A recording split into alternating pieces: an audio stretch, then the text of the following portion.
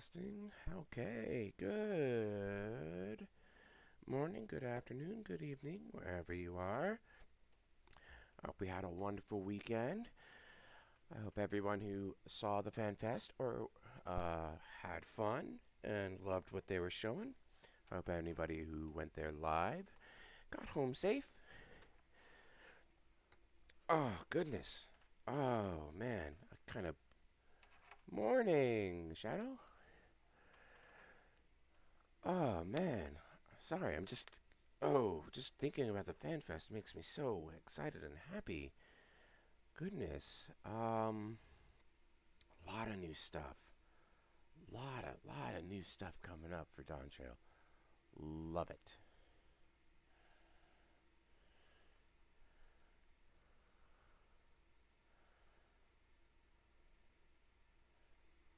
So we're just going to get our game loaded up here. So, since... Okay, there we go. So we're going to do some chill crafting today. Nice little lazy Monday. I did do some currency farming since the last I went on my main account.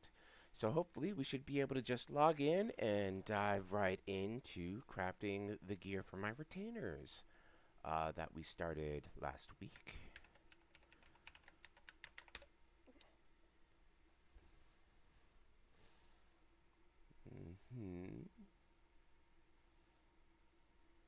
There we go.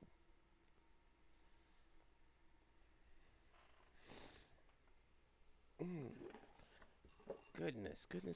Pictomancer got revealed, which is super cool. Beastmaster has a limited job. Oh my goodness. I am super excited for that. And then, of course, all the awesome new Dawn Trail content coming out. Goodness. That was a wonderful 2-hour fan fest. Well, for the keynotes. Unfortunately, after that, I do not speak a lick of Japanese, so I had no idea what they were saying.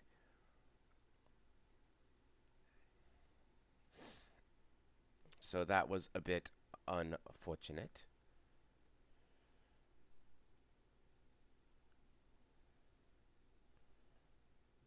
The graphical update, oh my goodness, I just remembered that too.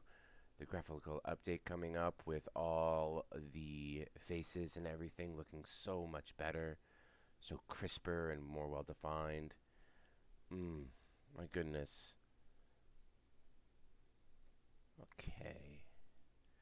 We're just waiting for the game to load here. While we do that, I'm over at my oh so constant companion, the Teamcraft website.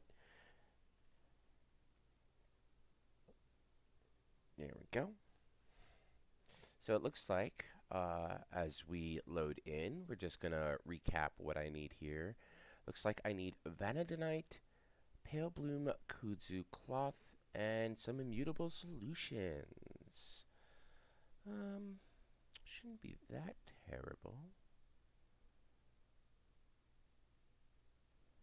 I think the immutable solutions are going to be the ickiest to do, but we can make it work.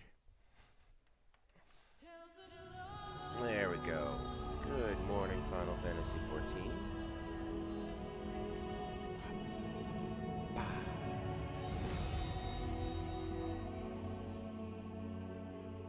So how was y'all's weekend? Anything cool happen? Anything fun happen? Anything you want to celebrate? Or just do a little chatting about?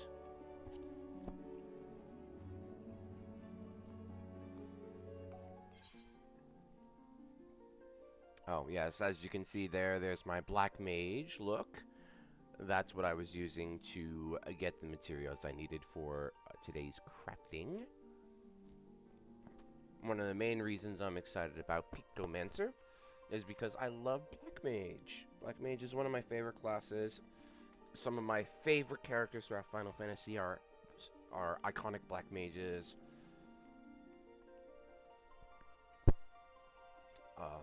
So, so I love the representation and its incarnation in 14. So I'm super excited with how Picnomancer will come together as a mage class once we get more info. Man, I can't wait for the live letter. I feel like we need that live letter now because they always give us more juicy tidbits with the live letter.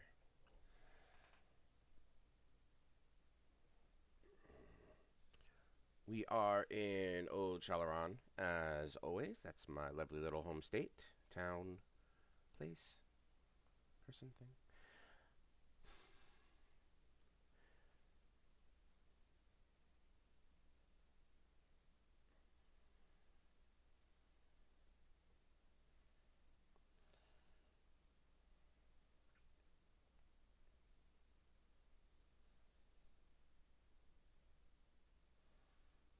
Come on, Moogle buddy, you can do it.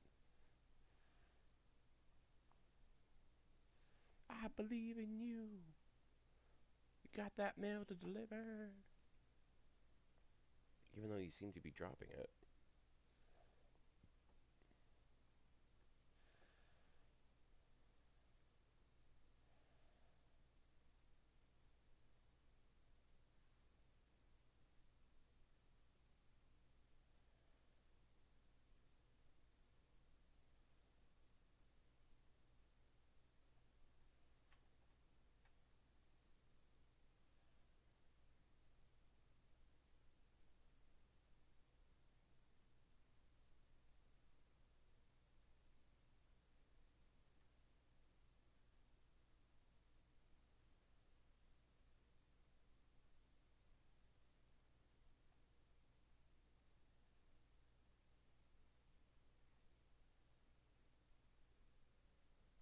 Sooner or later, I'm going to be able to play the game. Sooner or later.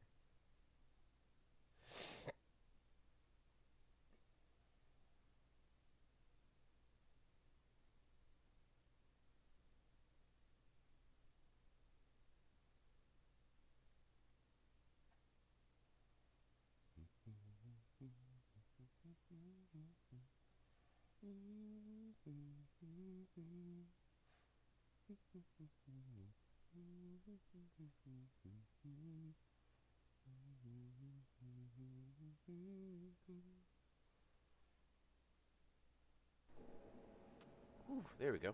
I'm looking at a floor for some reason. Why am I looking at a floor? Can I not be looking at a floor?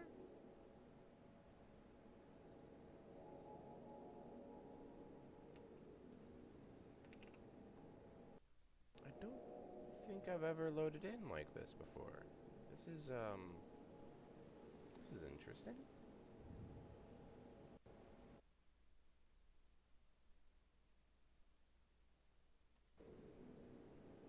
This is really interesting. Well, while my game figures out how to floor, I guess, set up my little avatar friend here while they're doing that.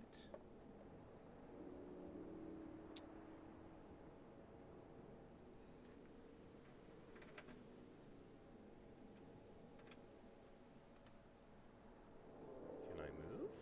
No? I can hit the escape button.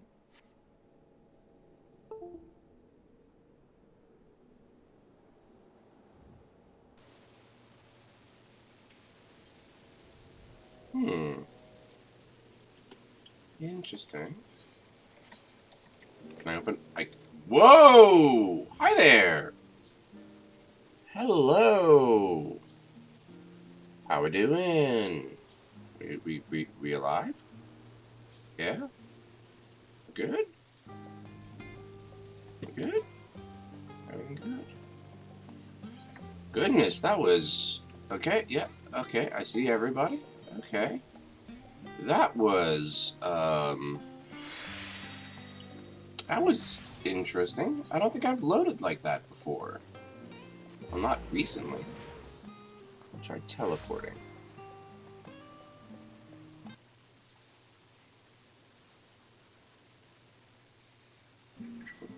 Teleporting seems to have worked.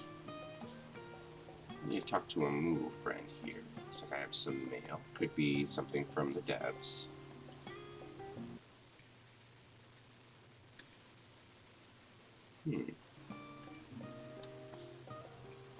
Where are the Moogle? Is the Moogle taking a break from FanFest? There was a giant Moogle in the crowd, so it could be this. Oh, no, there he is.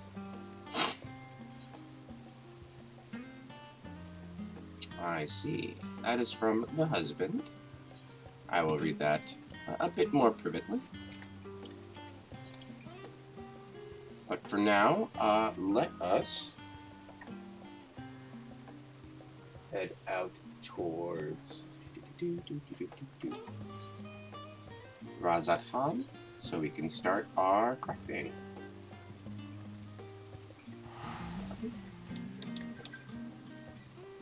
And while that happens, I have to figure out where the heck my webcam disappeared to.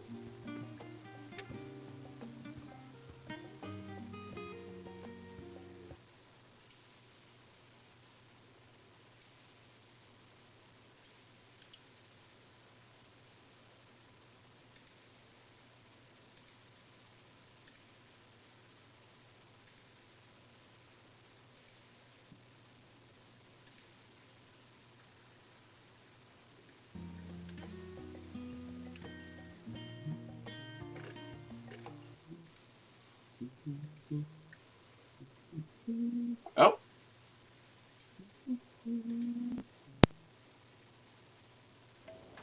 There I am! Hi there, me. Oh, wow. Hi there, me. Goodness. Let us fix that.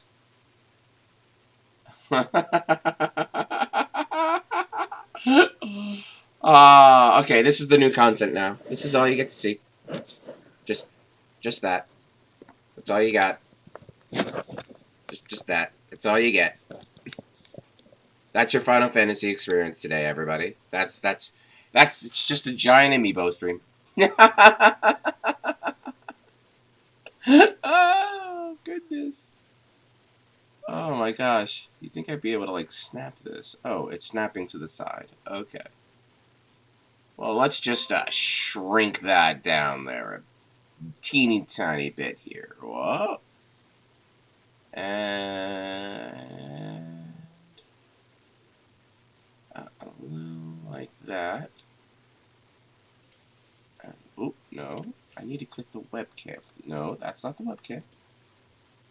Is that the webcam? No, that's the frame. How do I click the webcam? Do I have to click this? There we go. I'm a professional. Oh, I swear, I think I know what I'm doing. Okay, we're just gonna do that, and then we're gonna do that, and then all I gotta do is shrink it a teeny tiny bit more to fit the frame, and boop. There we go. Woo! Did not expect that to literally blow up on me, but here we are. Okay, so checking our currency, you can see I did farm for more casuality. I'm not quite sure, I didn't do the math on whether or not that's enough. But that's what my Teamcraft buddy is for.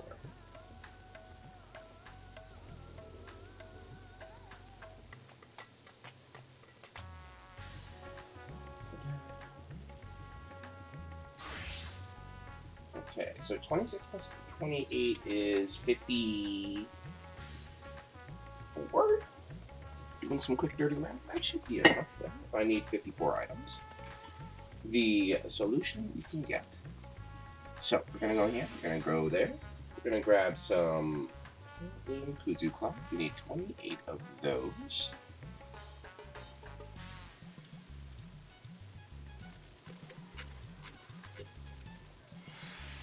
There we go. And then we need 26 vanadinite. There it is.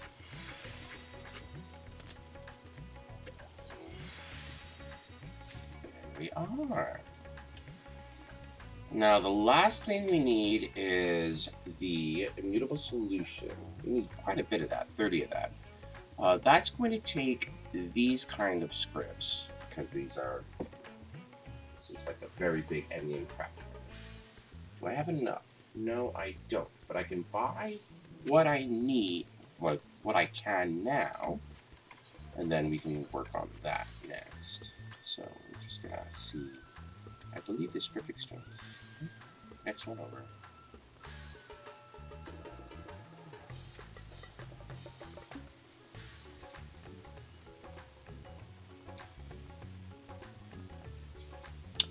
Just thinking, what else did they reveal with the Fan Fest? Oh, they revealed a female Hrothgar. I was super excited about that, as I'm sure everybody else was. The two-toned armor, they gave us some more information about that, and that was actually pretty cool. As someone who likes to dress up in my when I play Final Fantasy, I am super excited about the greater options for clothing and armor.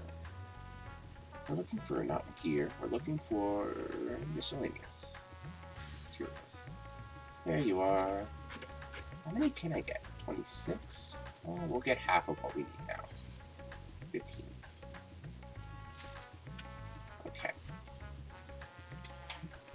So I'm going to mark off here that we have those items, and it looks like we can make a lot more items. We can make some ingots, and we can make the bayberry cloth. Both are 3-star crafting. So let's get started.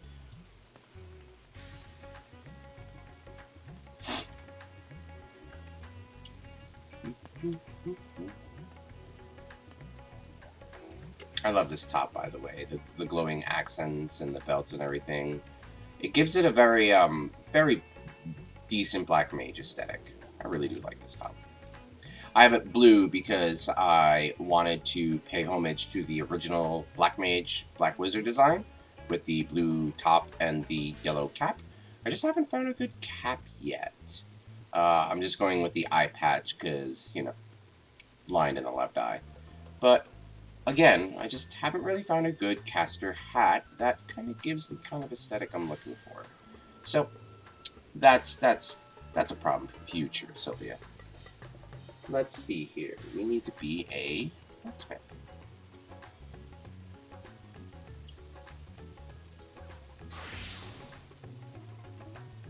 There we go. Alright, got our blacksmith gear. Got our shiny crystalline blacksmith tool. Oh, I did pick up these Sky Pirate boots, which I am excited to try out. I like how they look. And they're dyeable, which is always a plus. So, as you can see, nothing's really changed. I got some more materia, did some melding, did some raiding with some friends off stream. So I needed to do some materia melding with the new gear that I got. You can see I did some roulettes to grab some triple triad cards. But nothing's really changed since the last time we spoke.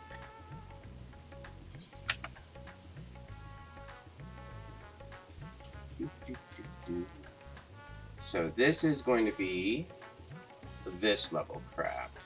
So if I remember correctly, we had these 4 macros, and we just want to make sure that, hey, how you doing, Krusty? I'm doing great. I'm doing wonderful. Woke up feeling pretty good. Super excited about the changes they announced in the Fan Fest this past weekend. But overall, I'm doing really well. How are we doing today? So we're just going to go here. Remember to eat our food. Remember to eat our food. There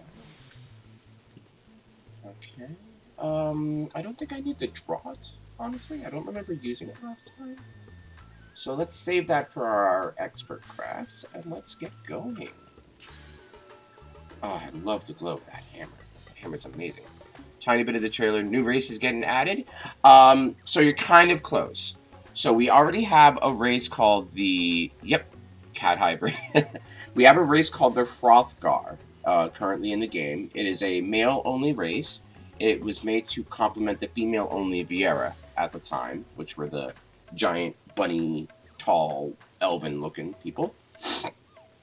The Hrothgar were loosely based off of the Ronso from Final Fantasy X. That's where a lot of people do their comparisons with it. Um, but we had no female Hrothgars, just as we had no male Viera. So when they announced and released male Viera, people were like, well, where's the female Hrothgars? They said, please look forward to it. Their loving catchphrase. And they released. Oh no. I have to check my macros. Why did that not work? Oh goodness, you should always check your macros. I've been saying this gosh knows how long. So they introduced the female Hrothgar, and they gave us some gameplay of it, in-game looking. Showed us some of her emotes, showed us some of her movement and look cycles. And I, alongside a lot of other people, are very, very, very much looking forward to seeing more information about that. The trailer was amazing. The music was spot on. Even though Soken, the primary music guy for 14, said that a lot of some of the music that they revealed was still like, beta. They were still refining it. Very, very much a banger on the music. What macro did I use here? Was I supposed to use my... No. I feel like... Did I use the urchin posture macro? No, that's...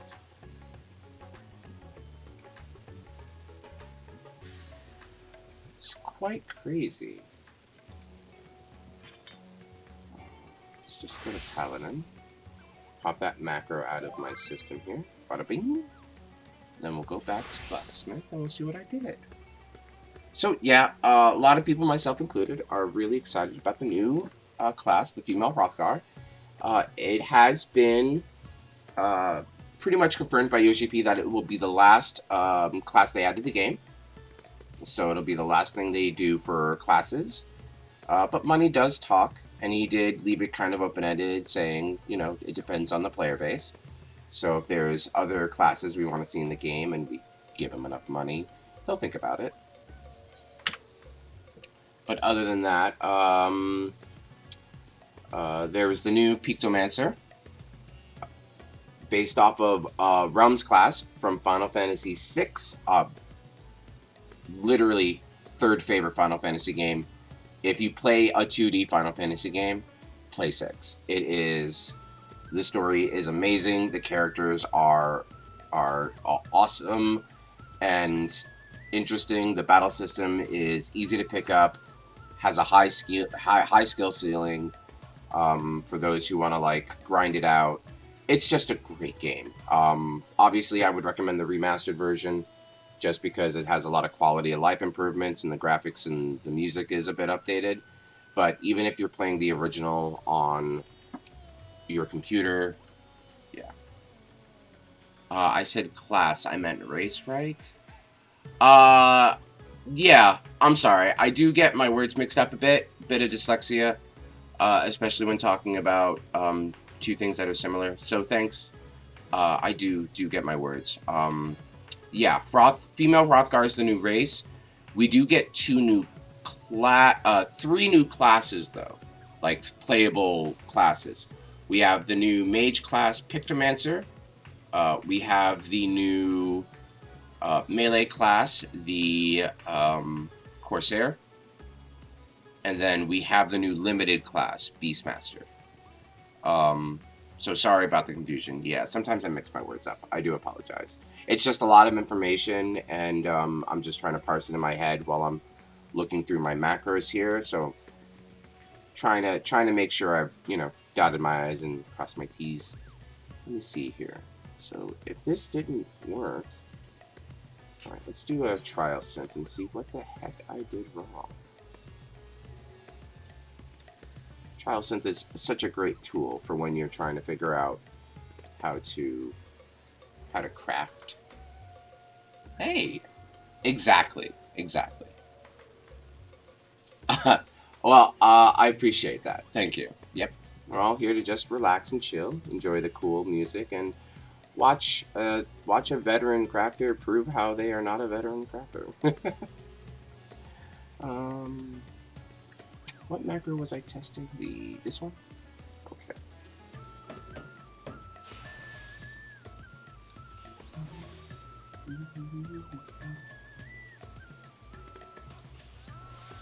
Okay. 3 groundwork seems a bit excessive. And I don't have a veneration before this? That's weird. Normally if I'm doing groundwork stuff, I'd have a veneration before. That's 910, okay.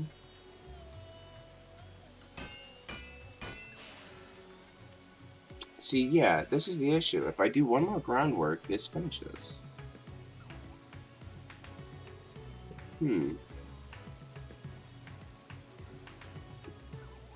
Does a careful synthesis finish this as well? Let me check my numbers here. 455. Yeah, careful synth finishes this as well. So what this tells me is this is not the macro I was using to make these ingots. So that means I have to look at a different macro, or maybe I was doing this manually. It could be that I was doing this manually. Yeah, because this is for the endgame stuff. This is for my food. This is for my leaves. Right here. Indicator. Let me check that. Also veneration was not found. Careful. Veneration, innovation, delicate. No, see, with the delicate synthesis is here, that increases both progress and quality. So that means these wouldn't be used because this would fill up way too quickly. This is also why if you use a heavy amount of macros, label your macros. Label them better than how I've labeled them. So it looks like perhaps I was doing this manually, is what I'm seeing here. So let's do a trial synth, and I will do this just push the buttons and seeing what goes on, and we'll go from there.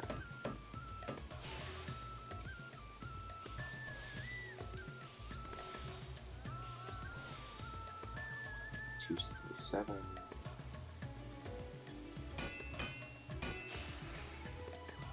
The next one is 1366.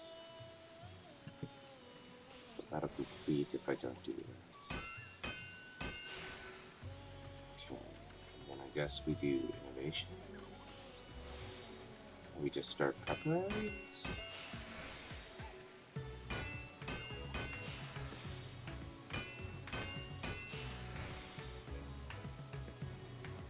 No, because then I'm at less durability, so... Yeah, I'm doing something wrong. I'm doing something really wrong here. Okay.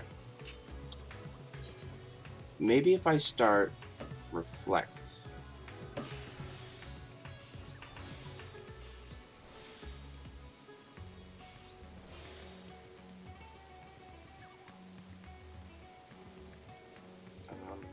Too delicate. See what that does.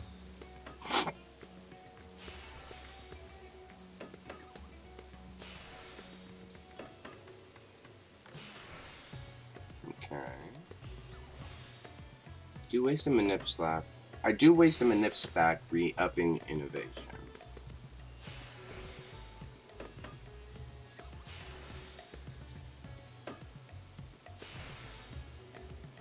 No, this isn't it either. Okay. Okay, let's try... Let's try preparatory touching then. We'll go all in on the quality. see what that looks like.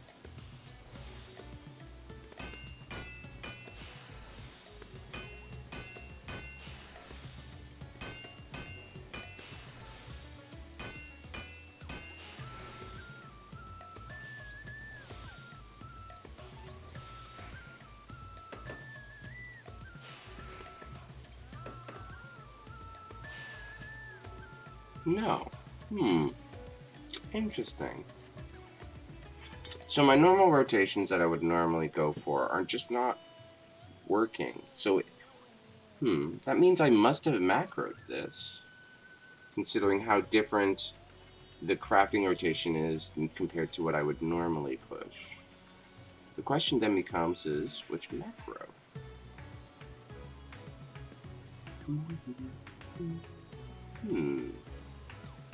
Not these, because these aren't 6.4 materials. The 6.4 materials are all the way down here. It's the 4-star stuff. The Diadocos combat stuff, plus the, if you go down here, you have like the hardware for your next non-combat, non-crafting gathering related stuff. The extra content, like your housing, your submarines, and the island getaway. Leveling referred to as Tataru's Big Con. So this isn't that. This is 6.3. Which begs the question, what did I do?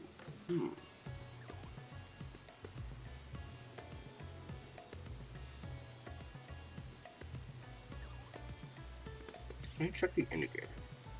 Vessel, memory, Venep, then wasteland, ground, careful, veneration, innovation, delicate. No, it's not indicator set. Leaf set is... Oh, should not have hit that button. There we go.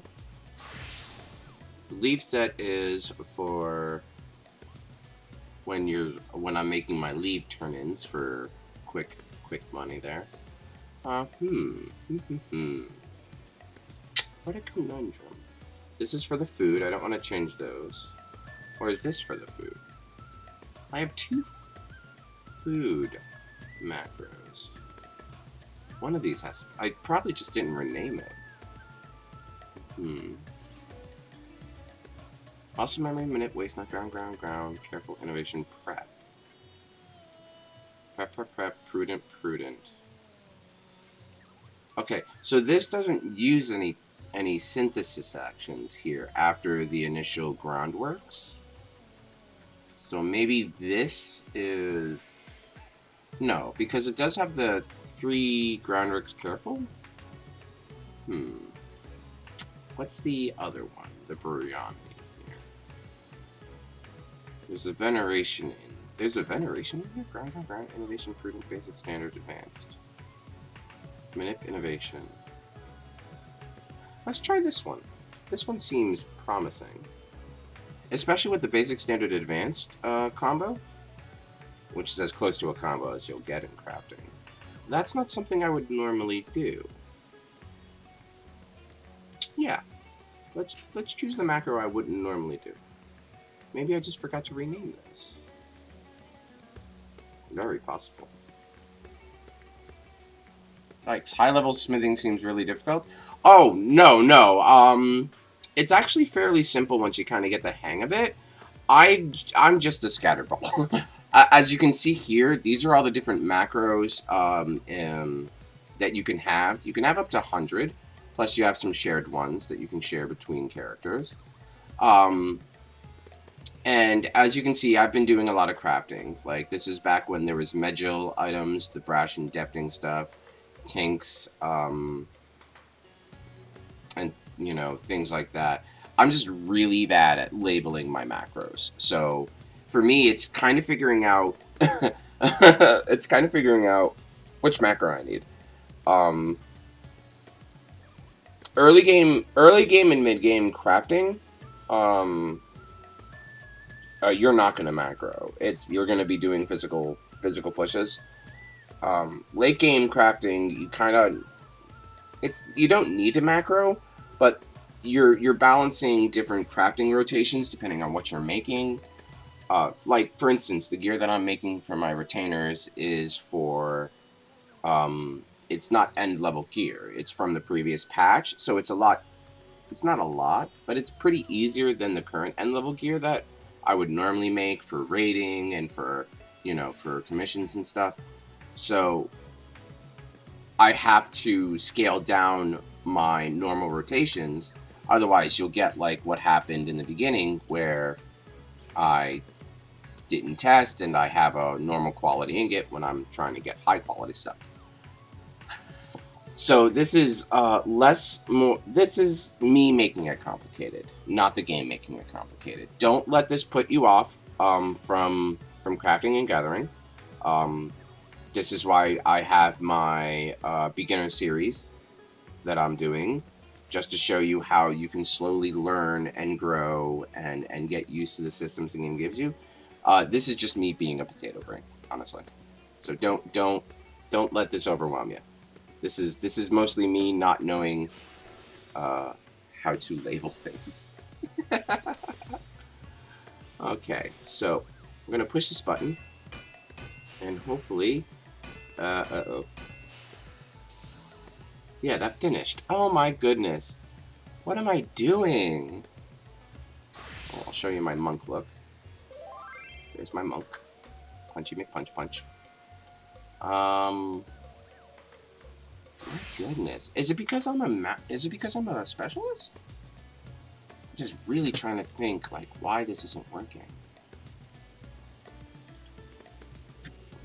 Also, I've got to eat some more bomba rice. Stuff's delicious.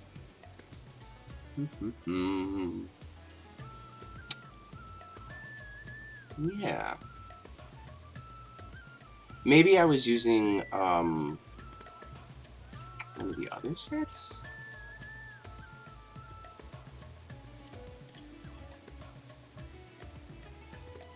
I feel like I should be able to just do this, and my brain is like, no. Yeah, it's just a 3-star ingot. I can make these in my sleep, really. Alright, let me think. Let me try something here. Let me treat this as if it were an expert craft. And yeah, that's a little weird for me to say, but let me cook.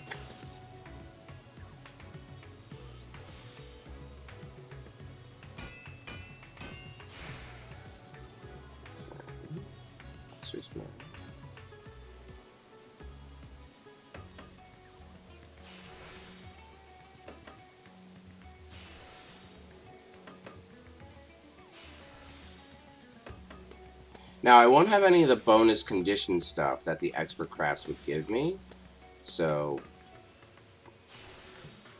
this may or may not work.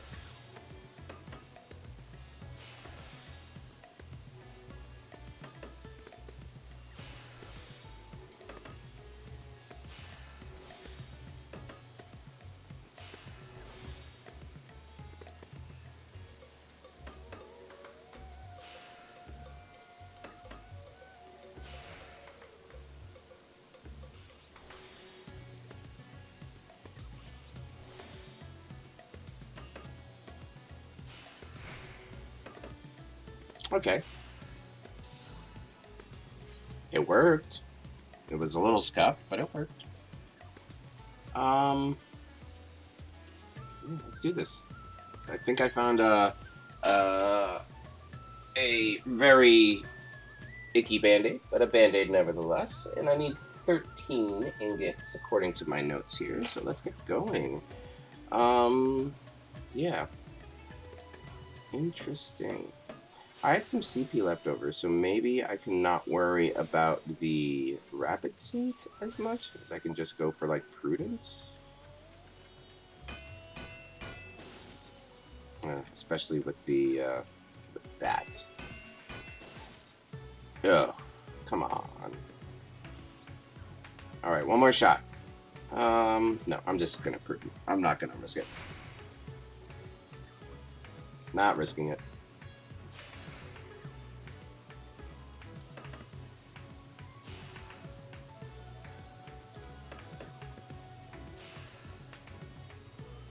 Okay. 455, 6, okay.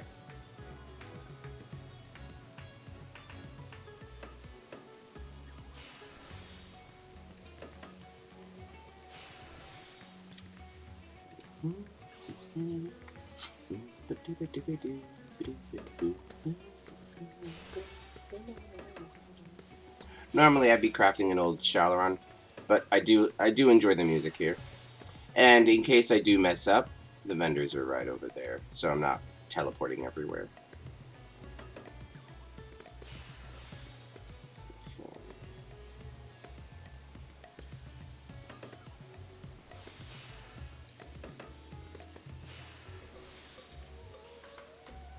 So I remember that max inner quality, innovation, great strides combos 3,900. So if we keep that in mind, 8,765. So we need this to be at least 4,300, and we are rocking. Ooh, look at that.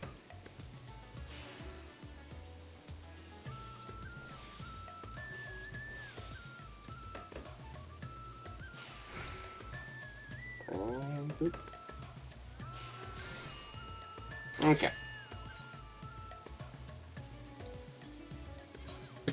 Yeah. So a lot of that difficulty was just me being a potato. So I automatically assumed, because it was somewhat high level, that I had a macro for it. Obviously, I didn't. I should have just. I've really got to remember that kind of stuff. But whatever. 600 more. That should be what, 3,200. And then just double check here. Prudent there. Get rid of the veneration buff and see what a careful looks like. 455. That's perfect.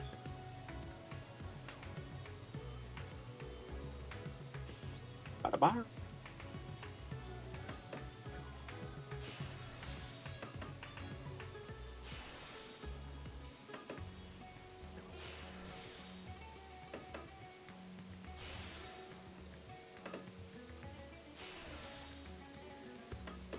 Just staring at that durability there, making sure I'm not messing anything up.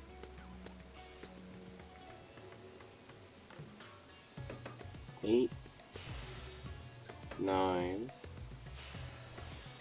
10. And then just like the expert crafts, just gonna hit that sweet point. I did not.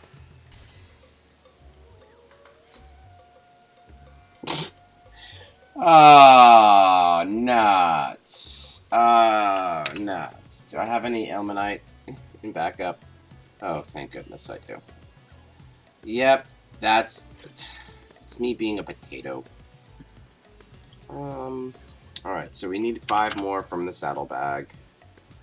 This is why I always make sure I have a little extra in case I goof up a craft, either through human error or through not understanding my rotations and my numbers, or through the simple RNG when doing expert crafts, because RNG is queen in this game.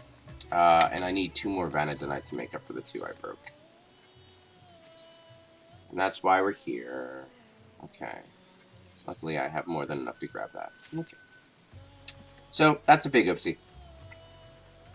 What happened was I thought I'd moved my mouse far enough over to innovate in order to do my final Fire Gods combo, and instead I hit Preparatory Torch, and bad stuff. So, just simple human error. You know, happens to the best and the worst of us, but just gonna sit here underneath the rain there. And we're gonna try this again. I'm a professional. I know what I'm doing, I swear. I've been doing this for a decade. Oh, goodness. Yep. one more. Okay. Then we just start with the prudence.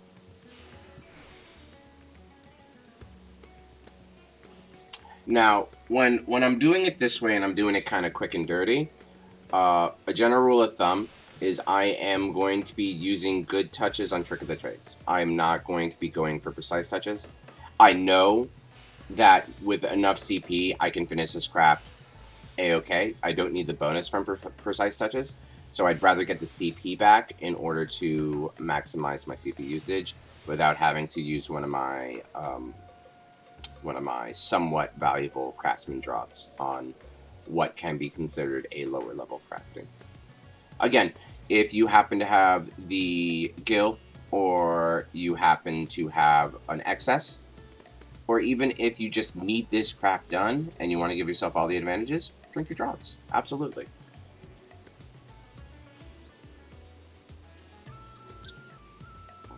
But I am, as always, a bit of a stingy. So I'm going to be saving those. And here we are, good. I'm going to get some CP back there. So I found beastmen that are actually good. They have a whole rep system. It's kind of a waste of time. What's my opinion on it? Ah, yes. So you've been introduced to the beastmen system.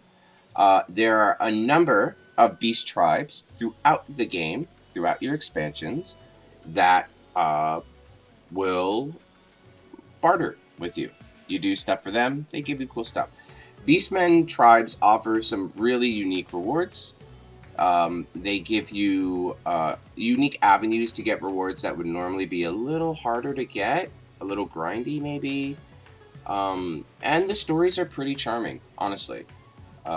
It shows that not all the beast tribes that you fight are bloodthirsty or mean or want your blood. They're complex, living, breathing individuals. I would recommend you do them. It can seem like a job. It can seem like a chore. So do them at your own pace. My opinion is that the stories are very well done. You know, if you do all of the Beastman tribe stories of an expansion up to their max level, you get a final, like, Beastman tribe where they all come together and do cool things. And that is cool to watch and be a part of. That's not something you'll see in the main story. As sort of a resolution to all of your hard work, you know, helping them and having them help you. Again, though, as a daily activity, it can seem like a chore, where you're just like, okay, log in, do X, do Y, do Z, do Z. So if you feel like it's becoming a chore, don't do it. But I do recommend it. Absolutely. It can seem like a waste of time. I do agree with that, especially if you're not invested in the characters. But they are a good source if you're thinking in pure RPG fashion. They're a good source of experience. They're a good source of currencies. So they are a resource. If you go over here, we're going to take a quick break, and under my reputation tab, you will see my reputation status with my beast tribes. And as you can see, there's a tab for each expansion. Seeing as I believe you're still in a Realm Reborn, by special resources, what do you mean? Seems like some very basic stuff. It can. The amount of items they give you will expand as you become more friendly with them. So it's kind of an incentive to keep doing it and keep at it.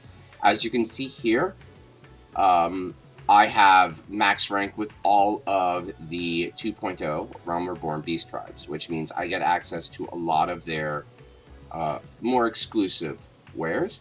I can actually show you after we're done with this ingot here. So I will just finish this up, and I can show you what a max friendship rank, I guess you could call it, looks like. So because I want to hit that 40 some odd, 43, I believe. Yep, there we go. I'm just gonna finish this nice, quick, and dirty.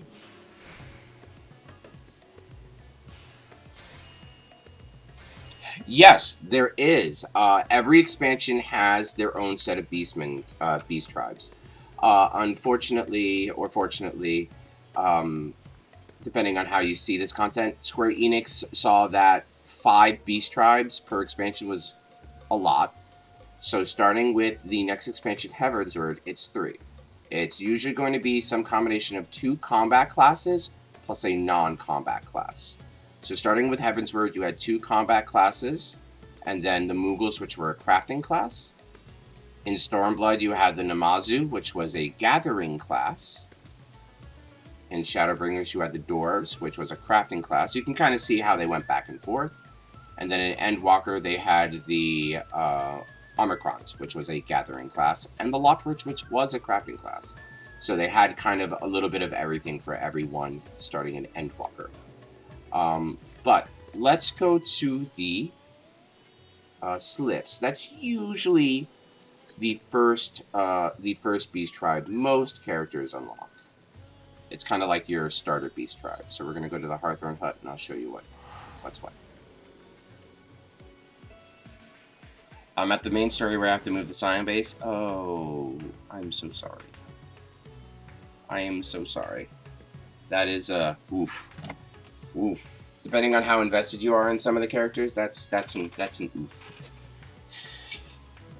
If that's the event that I'm remembering, oof. Oof.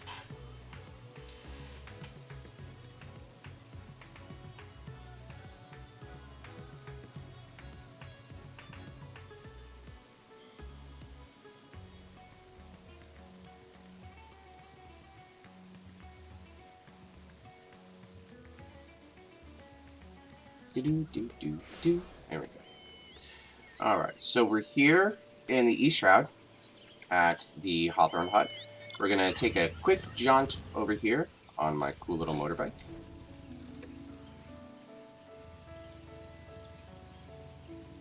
And we're going to go to the Slips. Honestly, my eyes kind of glaze over 90% of the time. Sid and Biggs are homies. Oh, Sid, Biggs, and Wedge? Yeah, they're bros. Your eyes kind of glaze over 95% of the time? Oof. As someone who is not in love, but very appreciative of the story, that does kind of hurt to read, but I can definitely understand it. The Of Realm Reborn story has been historically and very much memed to be very, very chunky, very long. Yeah, like with the story. Yeah. The Realm Reborn story, believe it or not, the story that you're playing through is the condensed version.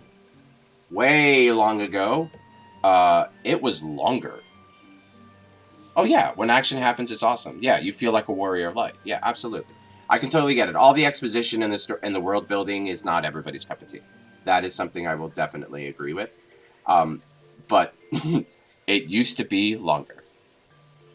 A lot chap filler. Yeah, absolutely. I can totally see where you're coming from. As someone who experienced both the long and the condensed version through the New Game Plus system, yeah, I can definitely agree with that. Absolutely. So here's the Slips, and then this is where we want to go. So every time you complete a Beast Tribe quest, you get a special currency. It's going to be here in your Tribal tab, and as you can see, there's a whole lot of them.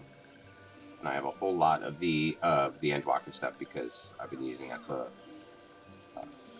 level my combat classes. But this tribal currency you can spend at vendors here for special rewards.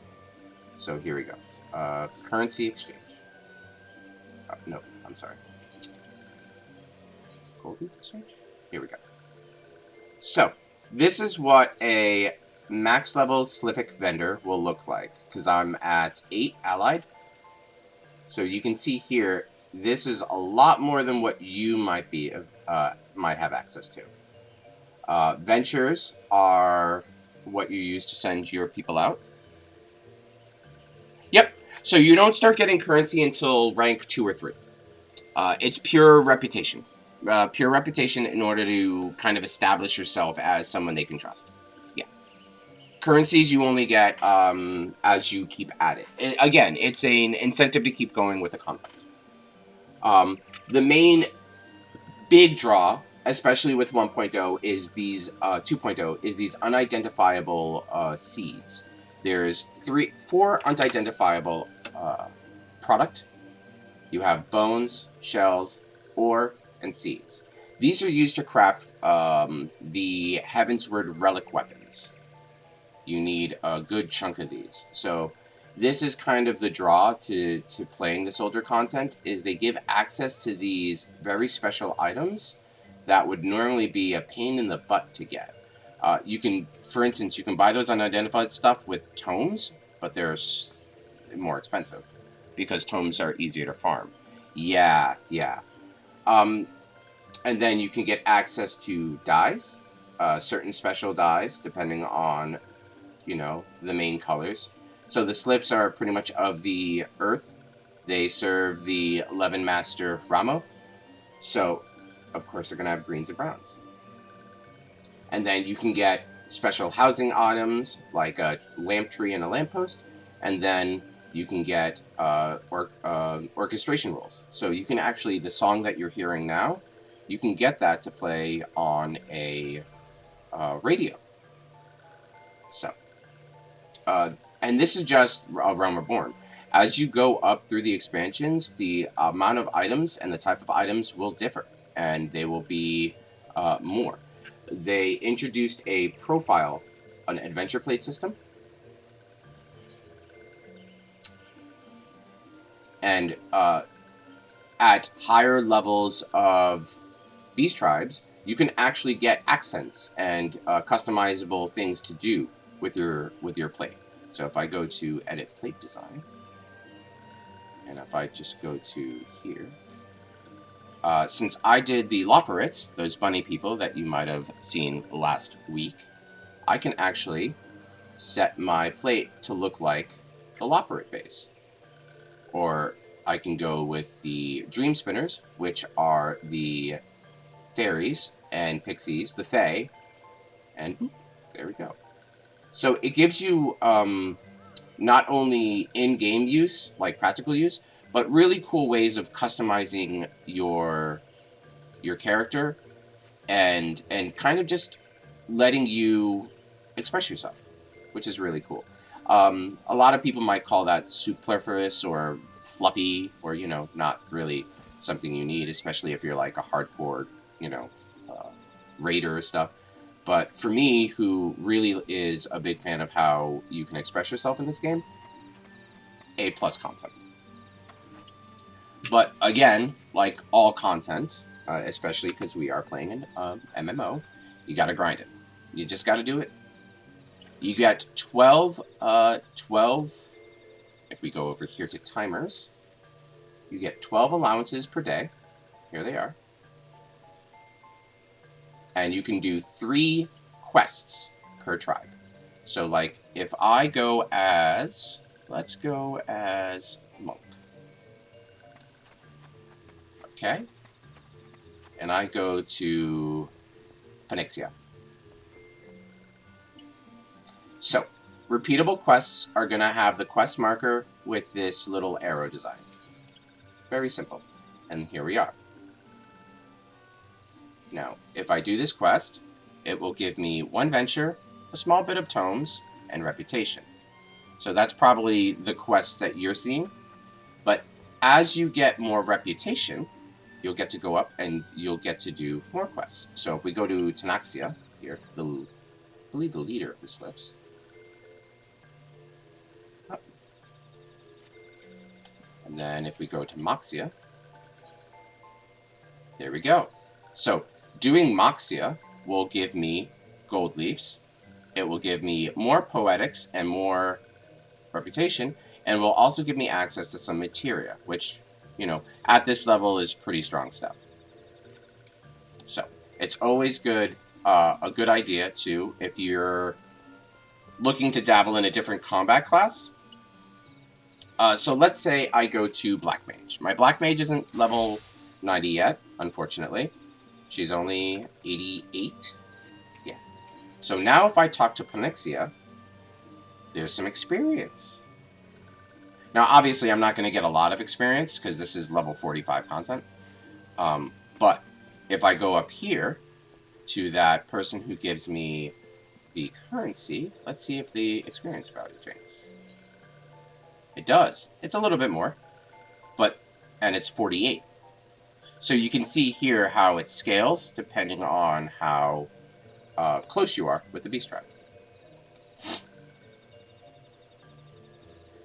I do like the idea for it. Yep, and the story with each that I've encountered is great. I love the badass nomadic lizardmen, the funny relatable kobolds, and the fish dad with his fish kids. The slips are meh. Yeah. I was about to say I'm with you on all of that first paragraph. Yes, the beast tribes are very relatable.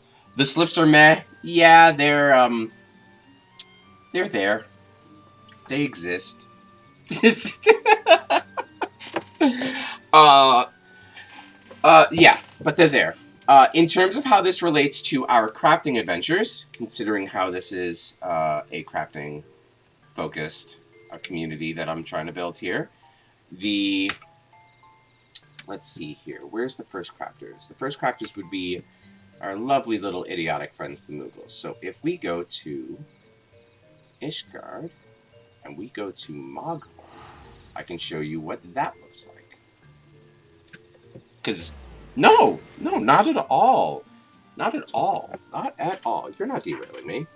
I have so much food, and this is purely retainer stuff. I'm not on a time limit. I'm not on a whatever. You know, I'm just here crafting and having fun. No, so don't worry. Like I said when I first started, I'm happy to chat and have fun and relax with y'all, and you know, answer any questions you might have to the best of my ability. And if I don't know it, we can find out together. That's what this laptop is here for, so I can access the internet. So, so this is Heavensward content. This is the first official expansion. And you can see here, there's that lovely little repeatable quest sign. And you can see some curious purple lights in the distance.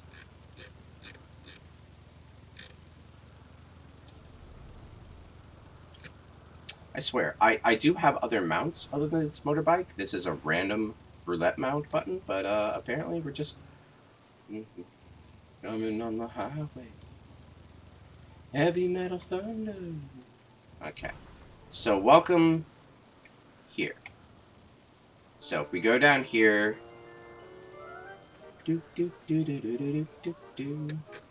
now even though I'm a combat class, he won't talk, like, he won't let me do his quests.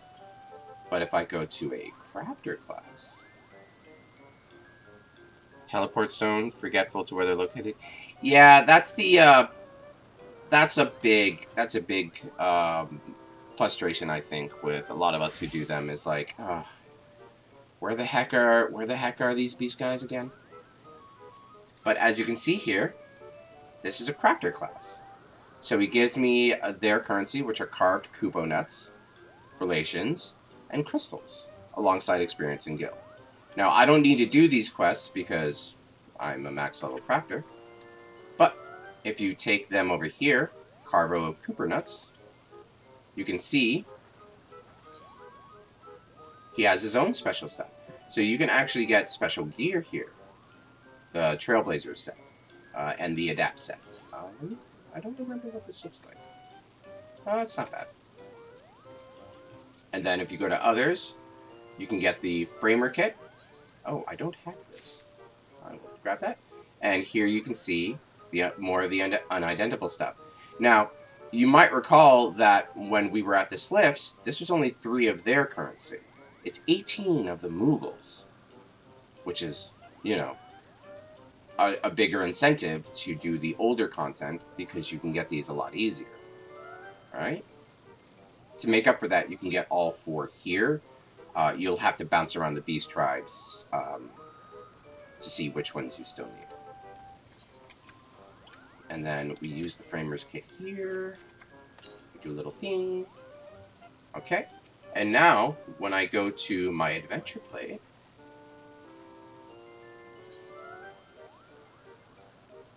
I go edit plate design, and it should be Mog Vendors. And there you go. So there's the coupon nuts, there's the little bonbons that you see here. It's all nice and pink, you know, because that's kind of their thing with their pom-poms. So this is just a purely aesthetic but unique reward you can only get from Mr. Mogmal. And that's how they kind of incentivize you to do this kind of content. Plus, it's a great source of experience if you're leveling up, like I said earlier.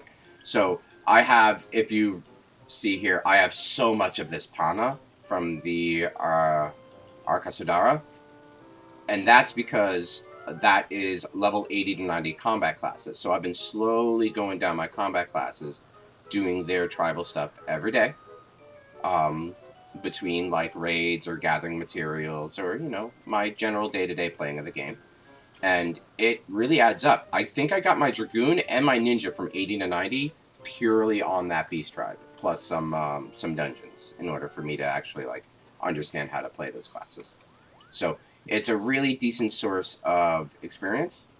And then, of course, if you're doing something like if you're doing something like the Mughals, or if you go to Stormblood and you're doing the Namazu, which is the Gathering class, that's a great way to earn experience for those classes as well as a supplementary. It kind of breaks up the monotony.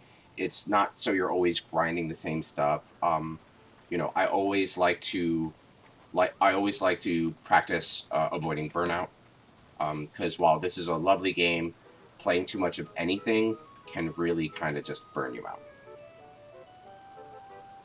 Yep, Mughals are ripping. Yeah, Mughals are ripping me off. Oh my gosh, yes they are. Oh gosh, I don't know. Doing this, grinding this in Heavensward was a pain. Um, Mostly because I don't really like Mughals. I don't. Like, the only Mughals I like, I think, is Mog from Final Fantasy VI. That's the only Moogle I like, and that's more because I like 6 more than I like Mog. Um, yeah, I don't like Mughals. I guess that you could say that's my one ick about this, is I just don't like Mughals.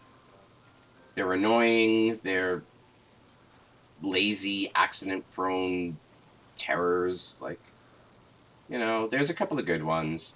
The male Moogle for the Postman quest is no. He's not even good because he voiced all of his mail delivering off to you. Ugh. There is a particular class quest if you play one of the combat classes where you can actually, like, in a comment say how much you want to, like, punch the crap out of a Moogle. So look forward to that. I'm not going to spoil which one, though. So that's up for you to explore. Okay, so what were we... Oh, right. You know what? This is a beautiful skyline. There's the moon. That's Needhog's place. Then, yeah, this is actually nice. Here, I'll just set up shop here. Make some ingots here. Nice change of place. Also, I am floating. Alright. Hitboxes. Don't worry about it. That was a nice little segue. It has been an hour, so I do want to remind everybody watching, either if you're binging the VODs or if you're watching me live, please hydrate, get up and stretch, grab some snacks, take your meds, you know, take care of you. You do you. Ooh, we have a rare good here, but I'm going to stick with prudent. Only a master crafter can float like that? Yes. One day you will fish on the moon? Absolutely. It's super fun fishing on the moon. I'm sorry, I'm just going back to that only master crafter. Yes. When you get to be a master crafter, you will get the ability to craft invisible platforms, so it looks like you're floating on air. Super secret stuff, though. Trade secret. Don't tell anybody.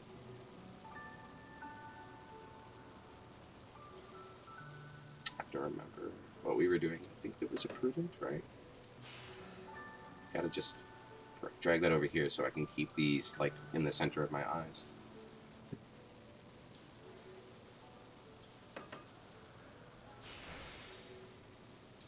Okay, Master's Mend. You know, I'm considering doing an innovation at the top. Because what that does is it adds 50% to each prudent, which means I get the quality increase of 3 prudence over 2, technically. 150 plus 150 equals 300 versus 111. But that does mess with your inner quiet stacks a bit, because you're not getting 3 inner quiet stacks, you're only getting 2. But let's give this a try. Who knows? We're going off the script today with these ingots. I should have tricks of the trade there. No, I didn't want to with the innovation up. I didn't want to waste that, honestly.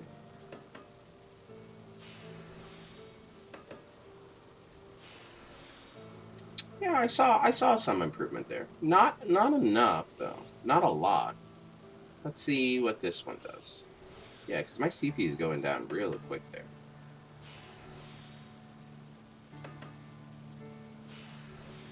Now I've hit the breakpoint, but I'm only at 9 inner quiet stacks. Let's see what a great strides puts it at. 3630. I mean that completes it. I'd have to really sit down and do some hard numbers on that. I'm not quite sure if adding innovation at the beginning there is beneficial. I'm going to say it's not, just because I'm not sure. Too early for a good proc, so we're just going to ignore that. Character literally looks... His name is Gigadorf. Yes. Yeah, I see people run around having their characters look like the. Oh, oops. Oh well. I see characters running around looking like really interesting fashion choices, and I struggle sometimes to imagine them in more serious cutscenes because it's just like, how do you do that with a straight face? Can be absolutely, yeah. I can imagine some of the more serious cutscenes when you're meeting like the city-state leaders or you're talking with the scions can be a bit interesting considering your fashion apparel. But as long as you're having fun, rock it. Rock your Gigadorf. I stand Gigadorf.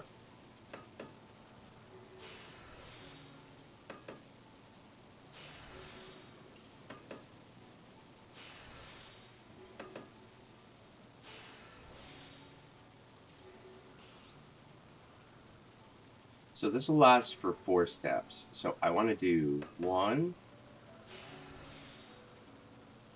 2,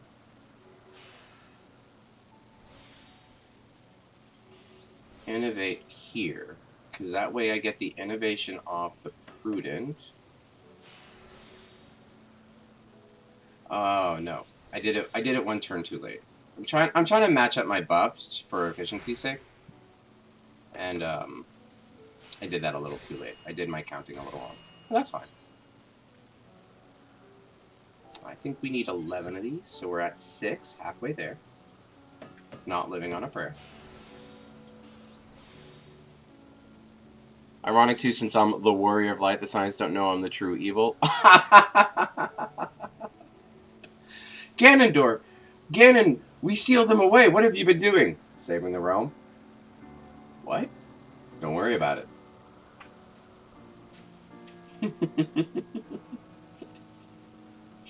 Just imagine him speaking to like a camera at like a documentary or like a slice of life thing, being like, "Yeah, so on my days off of trying to take over Hyrule and destroy everything Hyrulean, I like to save planets.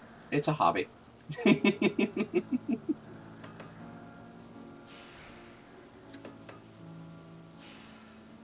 Breaks up the monotony. Breaks up the monotony. Oh, I'm making myself laugh too much. Okay. So. That's good. No buffs up, so I'm just gonna trick the trade there. Boop boop. Boop boop. I don't think I need my efficiency calculator. I'm pretty much good on what I'm doing. So I will give y'all a lovely view of a lovely view of what? I want to show you something cool, but there's not much cool stuff here. Here, I'll give you this nice scenic background. Here. Where was it? Fruit touches? The second I do that, it just goes gales and you can't see the sky for crap. Of course. Of course. I wanted to show something nice and the game's like, no.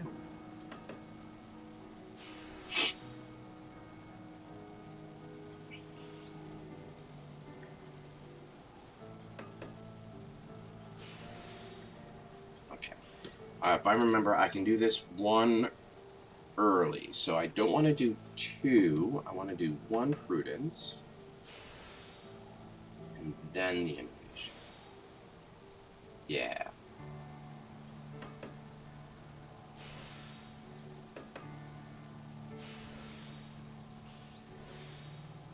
There we go.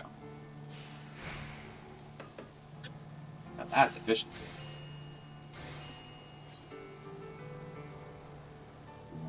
13 aids, not 11. I miss red. That's fine.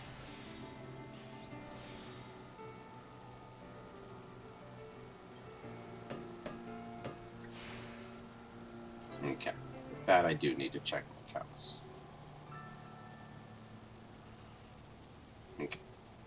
So we'll just go straight to prudence.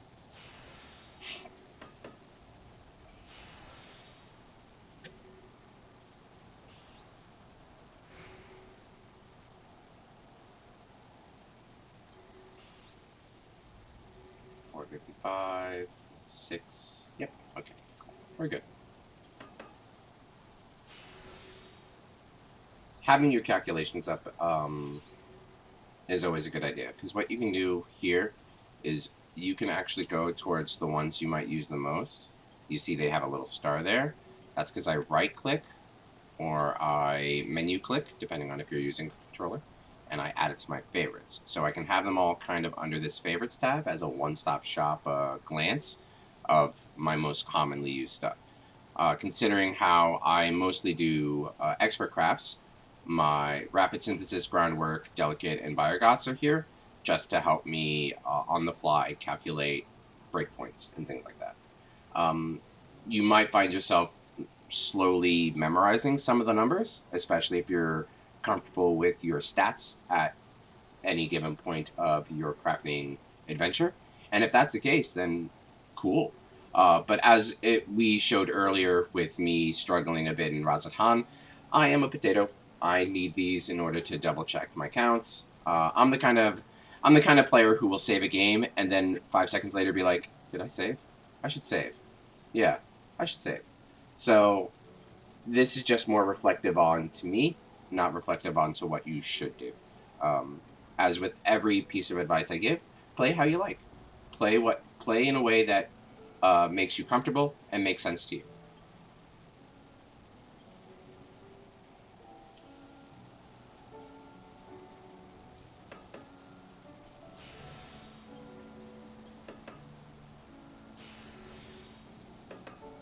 I should have precipitated there.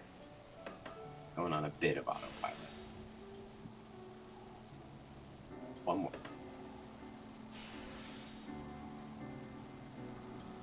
So today, we're just gonna focus on crafting for my retainers. It's pretty much all I've got planned for today. Just a nice chill crafting stream. I might do some gatherings with my alarms up if the mood strikes. But just a nice chill crafting stream today. I did that early? I did that very early. No, I did. Right, I got the good. Haha! I totally know what I'm doing, I promise.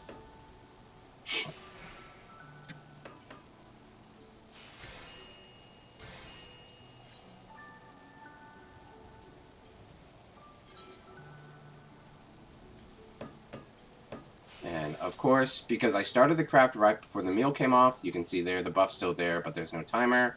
The meal buff will last until the craft is done. So again, we can pretend I calculated it, but it was pure luck. But yeah, for the sake of argument, I totally planned that. Excellent. Okay, so we've not seen one of these before. Excellents are super rare, but they give you a 4 times increase to your quality. 4 times. So if you hit this precise touch button, if we go to quality and we look up precise touch, you can see there, giant increase. Now, the only problem with excellence is that after you push your button,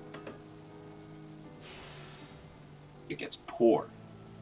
So it lowers your quality increase to half. Very low numbers. So you have to watch out for that. And you can see how it's turned into like a bit of a black hole of what you're working with. They've got a nice little visual indicator there. Excellences are always something you should try to capitalize on whenever doing any crafting at all. Even if you know that you can't get it high quality, try to make use of the excellent to increase your quality. Because that 4% might be the difference between a 1%, a 99% normal quality, or you could be lucky and get the 5% high. Luckily, we can kind of skip this poor. It's usually good to skip poor conditions by either working on your progress or by popping a buff. Popping a non-final appraisal buff will increase the craft turn count, and there you go. It goes away. So qualities are a real great thing to capitalize on whenever you can. If you can't, that's great. Qualities are treated the same as goods for things like tricks of the trade. So if you can't capitalize on it, but you can grab the CP if you need it, grab the CP. The only things that are really not working with quality and with good and with excellent quality stuff is intensive synthesis, because they don't increase your synthesis progress on normal crafts. It's just pure quality. So just keep that in mind. With a good here, we are of course going to get our CP back. And then we're going to keep going on the Prudent Touch. How's this? Is the sky cleared up yet? It's going to be galing for a while.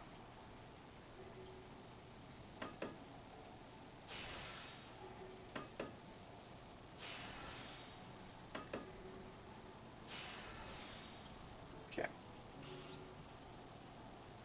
So because we had to kind of skip a step, our inner quiet stacks is at 6 instead of 7, as it normally would be, but that's fine.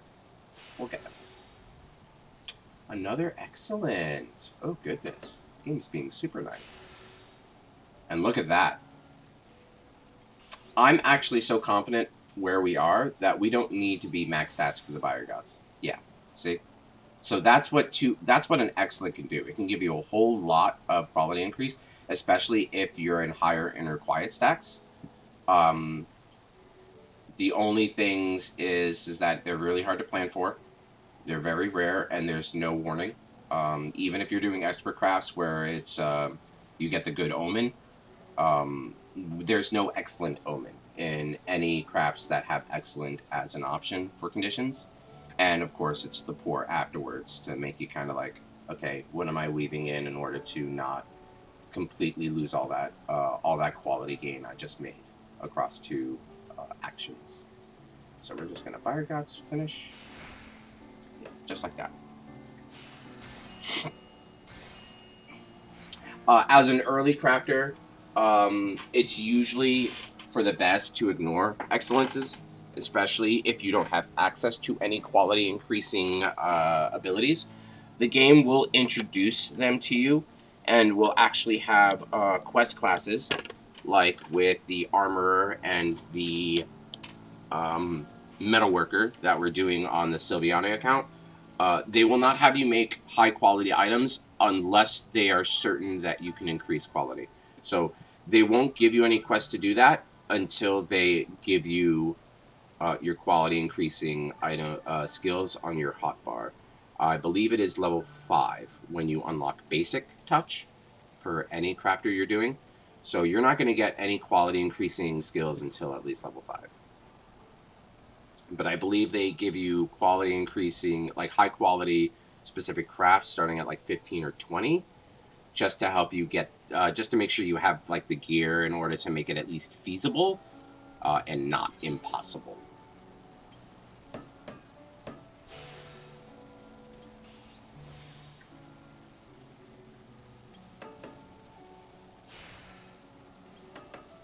Over there, that aetheryte in the distance here, that's actually Mogholm. That's the home of the Mughals in this area.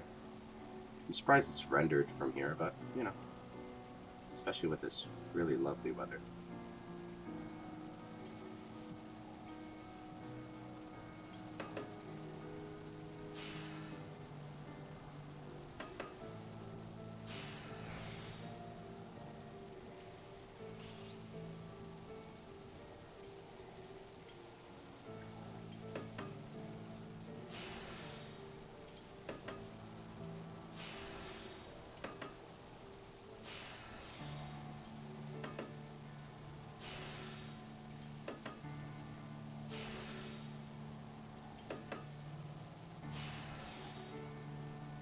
I totally missed a good there. I kind of zoned out a bit.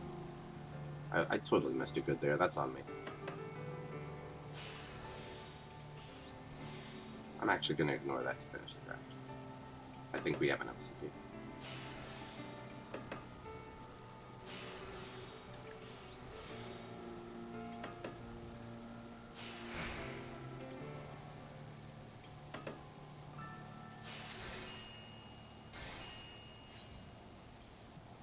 We're at 10. We need 3 more.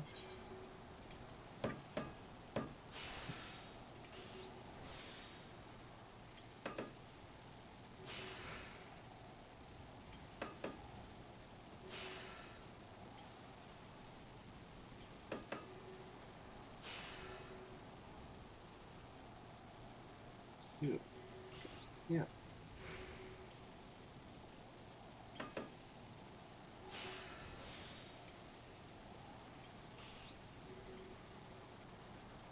Let's see.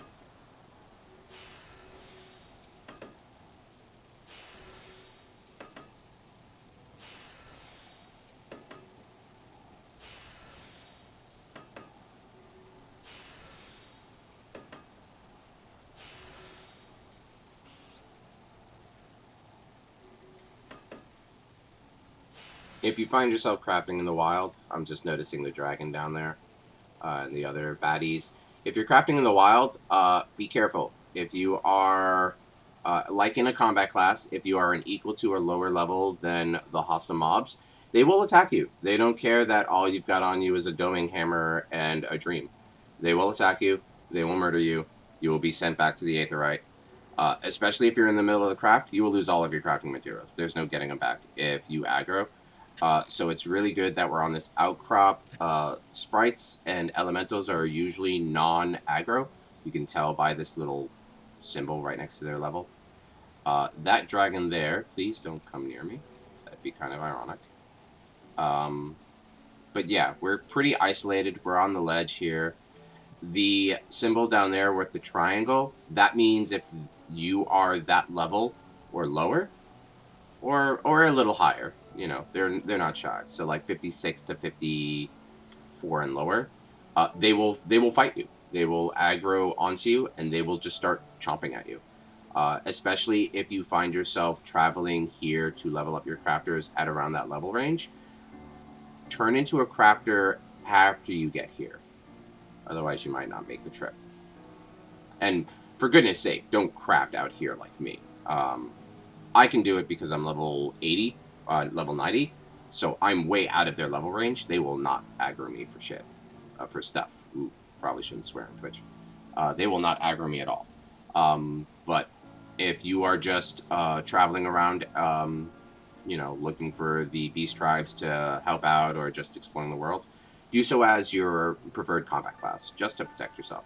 Otherwise, you're going to be teleporting back to your aetheryte quite a bit. Right. Did I do a prudent? I did. Masterman's prudent. Prudent.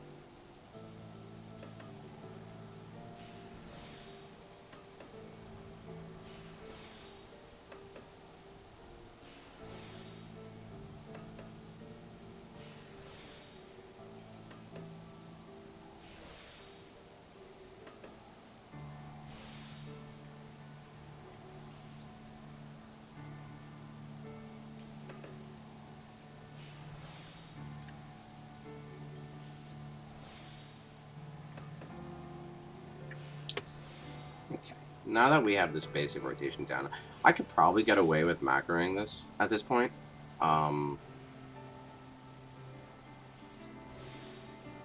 Question is, do I want to? Ooh, got a good there? 7,000.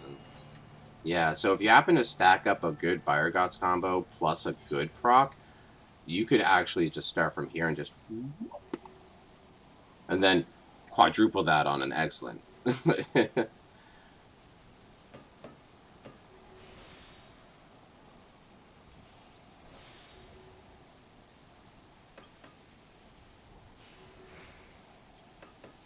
Let's see.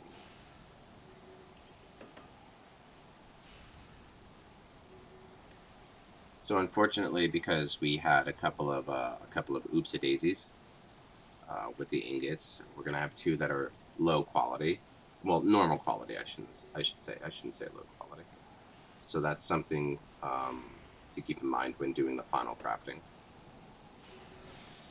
Crafting with low quality, from low quality to high quality, like trying to craft a high quality item with pure low quality materials isn't hard. It's just you have to do this. So generally, it's a good idea to get as much high quality as you feasibly and intelligently can. Especially if you're aiming for high quality gear. If you're aiming for normal quality gear, then all you need to worry about is your progress bar, honestly.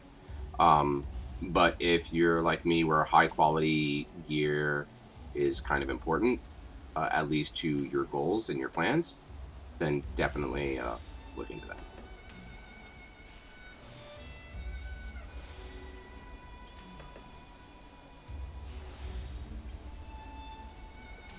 Oh, ooh. I almost precise touched again. I would not have enough durability to finish a craft had I did that. And look at that. An excellent gives us literally triple, like double the quality bar. So like when that happens, it's really, really, really lucky. Like seeing the numbers pop up though, it's like you can get to some ridiculous quality gains if the crafting RNG gods are in your favor. Okay, so we have that. Okay, so we have our ilmenite ingots. I believe next would be the cloth. So let's go to our weaver. And let's check that. I believe it is our bayberry cloth. Yes, thought so. So we need 14 of these, according to my notes. Which is weird, because I have enough for 15. Are you sure?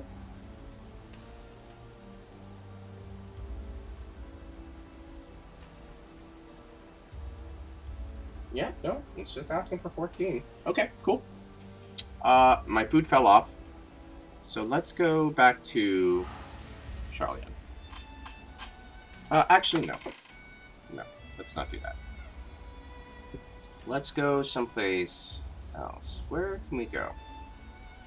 Well, the world is my oyster. I have everything unlocked. Let us do some...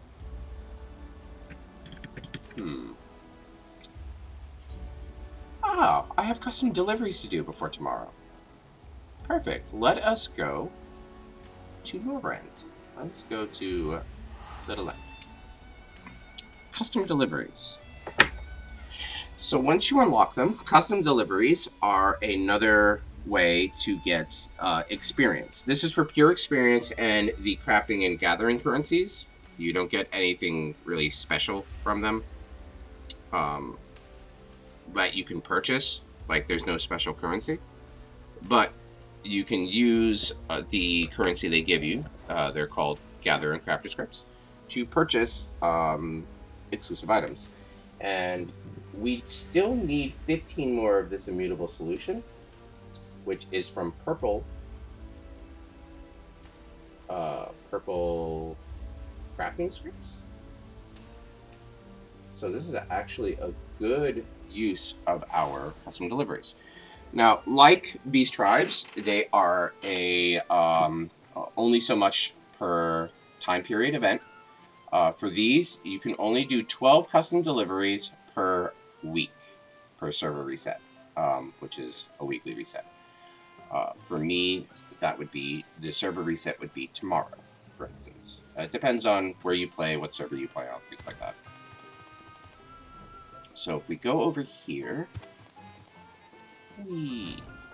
spoilers, I'm sorry, no avoiding it. But say hi to Andon and his lovable pixie friend, Aotir. So, we're going to go to Lore O, and we're going to see what we need. You can see it says script exchange there. So, we're going to look for materials. If I remember correctly, they were purple script exchanges. Yes. So now that we know the currency we're aiming for, we can talk to Andon and see what he needs. So, for each person, you can make 6 deliveries per day. So, when you're at the point like where I'm at, you can basically deliver to 2 people per week. And that's 6 deliveries per person per week for 12 deliveries total. We need crafting scripts. So you can see here, you can either make something, gather something, or fish for something, depending on what you need. Now, I'm max level, but these also give experience, and they also give satisfaction points. Once you get to a certain level, you will unlock more of that character's personal story, so it's more lore, more world building, which is always great. And you will unlock the ability, this kind of looks like a chest plate, to have them dress up. That got weird during Stormblood. We don't talk about it, but, you know, it's a thing you can do. So it looks like we need crafter scripts, so we need to craft Borborite cuisine. Now, you don't need to gather anything crazy for this. All you need to do is right-click and search for item by crafting method. And you'll see that the recipe is the same no matter what class you play. For 1 Borborite cuisine, we need 1 ingredients. And you're going to probably be asking yourself, where the heck do I get these ingredients? Well, that's where Enikos comes in. Covering her. There we go. She sells all of your materials. So we need 6 of these. Now, if the guild cost is a bit icky for you, remember that when you turn them in, Andon will give you gil back. So if we do 1 ingredient is 900 gil each. So if we do 6 of these, there they are. And then if we talk to Andon just to double check what we need, lovely chat to Andon, you'll see that we'll actually get more than 900 gil back. Now, if we get min collectability, it's the min reward. Mid, max. So kind of like our expert crafts. This is kind of like an introduction to collectibles, basically. So if we give him max collectability, so basically max quality, if this was a normal craft, 100% quality, we would get 700 gil, 700 gil if we minus the 900 we spent for the ingredients, 180 white scripts, and 160 purple scripts. So that's not bad. So, making these on level is going to take some finesse, but I'm going to be honest. I'm me. As long as I don't potato brain this, these are super easy. You're going to find these recipes under special recipes, custom deliveries. And these are all the custom deliveries that you can have, from Zoli Alapo all the way up to Margaret. We're going to go to Andon. There it is. Okay. I have the crystals, so that's not a problem. So let's make this.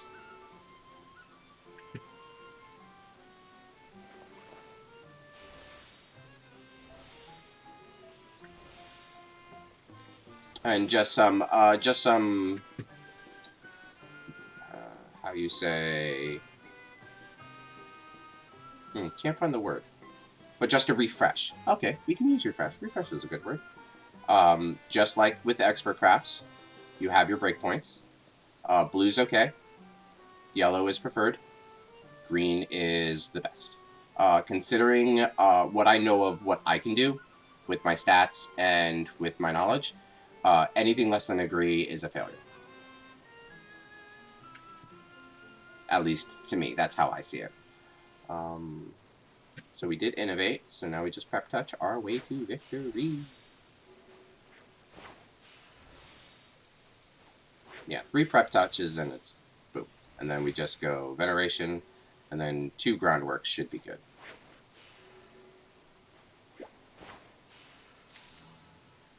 There you go.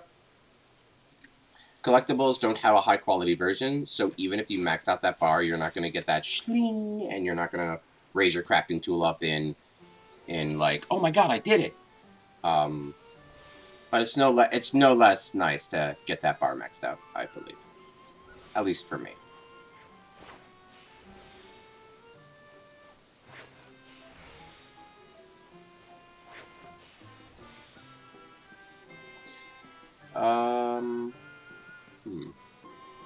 I think I could just groundwork twice here and call it full. Groundwork gives me what, 1100? Yeah.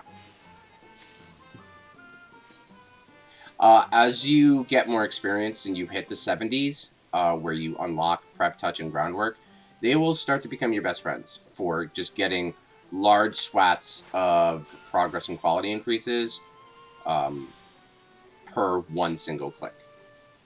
They're guaranteed 100% success rate, so you don't have to deal with the rapid synth or the hasty touch shenanigans. And as long as you use them early enough that the downside is negligible, or you have your buffs up to make the durability loss absolutely non-existent, they are really great to just chugging through on-level crafting. Normally, I would use Trained Eye. Trained Eye is a skill introduced at level 80, which was a godsend for a lot of us, in that if you are working on a craft that has a recipe level 10 levels or more below you, so let's say I'm level 90, so if I were working on a level 80 all the way down to level 1 craft, pushing this button at the start of the craft completely fills the quality gauge. No questions asked, one-stop shop. So all I have to worry about is progress. It's a really great reward for getting to level 80, and a really useful thing to do, especially when you need to guarantee high quality and you don't mind pushing a couple of progress buttons. Now, if you are making bulk, quick synthesis is still the way to go.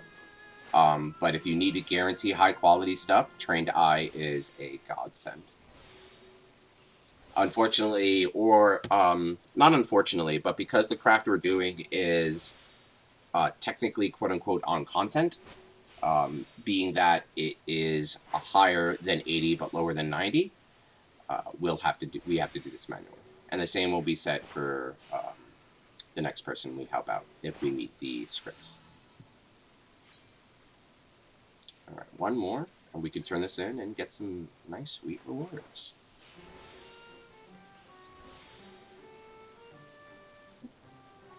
I think what I'll do here, because I did not personally take a break during our first hour mark, and I will admit, I'm getting a little restless. Want to stretch my legs, re-up on some drinks, use the facilities. I think after I'm done giving this to Andon, I'll let you enjoy the slip music, and we'll go on a quick intermission. All right, Mr. Andon, always good to see you too, my green-haired friend. Let's turn this in. So depending on the quality, he has different text that changes. I'm going to be breezing through it. Again, not because it's boring or I don't care, but just for spoilers. Andon's, as you turn in crafts for various reasons, the story around the character and the necessity of what you're giving them expands.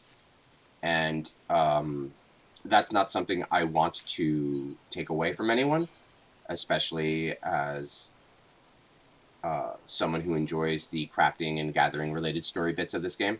So I'm just going to breeze through it to avoid spoilers, and I do encourage heavily to you to explore and experience these stories on your own pace. Yep. Thank you, Shadow. Don't forget to hydrate and stretch. Absolutely. So he's going to give us his thanks and everything. Again, I don't. It's not that I don't care. I just don't want spoilers for anybody watching who has not gotten to this point. Please do this content. It's wonderful. The characters are funny, relatable. The situations are cute. Just do them, and the rewards are pretty good. So I'm just going to double check my script count. We have 2,000 scripts just from turning those in. I'm going to see if I can buy the last 15 of those solutions here real quick. We can. Look at that. So with this, we have everything we need to finish our crafting for our retainers. If I click the check mark here on my button here. So now we can craft the Zoisite. We already could craft the Bayberry Cloth. And then we can craft a Craftsman Alkahest. So that's really good. So this should be enough for one retainer. We have to do 2 more. So I'm just going to chill out. You know what? I'm just going to chill out next to you. We're gonna chill out. Yeah. How you doing, buddy? You doing good? Yeah. You doing good? Okay. You can stop. You can stop looking at me. It's kind of weird. Look, look, look. Look how far away I can get, and he's still staring at me. It's like a horror. This is like a horror movie poster. My goodness. You can stop staring at me, Andy. Oh, there we go. We found the breakpoint. We found the breakpoint, I think. Okay. We found the breakpoint. Anyway, enjoy the music. I am going to be right back. I do heavily encourage all of you to please stretch, hydrate, take care of yourselves, take your meds, eat something. It is a little past lunchtime where I'm at, and I will return.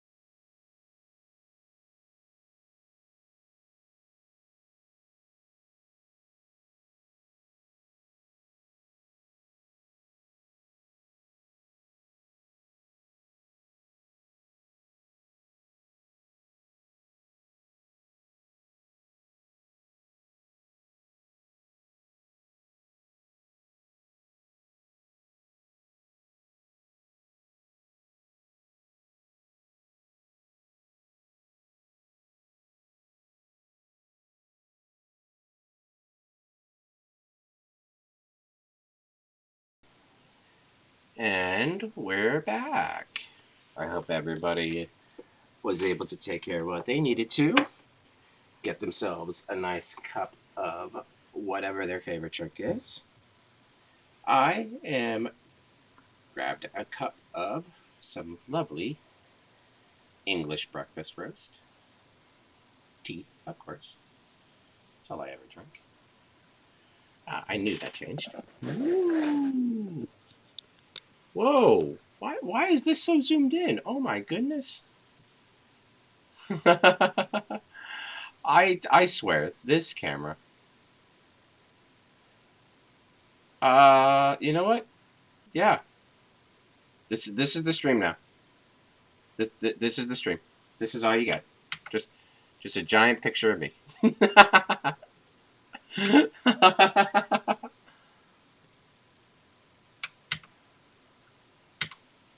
Let's put that back there. Come on, all the way, all the way. Is that where that was?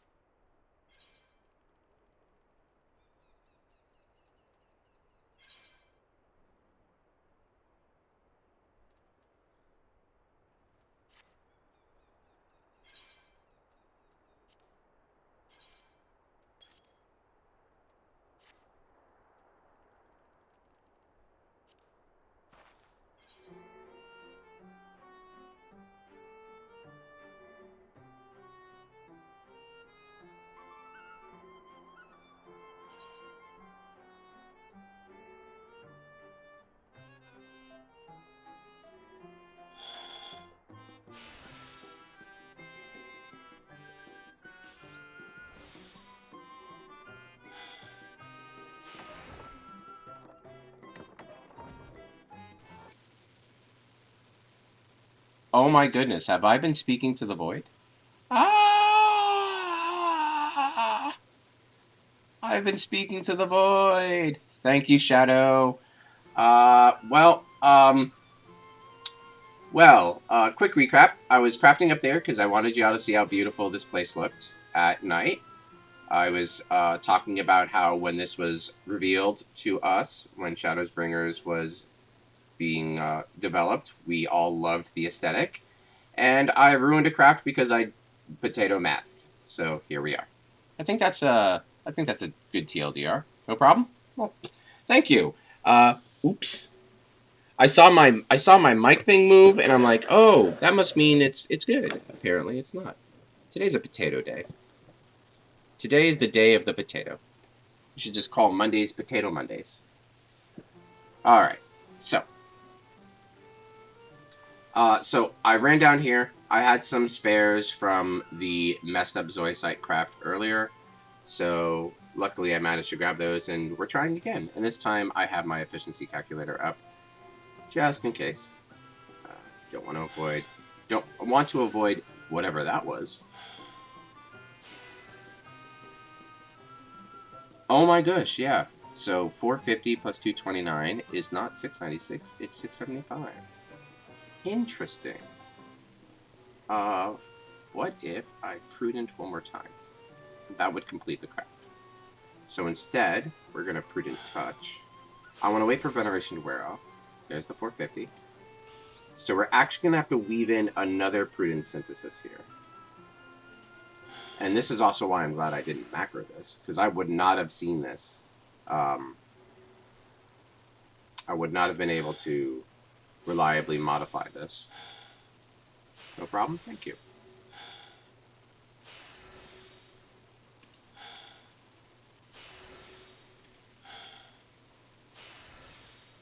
Yeah, because now we're at 600 clients now.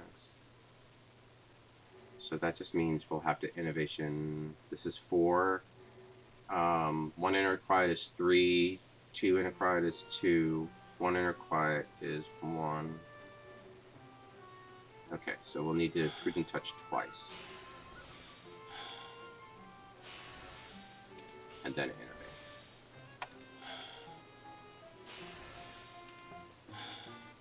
Hopefully that makes up the missing quality. Let's see here. Yes, okay. Whew! Wipe the sweat off my brow there. Okay.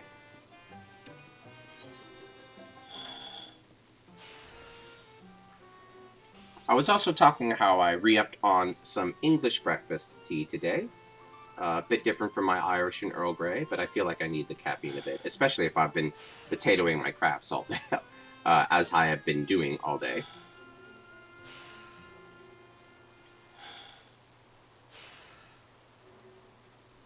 Right, okay.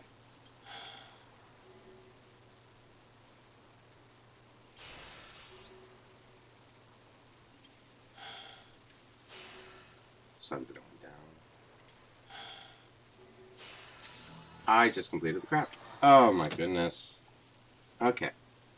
Well, just keep going.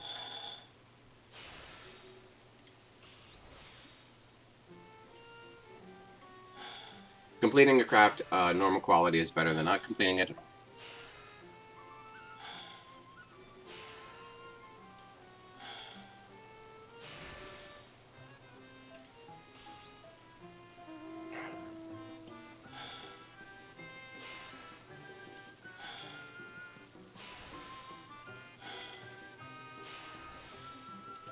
There we go. We're on track.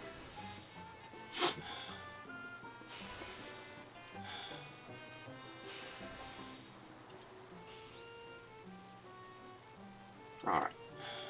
I kind of found my groove here, so we should be fine from now on. Heavy emphasis on should.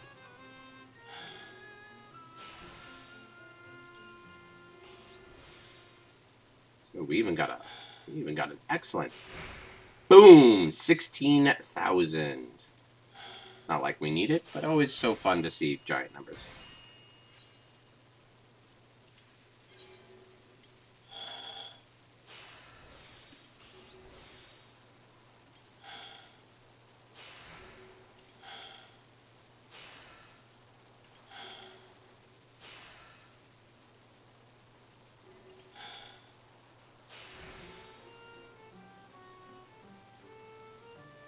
Okay.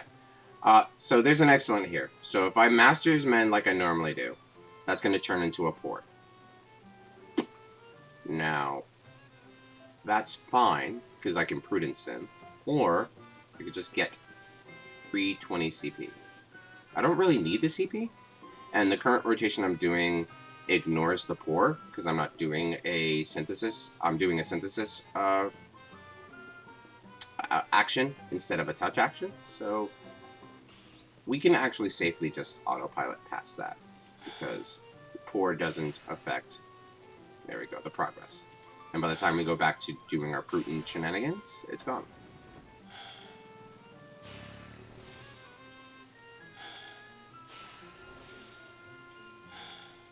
I'm not going to bother with CP restoration, mostly because we already know that we have enough CP, so we don't need to bother getting more.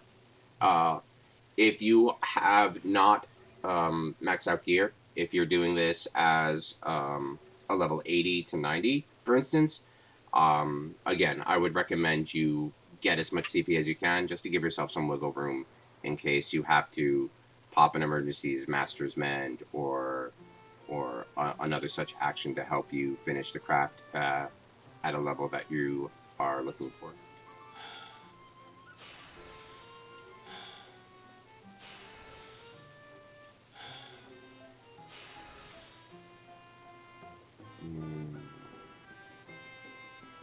That's an innovation there.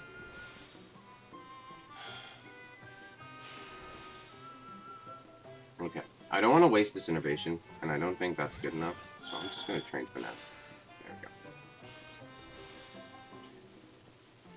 Another good reason to have some CP in case you need to perform some audibles like that. There we go. Is it nighttime yet? It's getting there. Fair skies. All right. You'll know it's nighttime when the music changes. It's 7:10 p.m. Oh, the music should have changed. It's just we are here next to Andon, and he has like a theme that surrounds him. So if we leave here.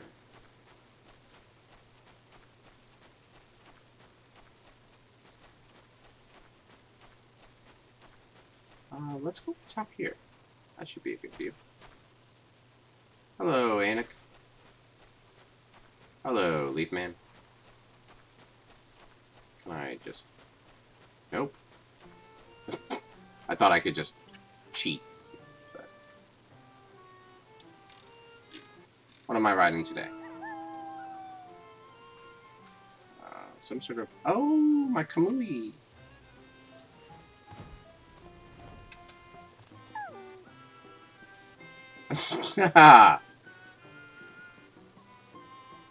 Cute little pixie just chilling up here.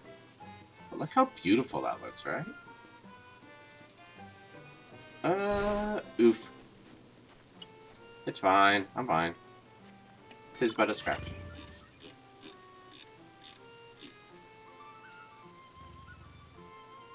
But yeah, look how beautiful that is.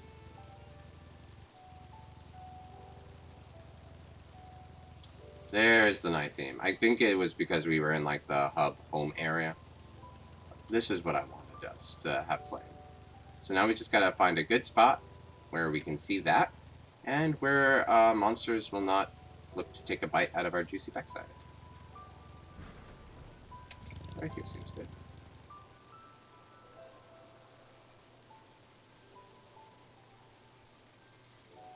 This place is gorgeous. Just take a look at it. It's absolutely pretty.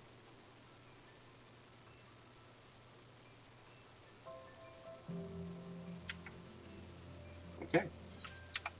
Now that we're done with that little impromptu tour, just double check my inventory. How we doing? We got 4 out of the 10 we need. Perfect. And there you go. Enjoy the picturesque background and the background music.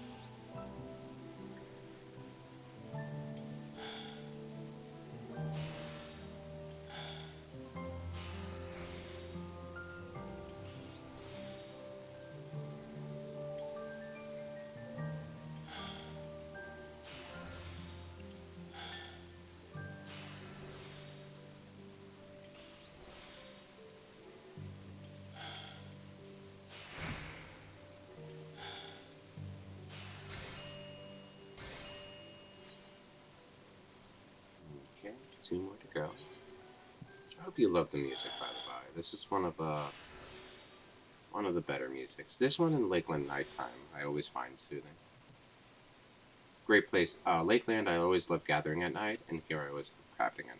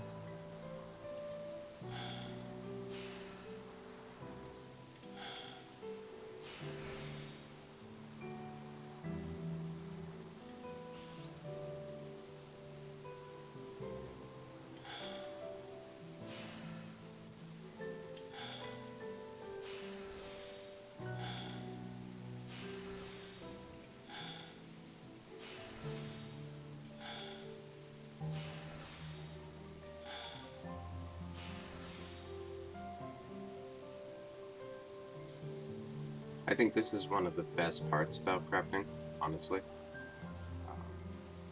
Especially, this is what kind of cemented my love for it, is just the ability to just immerse yourself in the world, and just create things. Anybody can be a destroyer, I think. It's very easy to break things. In MMOs, in real life, it's very easy to break things. Creating things, I think, a lot harder. But because it's that much harder, I think it's that much more rewarding. And even if it's as something as what can be argued as non-essential, or in the long scheme of things, not really affecting anything around you as an MMO, I think it still has a lot of value. Peace of mind and all that. So thank you all for joining me. I appreciate that. So now that we're done with the Zoisite, we are going to actually get started on some jewelry. It looks like we can grab some rings and some earrings. So I think we need to be a leather worker. Depending on what you need, earrings and rings can be made out of leather or jewelry. I think we're looking for earrings. Yeah. Indicator set, right? Gotta find them. Here they are. So we're looking for 2 rings of gathering so far.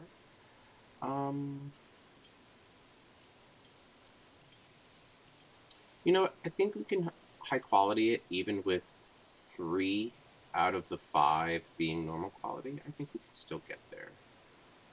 It's a little sketchy, but actually let's trial synthesis. Let's see if I need to grab a dropped for a CP.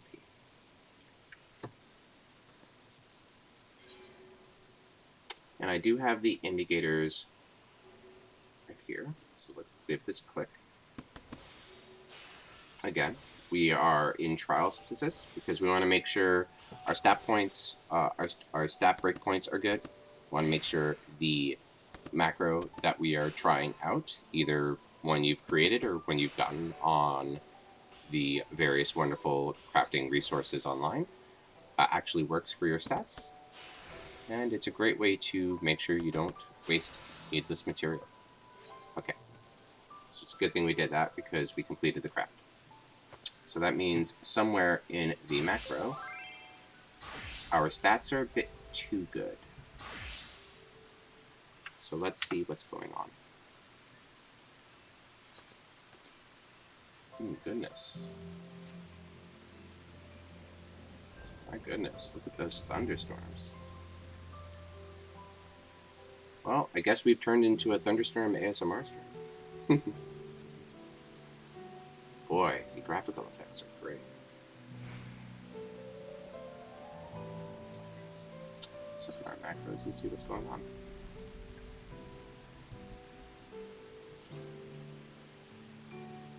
Looks like there was a second delicate synthesis that completed the craft class for some reason.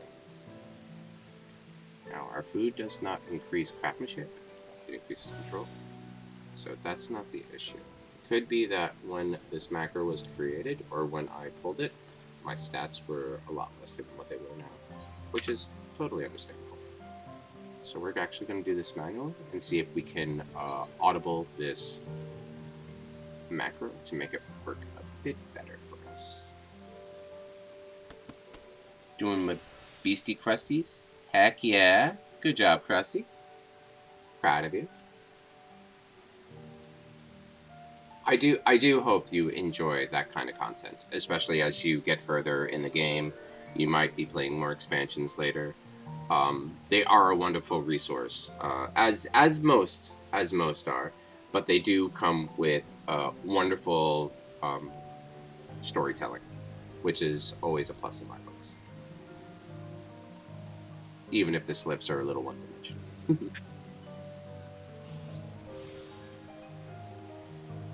Okay, so we veneration into waste not. That's interesting. Normally, you waste not into veneration. So.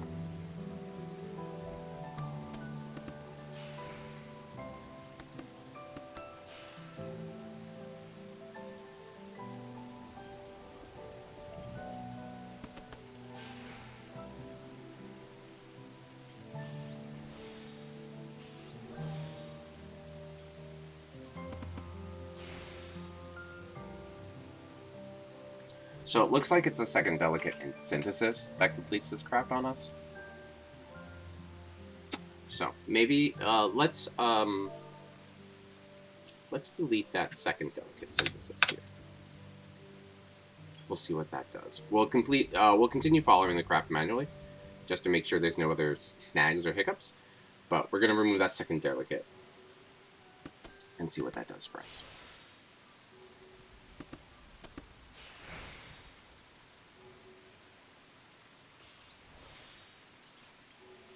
Normally I wouldn't overlap innovations like that, but again, we're just following this as it is written, just to make sure it works, and then we can go from there.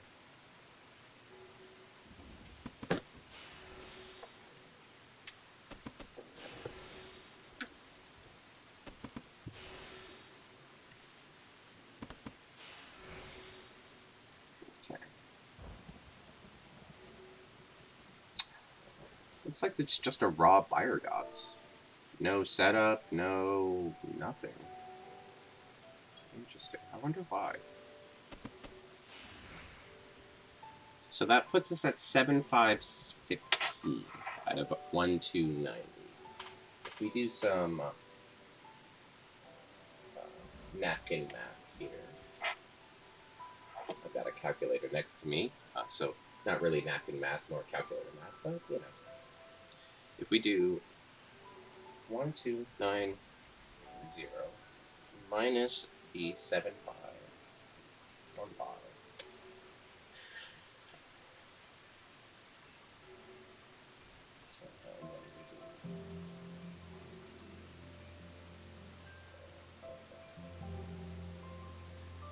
Okay, so we do 1,290,0.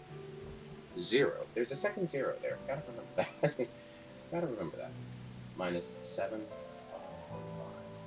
That leaves us at a breakpoint of 5385 for our starting quality in order to max out the quality with the current rotation that we have here. Now, a couple of things I'm noticing. We have a lot of CP left, and our durability is more than enough left for us to sneak in a couple of more quality-inducing items, especially since I don't see... I only see 2 innovations being used, which is honestly quite criminal.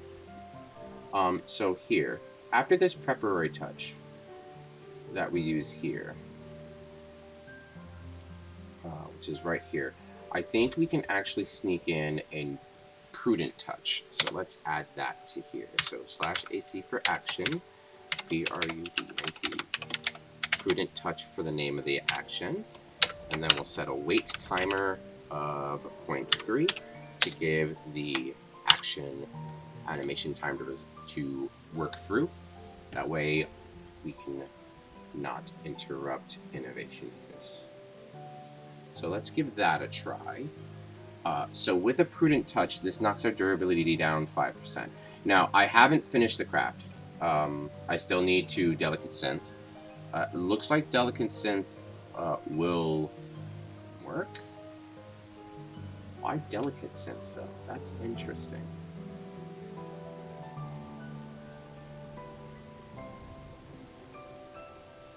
That is interesting. So with a Delicate Synth finish, we're actually adding another 100% efficiency to quality, technically, which is another 271. So if we minus another 271 from our numbers here, and again, this is not counting good procs or anything like that. This is just we ate our biryani, and that's what we're working with here.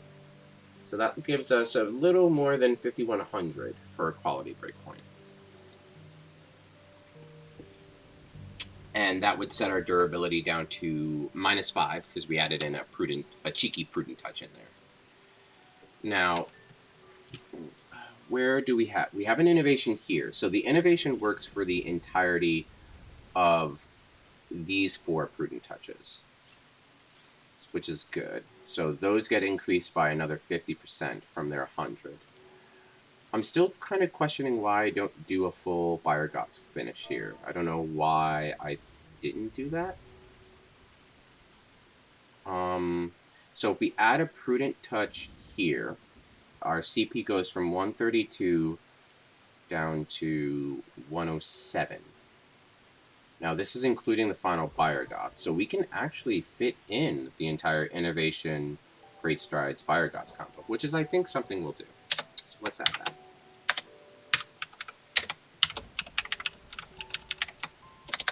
Oops. There we go.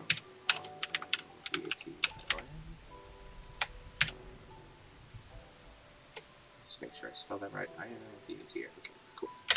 And we'll do that as a wait. 3. There we go. Now, if you are confused about the text commands that I'm typing in, and you want to learn more about how to use macros with text commands, there's this lovely little button underneath here, and this is every text command in the game as of your expansion. All right. This includes not only emotes, but also if we go down here to, let's do /AC, which is what I'm using. There it is. So this is what I'm using. So it uses an action on the specified player character. Uses current target, but not specified. Now, I'm typing AC because that's an alias. But its actual full title is /action. So to save yourself some text typing, you can use AC.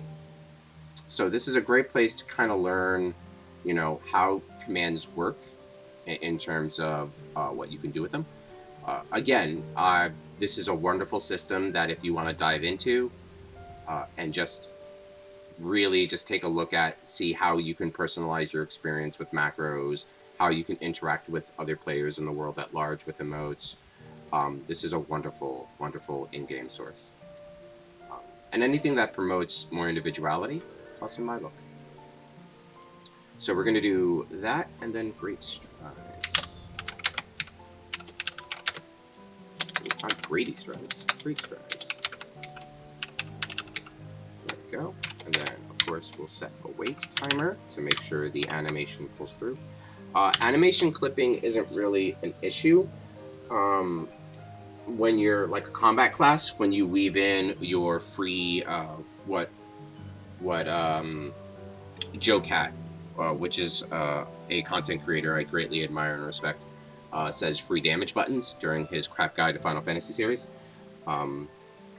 But in terms of crafting, you kind of have to wait for the animation to complete, just to kind of give the server enough time to register whatever you did in terms of doing quality or progress increases or buffs. So that's just something to keep in mind. Wait 3 is generally a good average point. If your ping's better, like you're closer to wherever your server data center is stationed, or you have like NASA level or whatever space program you happen to, your country of origin happens to have, if you have that level of computer connectivity and internet here, by all means, you can set your wait time lower. But for the most part, wait 3 and wait 2 is kind of the break point. Wait 2 is mostly used for buffs, and then the actual touches and syntheses are wait 3. I like to do wait 3 just because, honestly, it's habit, and my computer is a potato. So we added, we got rid of one action, we replaced it with a different, and then we added our finishing rotation of Innovation Great Strides Fire God. So now what we can do is we can quit out of this trial. We're going to start a new trial, and we're going to let the macros run. And we'll see what we'll see if our changes made a positive impact into the end result of the crafting. And while that happens, I'm going to take a lovely sip of English breakfast tea.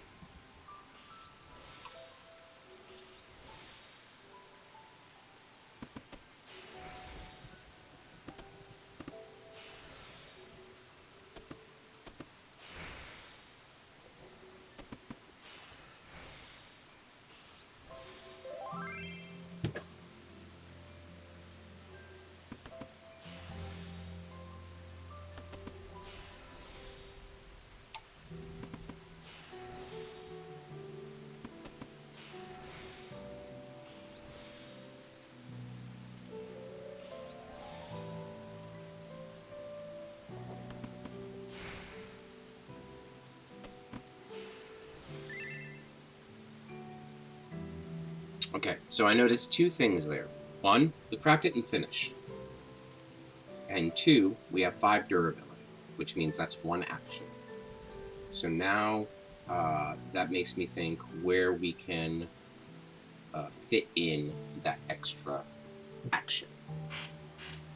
I think what we can do is after Innovation but Great Strides, we can fit in one more Prudent Touch. I think that's a good place to fit. We have 25 CP, which is exactly the Prudent Touch action cost. So that's actually a good use of our CP. But then the problem becomes our craft didn't finish. So that means one of our things here didn't work. I think it was the delicate synthesis that cost us.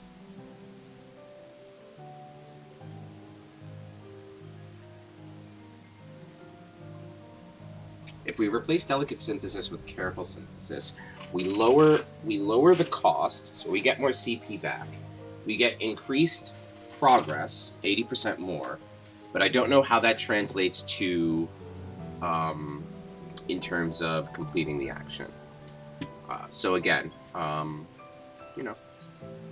we'll have to open up a new test craft, trial synth, and we'll see what we can do here.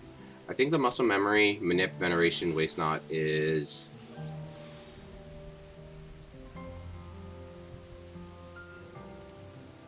What if we switch veneration, waste not? Would that do it? Waste not, veneration. Double groundwork. Let's go on a journey here. Into careful synth.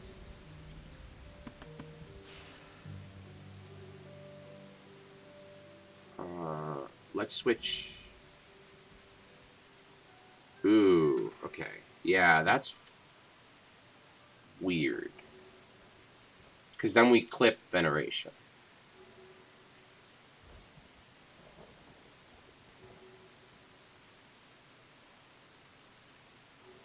So currently veneration is giving us 376. It looks like up here for progress increase. Here, let's just follow the craft. We'll make one change at a time. I believe is so we don't lose track of the changes we're making. So right now our changes, we're switching veneration with waste not.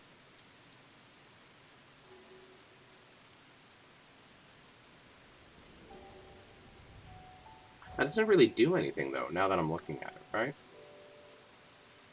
Okay, so that's not the thing we need to do. So we'll get out of this trial synth. We'll start a new trial synth. Okay, what do we got going on here? Muscle memory, manip, veneration, waste not. Veneration gives us 2 ground words and a careful synth. I think the careful synth is the problem, personally. So how do we rectify that?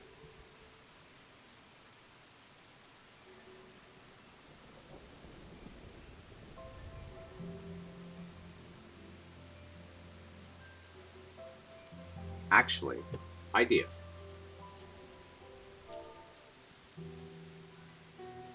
We have 25. What if we add just one more careful synth at the end?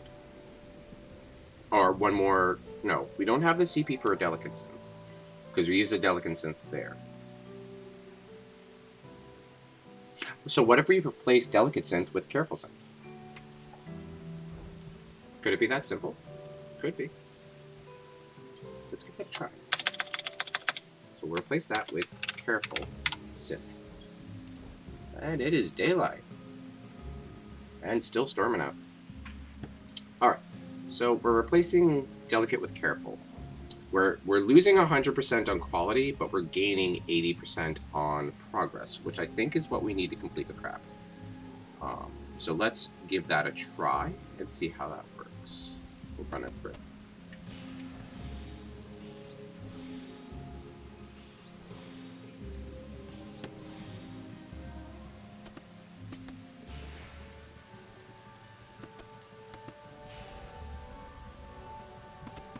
I'm excited to be doing a lot of this when Dawn Trail's crafting stuff comes out. I'm super excited for that.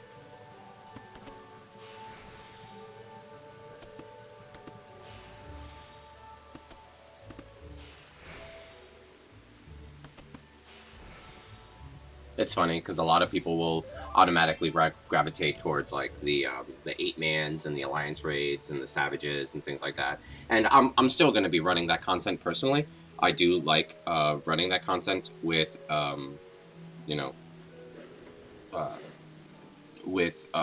people who are just learning it and we're all figuring stuff out together. Pushing myself to be the best combat class.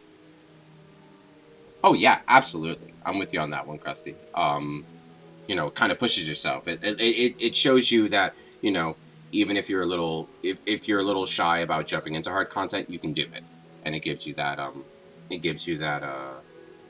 boost of confidence to run more harder content.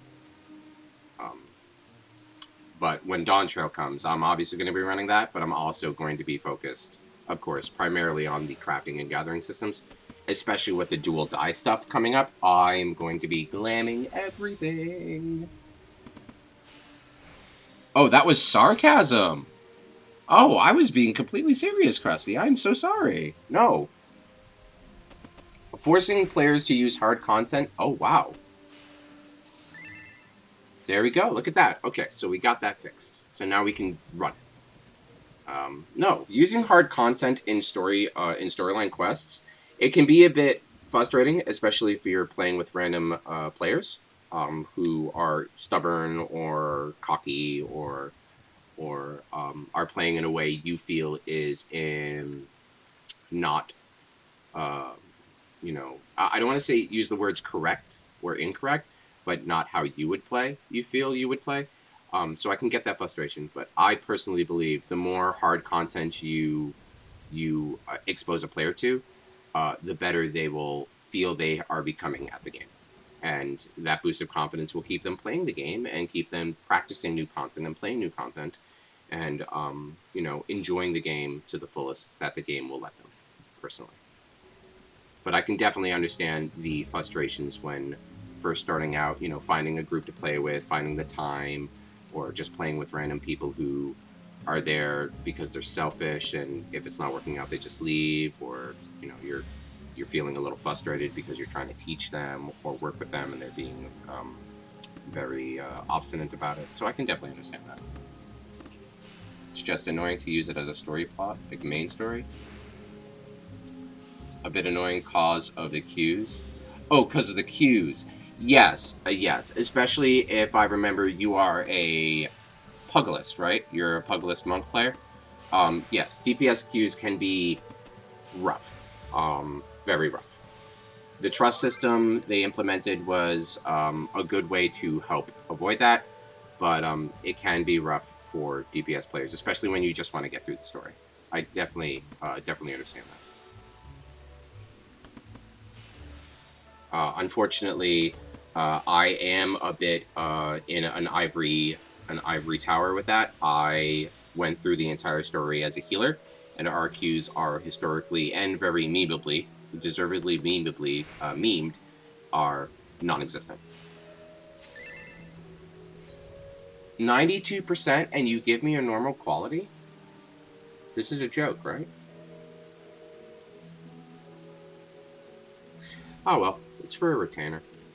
Normally I would be incredibly upset at the result of that craft. I would be spitting a lot of virtual that I would normal quality a 92% craft. Um, but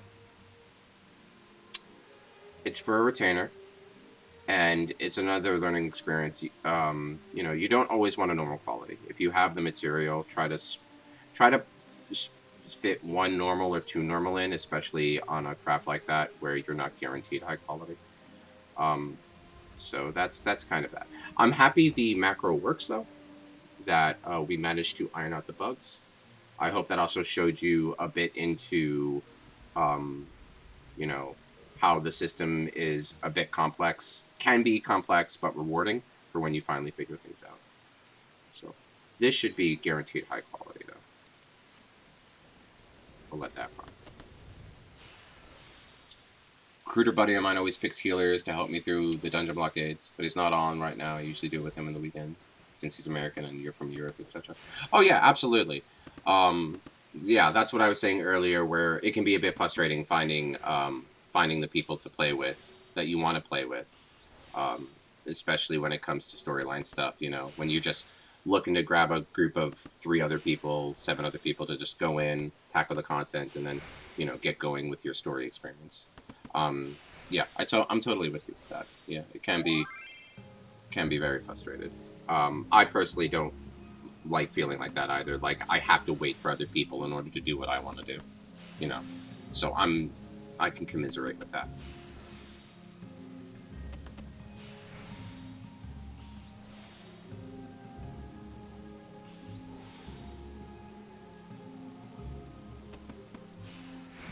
Now the longer pause there is not because of lag. It's because I set the pause to 3.3, not 0.2. So that's completely normal. Again, for me, I just want to make sure the animations go through properly, so that I don't drop inputs for buffs. So the rings are done. We can get those off my list, and now we're going to work on the cure rings.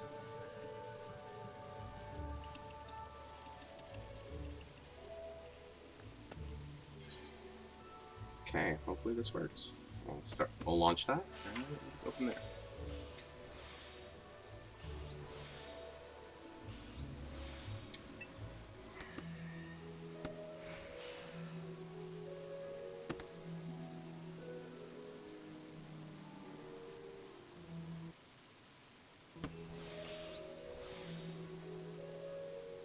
And while we're doing that, I'll show you this beautiful castle again. And cool thing is even if I remove my HUD so you can see how beautiful it is, my character's still doing her thing. So you can enjoy that, grab a screenshot or what have you.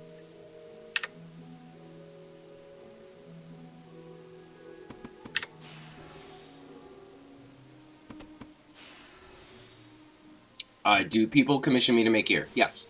Yes, I do. Yes, they do.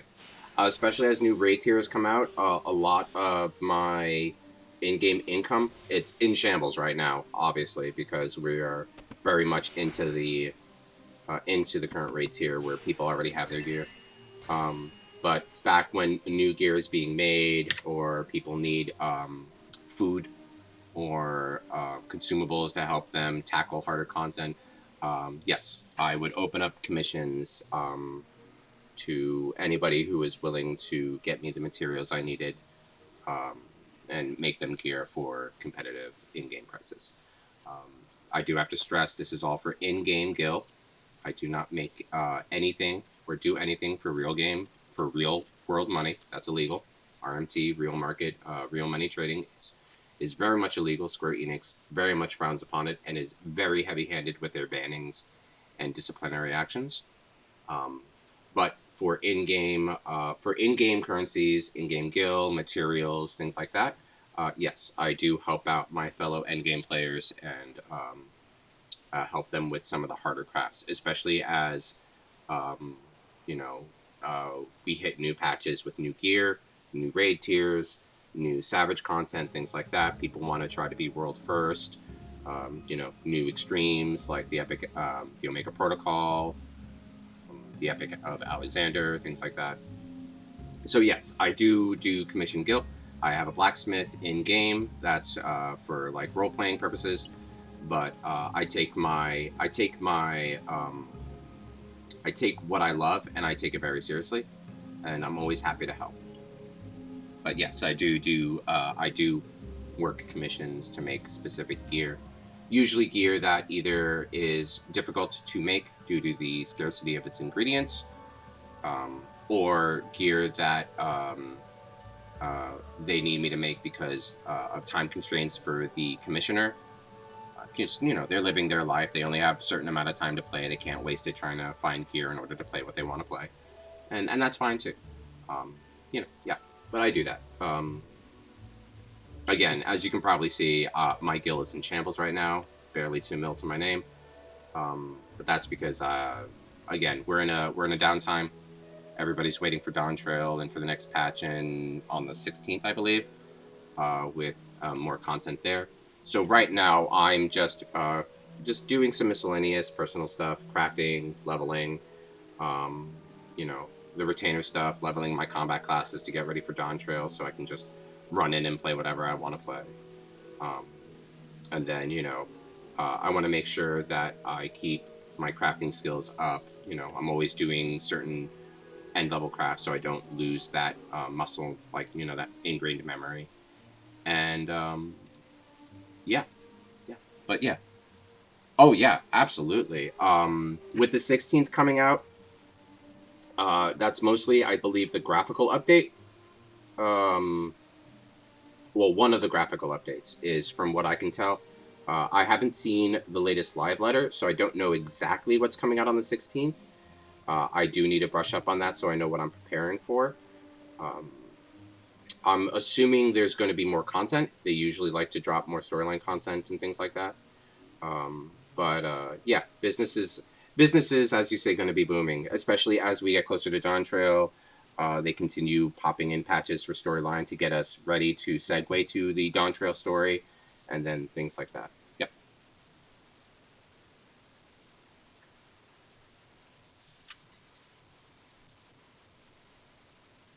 Oh, it's because you use the term "I'll hit you." It's you'll hit me up The chat thought you were going to like physically strike me. Automod's a little wonky. Don't worry about that. Once I get max level monk, I'll hit you up. Absolutely. Um, yeah. Here, I'll show you current max level monk crapper gear. So this is a glam, obviously, but here's my monk. 642 is pretty good. Current max level crafted stuff is the Diadoko set. It's a mouthful, I know. Which is 640. With you can meld it past what I've melded, and then of course the Manderville relic weapon is current best in slot for those not looking to do raiding. But yeah, this is what you can expect to grab for stats and stuff. You know, pretty decent stuff. If you're looking for like what I raid with in terms of like when I go kind of like hardcore like serious mode, that's my part. 651. The only thing I haven't bothered with is the bow, which is honestly lagging behind the rest of my gear at 650, 660. But that's because I'm a big relic fan, and I want the relic weapon more than I want to grind out the dungeon raid weapon.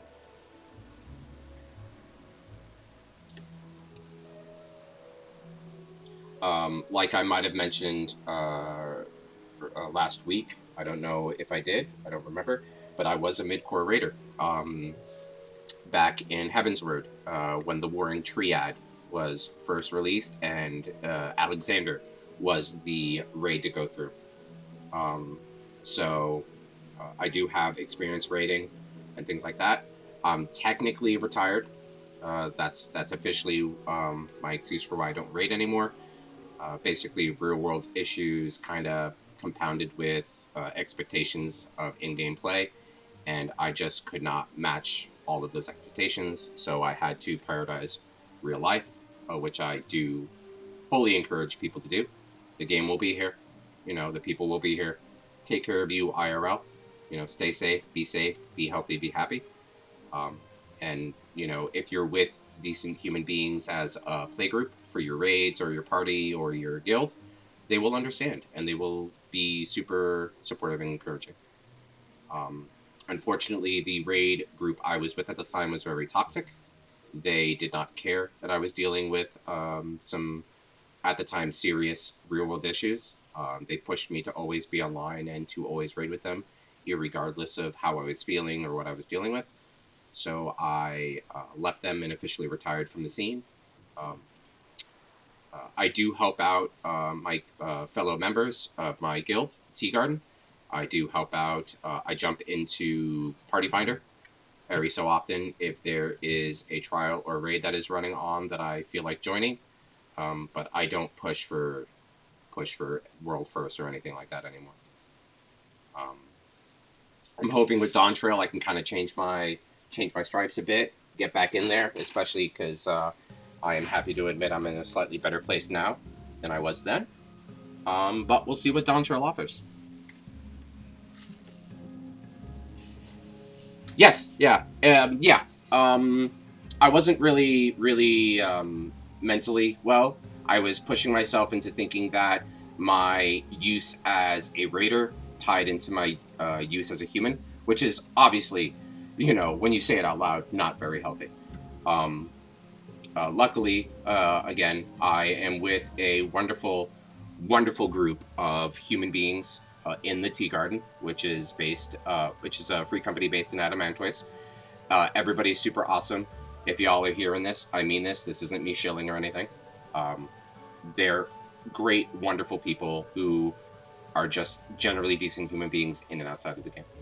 I like to think they help teach me how to be a better player, but also how to take care of myself better. But yeah, so I might come out of retirement for Dantra, especially considering we have the new classes, 10 new levels. So that's 10 levels of skills and abilities, and the Dragoon. There's reworks coming with Dragoon, Astrologian is rumored, Scholar and Summoner are rumored. So like, with how new expansions like to shake up, the so-called meta of how classes are played. I'm really excited. I'm really excited to see what they do with my favorite classes. I'm really excited to see if I can find new favorite classes with the changes they make, and I'm really excited to see the content that I can experience. And yeah, so that's what I'm doing in my downtime between patches. Really is just crafting and gathering, amassing resources and materials, as you can see here, just to get ready for what I think might need to be made, might need to be gathered. Um, and yeah, it's just how I enjoy the game. Let's go make some earrings before I lose more track of time. Or more track of my thoughts here. Or oh, I did make the earrings. Okay. Wow. Okay. So we're gonna check that off the list there. And now we're gonna make some bayberry cloth. I'm glad you. Yes, I am so glad. The guild leader approached me one day. I was guildless, obviously, at the time, and instead of spamming me with an invite unannounced, which was what people now do nowadays, which is honestly annoying, I had a couple on Sylviana, for crying out loud, which was crazy. Brand new, fresh character. You're already like, I understand you're trying to build a community and everything, but like, talk to people, and that's what the guild leader. That's what the guild leader did. They sat down with me. I remember we were in Gridania. We were in Old Gridania at the market the market board where you buy everything, and we literally just sat down on the couch in front of the market board. We just chat. We just chatted. Wasn't pressured. They were just asking me how I was enjoying myself. Seeing where my experience was, and how I was. They were just feeling me out, really, and it was a breath of fresh air. Wherever you are, Nick, because I don't know if you're watching or if you're going to watch the VODs or if you're going to watch me live, but thank you. Thank you, Nick, for inviting me to your free company all those years ago. I appreciate it so much. But enough of that sappy stuff. Let's make some more here. So we have the bayberry cloth here. Okay, so I remember we had to manual this, and we only needed 14.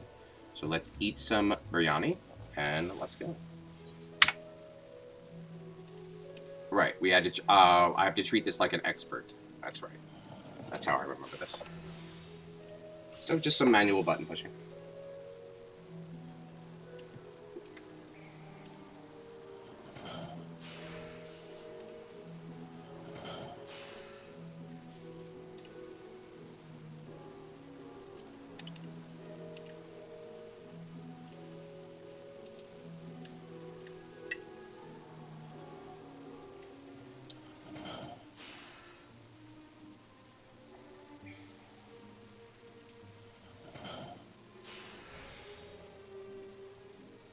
Okay, so this is just like the other one, where if we do a prudent synth, it will not finish the craft. So that's why I was going a little slower. I just needed to double check the numbers. But now that I know where the numbers are, we can just full steam ahead this craft. And the next 13 of them.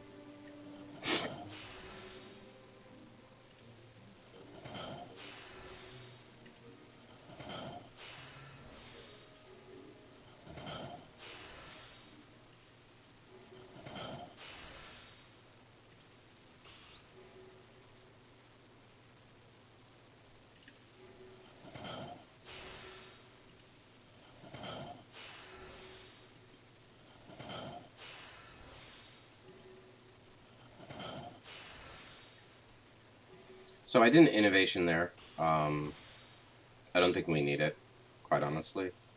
I think our stats are good enough that we don't need to do anything special or tricky like we did with the last one. Yeah, because there we go. So just a nice simple craft where we can, I can turn this off. We could just enjoy the scenery and enjoy the music. So if you have me on in the background, feel free to enjoy while you're doing whatever you need to do.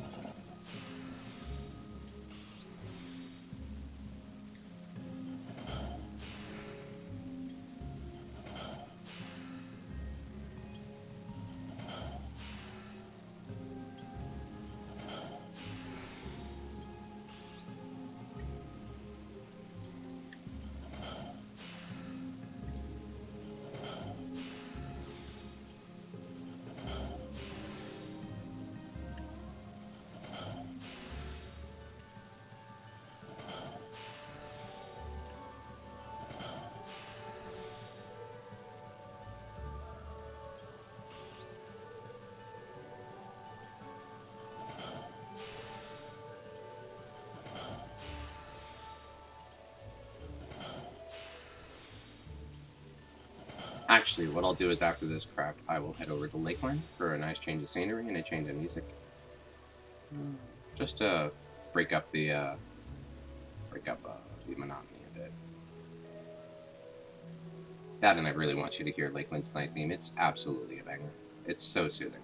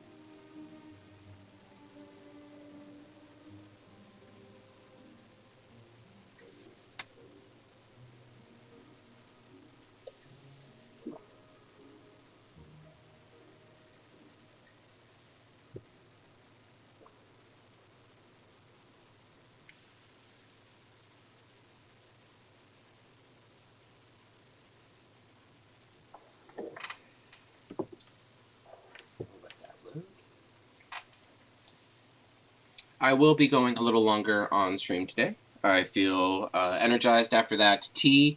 I'm in a very much a industrious mood, so I'm super super hyped to be doing some more crafting after this, some more turn-ins for collectibles and things like that.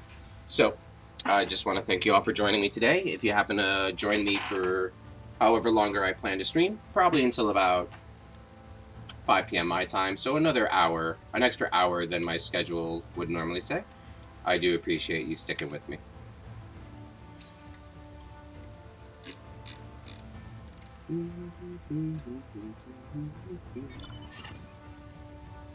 I swear I have more mounts than this motorbike. The game's just biased. We're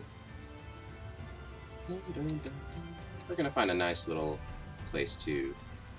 I want you to see that tower, actually, so we're gonna go a little further away. Can I land here? I cannot.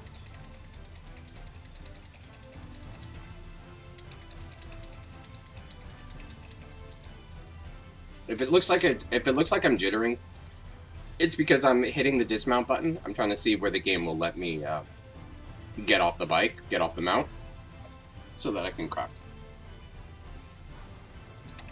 Okay, there we go. And then we'll have the crystal tower here. A shame that it's a bit muggy. Clouds again. My goodness, very cloudy all over here today. But, you know, we'll have that in the background there. Okay, and let's keep crafting. So we need 12 more beads. Yep, perfect.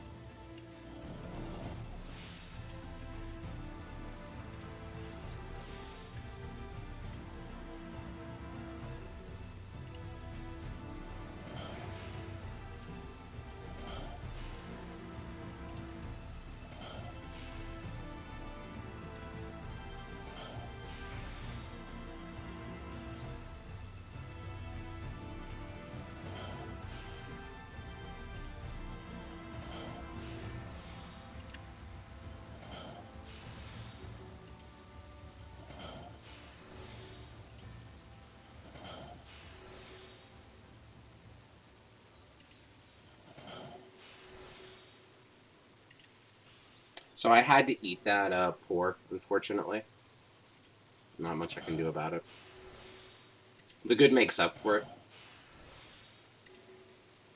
But I didn't have any actions I could have used to bypass it. I mean, I could have innervated, but I would have lost it because I had a Master's Mend, so I would have lost at least two stacks of it, which makes its CP cost a bit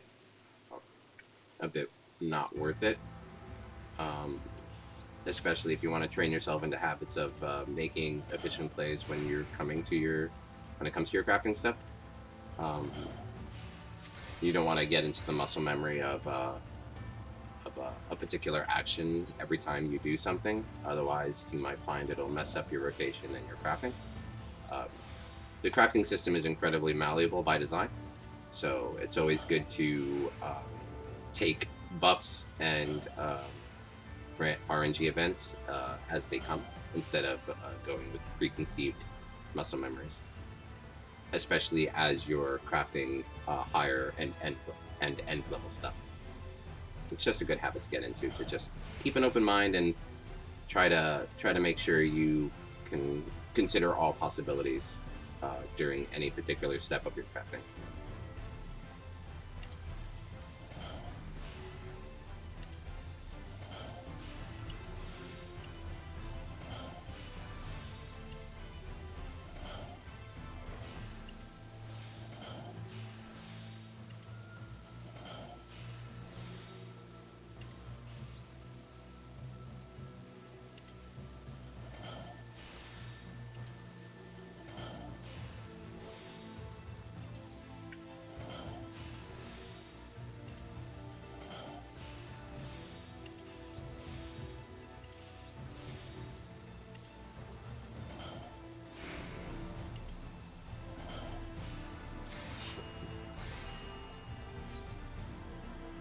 Trying to give us a better view of the crystal tower.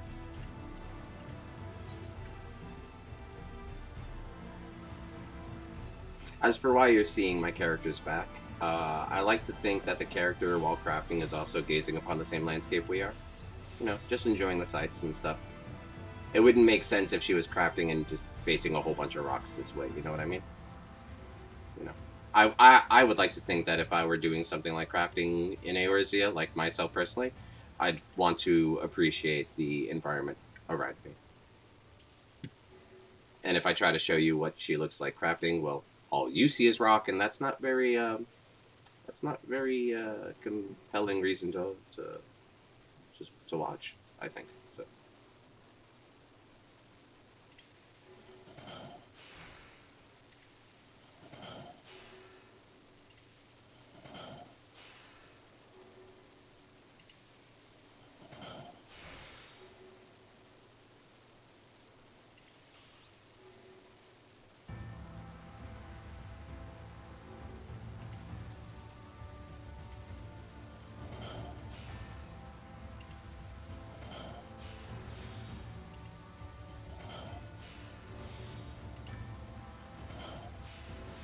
Oh, the sky cleared up. Look at that.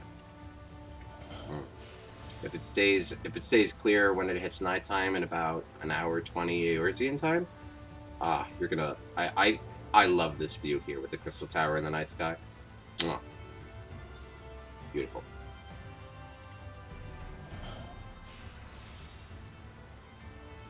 Do elves live here? Actually, yes. They live right over here.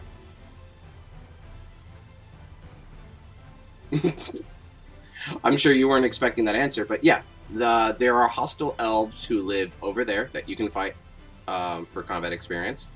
And actually, the Elysian race in this part of the world, to avoid spoilers, I'm not going to tell you where, play through the game, but the Elysian race in this part of the world, due to cultural differences, are called elves. So if you are of the Elysian and you are in this neck of the in Eorzea's woods, you are known as an elf. And yeah, there are hostile elves who live right up there in that little castle place area there. Yeah, so there you go. Bet you weren't expecting that answer.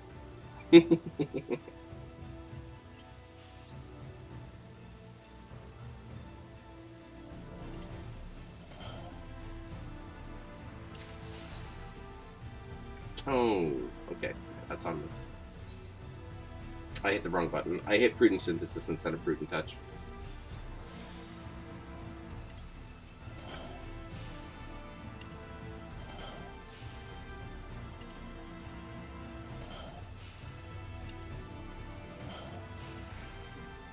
Elsa from... Oh, Elsa?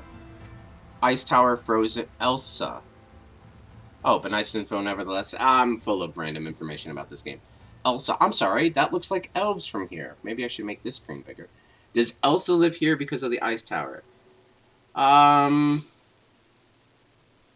no. No, she does not. I think she let it go. I think she used to live here, but she let it go. No. Well, this is actually isn't an ice tower. It's a crystal tower. It's kind of hard to see. But let's see if I can like zoom in a bit here. But all of this here that looks like ice, that's actually just faceted crystals all the way up into the sky. I do apologize. I could have sworn I read elves and my brain was just like, "Oh, hey, useless lore I know that I can share with other people."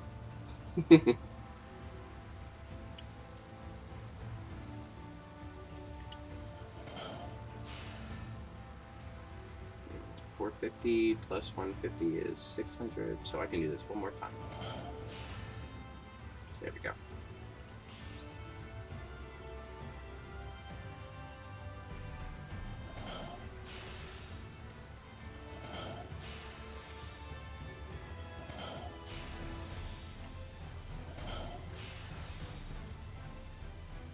So many beastmen are heavy breathing right now to summon their primals. Free crystals. Yeah, yeah, yeah, yeah. I'd hate to see the primal that comes out of that.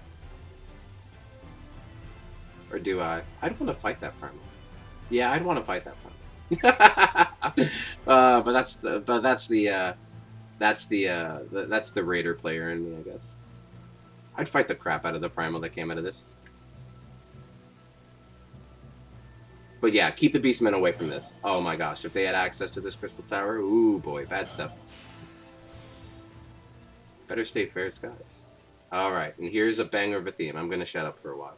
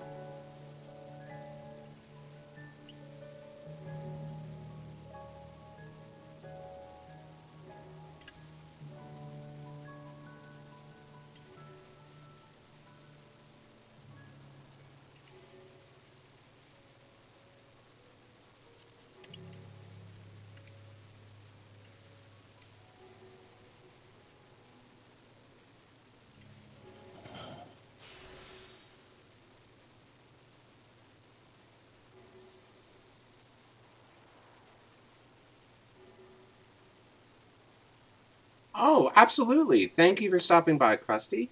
I do appreciate you coming by. You have yourself a great sleep, and I do believe one day you will fish on the moon itself, all right? You have yourself a great night, okay?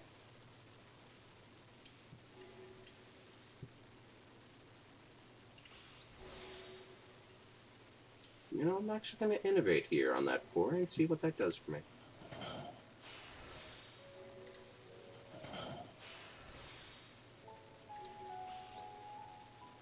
This Lakeland theme, by the way, on the piano is gorgeous. I fell in love with this theme the second I heard it. Ooh, another excellent. How exciting. Actually, if I just Fire Guts here, that should be good. That's how powerful excellencies are. Yeah, look at that. But this Lakeland theme just captured my heart. The piano and everything. I believe if you look online, you can actually find piano music for this, so you can play it for yourself in real life if you happen to be musically inclined. It's a gorgeous thing.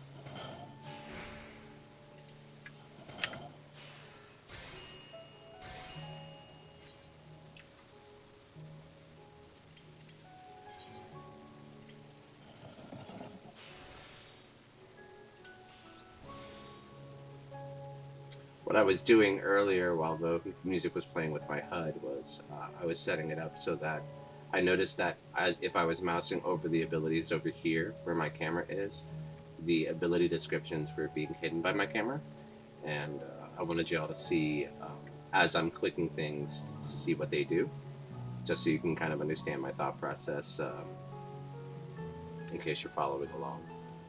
Um, that way you can kind of understand what these buttons do on your own time. Um, and then you can get a feel for how the crafting system works.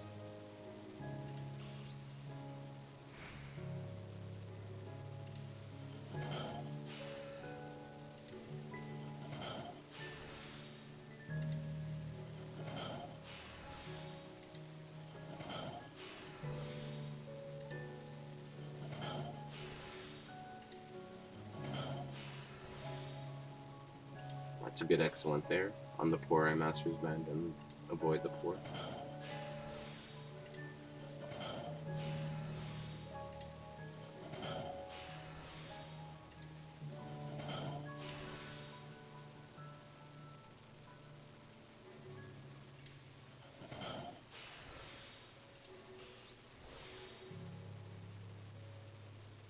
Mm, I went a bit too far. I have to figure out how to get 5 durability back somewhere. I'm probably gonna have to master's bend and it's gonna hurt, but it's what I have to do. 32 plus 24 is 56, plus 7 is 63. Okay, so I can still do the full combo and finish there. Good.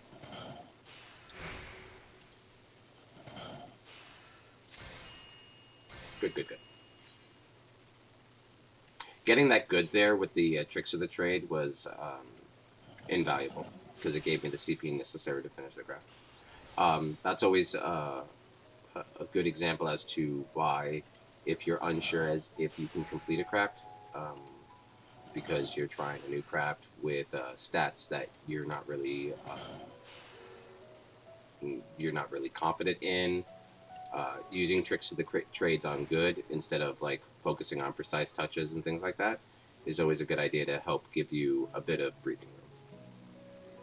So it's always something you can keep out for. And because I actually did tricks of the trade there on there, the veneration buff fell off, so I can actually prudent synthesis here instead of having to wait until after the mend. Now here I would good here. Yeah, good. I would do this here. I'm at full durability, and there's no reason not to. Spending 18 for 2 inner quiet stacks versus 50 for 2 is a no-brainer.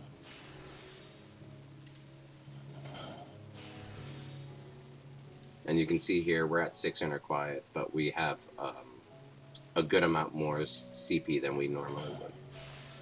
Again, for this level of crafting, it's not really necessary.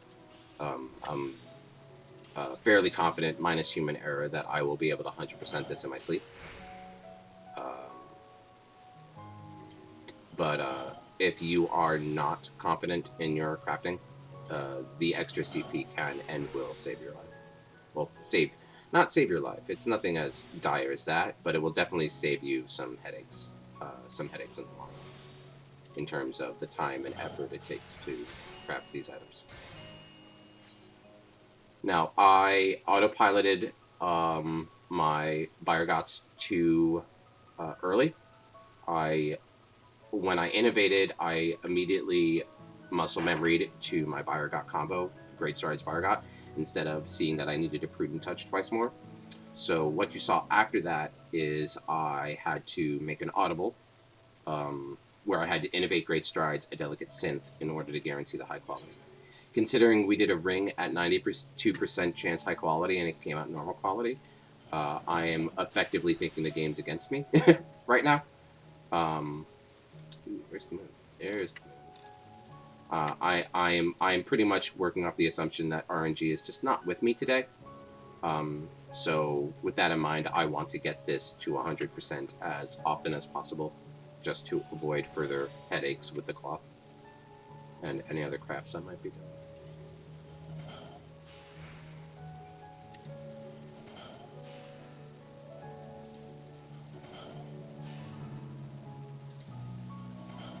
Nope, that's gonna finish the craft. Again, I autopiloted. 2 out of 13 is not bad. We just have to make sure that when we do the final crafting, which I believe with the cloth will be like the shoes, the bracelet, the vest, and things like that. I just need to make sure I stagger the normal quality crafting materials with the high quality ones to avoid situations where I'm put into that, Prada RNG, that it works like with the One Ring. Normally I would care a lot more, but this is for retainers. They have historically low breakpoints for their tiers of what they can gather versus their gear stats, so I'm not too worried about it. But if this was gear I was making for a player, I would definitely be more focused. I would definitely be a lot more critical of myself. It's not that I'm going to give them a subpar piece. It just means I have to spend more time. And when somebody commissions work to anybody who does content creation or of any kind, either in a game, out of a game, in virtual space, in reality, time is, I believe, uniformly of the essence. So, the sooner I can get this stuff done properly, the sooner I can give it to whoever requested it of me, and the happier they will be, because they will have it as soon as humanly possible. Plus, it sets a good report, as someone who can get things done at a high quality and at a decent click of time. You know, it's a reputation thing.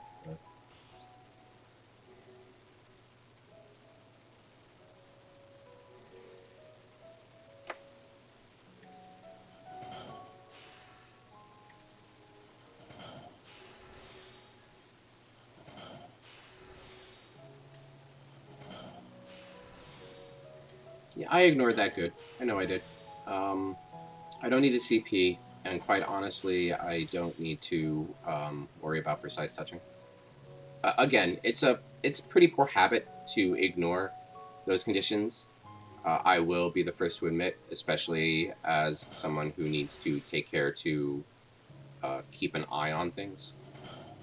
But I'll be honest, I'm letting the music and the scenery kind of lull me here a bit. Not mindless work, but very soothing work. So again, you know, uh, one of the beautiful things about crafting, especially when you're crafting things like this, where it's like very low stakes comparatively, is that you don't have to stress about it as much as you normally would anything else you're doing. You don't have to parse damage. You don't have to worry about, doing mechanics correctly. You can just click buttons. And the only thing you lose if you do lose anything is just some time, and of course the resources you put in. Um, but considering the chill vibe I want to set, I'm not going to stress. That's for my days where I'm not streaming, where I'm raiding, and where I'm doing commission work. Days like today, where we're just chilling to some beautiful music and some scenery and all that fun stuff, we can just vibe and rate whatever.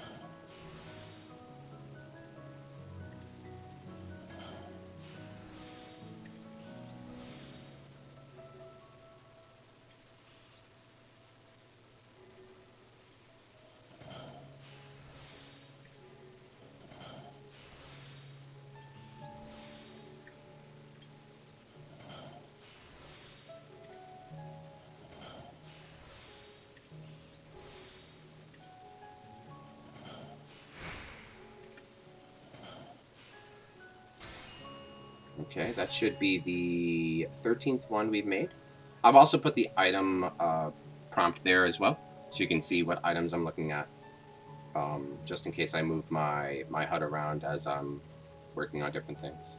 So we just need one more Bayberry cloth. I know we have an extra two, but that's just fair. Plus, this is all for one retainer. Uh, that part is kind of the crazy part. I'd have to do this. I'd have to farm 3 times as much as I did, um, in order to do this for all my retainers that I'm gearing up. So you can imagine, the kind of work that kind of goes into staying current with content. Because all you have to do is replace those 3 retainers I'm gearing up with 3 player characters, and you can see how something like this can be a bit draining if it is something you're kind of like just stepping into.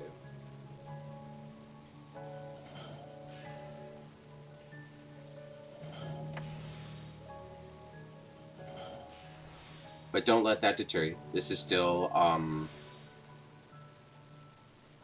it's still content that I believe you know should be explored, should be enjoyed, should be celebrated.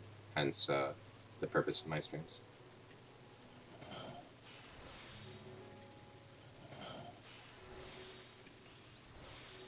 Now I know there's a good there, but I want to get the innovation up. I think innovation double prudent is better than one precise, personally. Plus we have a good there to help bring that back. And I did not buy a god because I autopiloted, and I paid for it with a normal quality. So, bit sloppy crafting today. I do apologize. Normally I'm a bit better in terms of staying focused on what I'm doing. So I do apologize. But with that, we can make our necklace and our bracelet of gathering. We're going to be going into leatherworker and then into weaver for those. So necklace of gatherings right here. Yeah. I'm going to use both of the bayberry cloths here.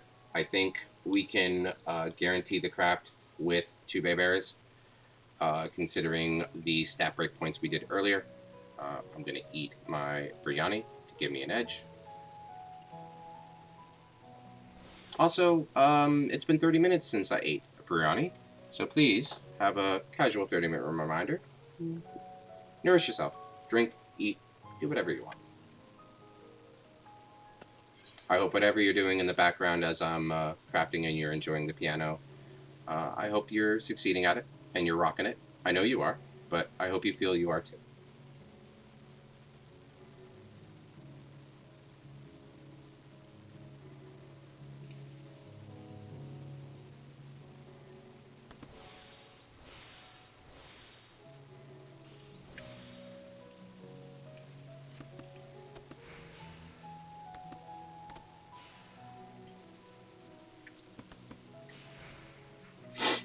So game plan after we get this crafting done, I will be taking a break from gearing up the other retainer.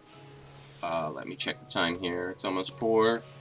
So what I'm going to focus on is we're going to get the last of my weeklies done with the turn-ins. Oh, thank you. That's why I have that noise there. So we're going to do the last of the turn-ins to make sure I have that done before the reset to this morning. Tomorrow morning, I should say. I hit Veneration instead of the Indicator. How does that work? Oh, let's see.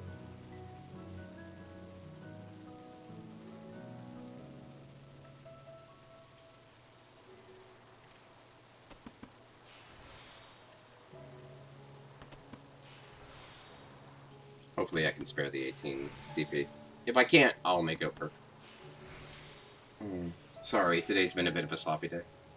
Like, I feel, you know, how do you say, I'm in a, oh, hey, there we go. Didn't mess with the thing. You know what?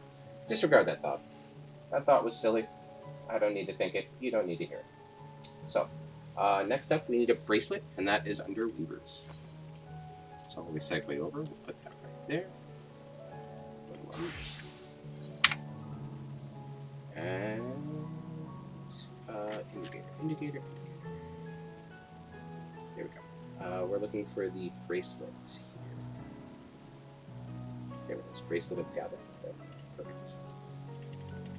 And then we have the last bayberry cloth. Perfect. So we're actually we staggered our normal quality materials as such that we're going to use them up naturally and still guarantee the high quality craft. So that's good. Alright, synthesize and let's get going. Go.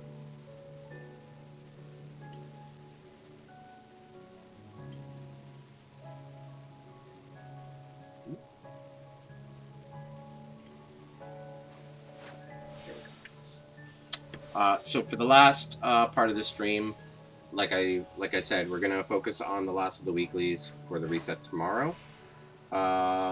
In terms of after that, I don't think we have enough time to run through any gathering alarms, just because their respawn timers are a bit long if you're doing a full suite, and it's a lot of waiting around, which I don't think anybody would enjoy. Not even myself, honestly. I feel a little useless if I'm just standing around waiting for timers, not doing anything productive-ish. So I will have to scrap that. Let's do this one. Perfect. I can do some trust content with my Black Mage. I've been trying to get my Black Mage to 90 just to get ready for Pictomancer. I'm really enjoying Black Mage. Normally, I thought I would be more of a Red Mage lover, but as both of those classes get to endgame abilities, get their current endgame abilities from 80 to 90, I'm finding myself liking Black Mage a lot more, even though it can be considered a bit repetitive in its combat stats. I enjoy big booms. honestly. I like the fantasy of making big booms and seeing numbers go big. So that's just my thing there. So bracelets all good. Okay, now we just need to make some alcasts. Alcahests. We are going to be an alchemist for this with my giant USB. Okay, we're good on food. Okay, and these are going to be craftsman alcahests. So I believe those are going to be here. It says here it's a 3-star craft, so I might be wrong.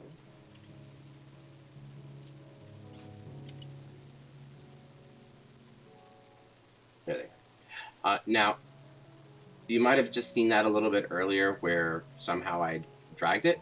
If you actually drag, you can put this on your hotbar. So now, in order to just make this, all I have to do is click this button. And right there.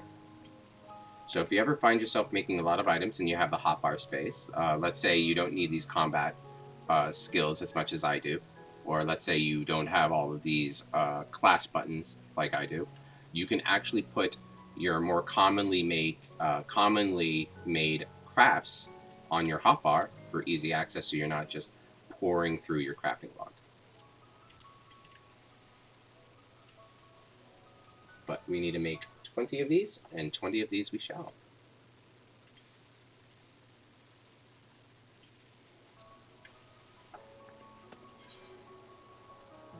And I do love how the thing just shrinks when you put it into your hamburger. Imagine a USB that shrunk when you plugged it in, but when you unplugged it from your computer, it turned into like a melee weapon. That'd be kind of silly, right? Okay, I'm just gonna lock my hopper there so this works.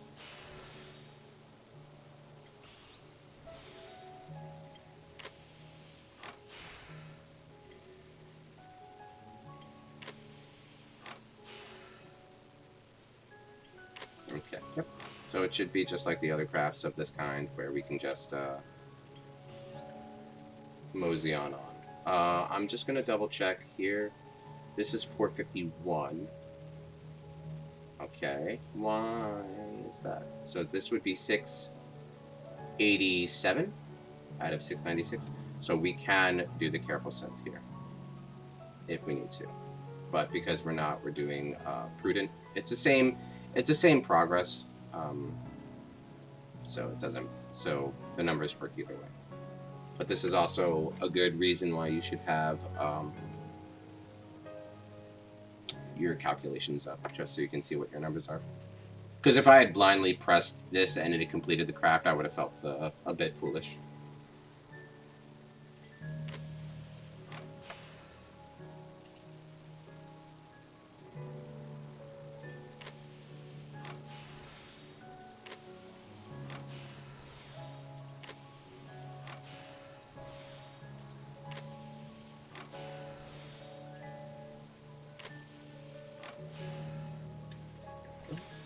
Master's Mend. Yeah, we're gonna precise touch here. Started this round of durability crafts. Oh, wow, yes, absolutely. Oh, no, I forgot. Yep. Oh, boy. We're gonna have to do an emergency mend. But we're at that break point, and we're at 10 and quiet, so we have the CP to spare. Thank goodness we do. And then, because it didn't fully fill, I'm going to actually use a delicate to get that last bit.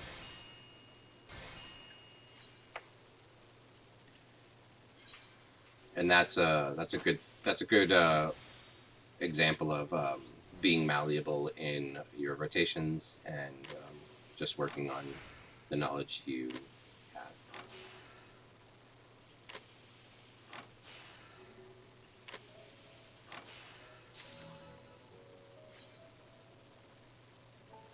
I autopiloted.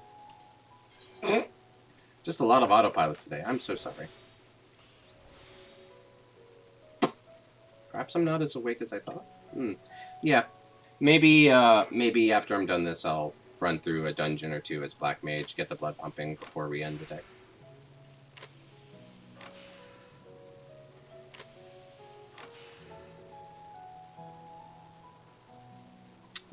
I will Tricks of the Trade here, get back 20 CP, and allow me to Prudent Synth before the Master's Mend instead of after.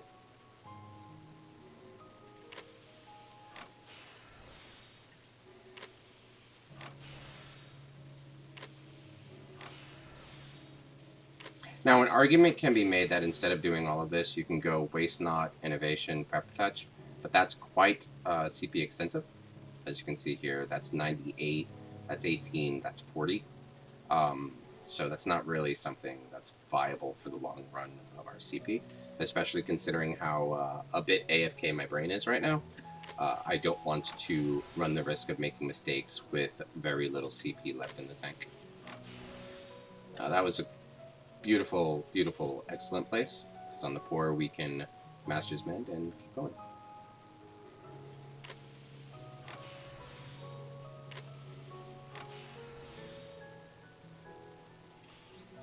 I'm going to innovate here, just in case. With the excellent, this high quality is all but guaranteed as long as I don't potato my buttons again, but you never know.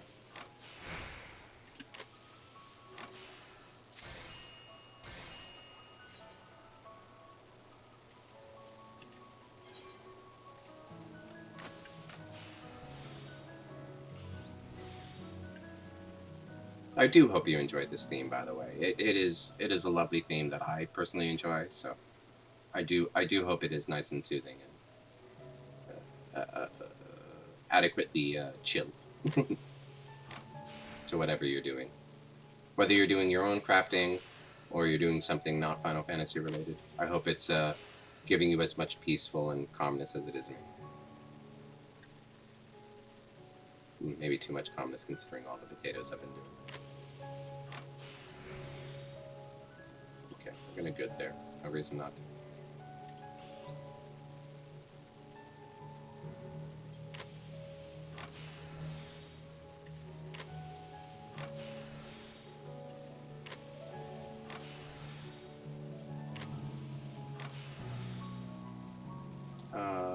Yes, there's going to be another round of mending, so popping the Precise Touch here is absolutely perfect.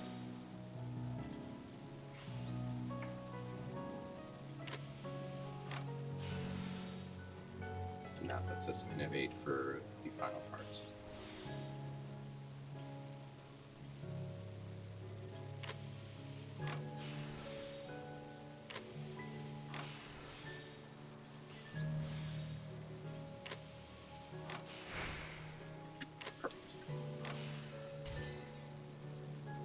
I'm sorry?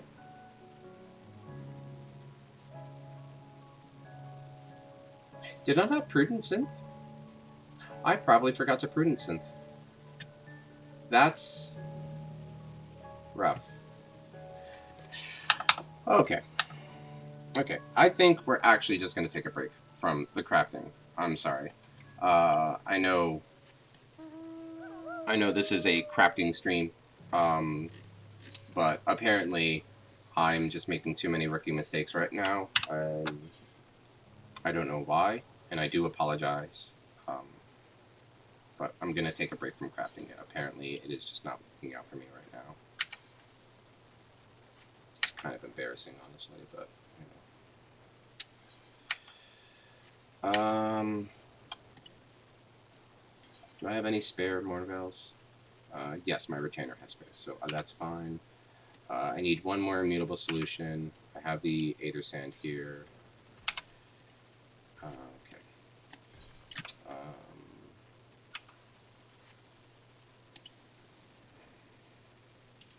I don't have any spares of this, right? Because I was just buying them as I needed them. Yeah, so I need to go to somebody who has scripts.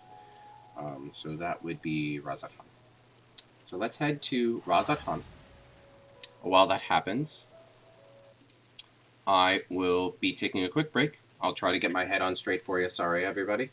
I've been making too many mistakes. As chill as I want this to be, personally, with my personal standards, that's pretty unacceptable. Considering, the normal quality stuff is whatever. The ring kind of hurt, but failing a craft that simple because I forgot to push a button because I was just kind of just potatoed brained. Uh, that's not something I personally would like, because then, in my thoughts, if I'm doing it here, I could do it for a commission, and that would run into its own set of issues.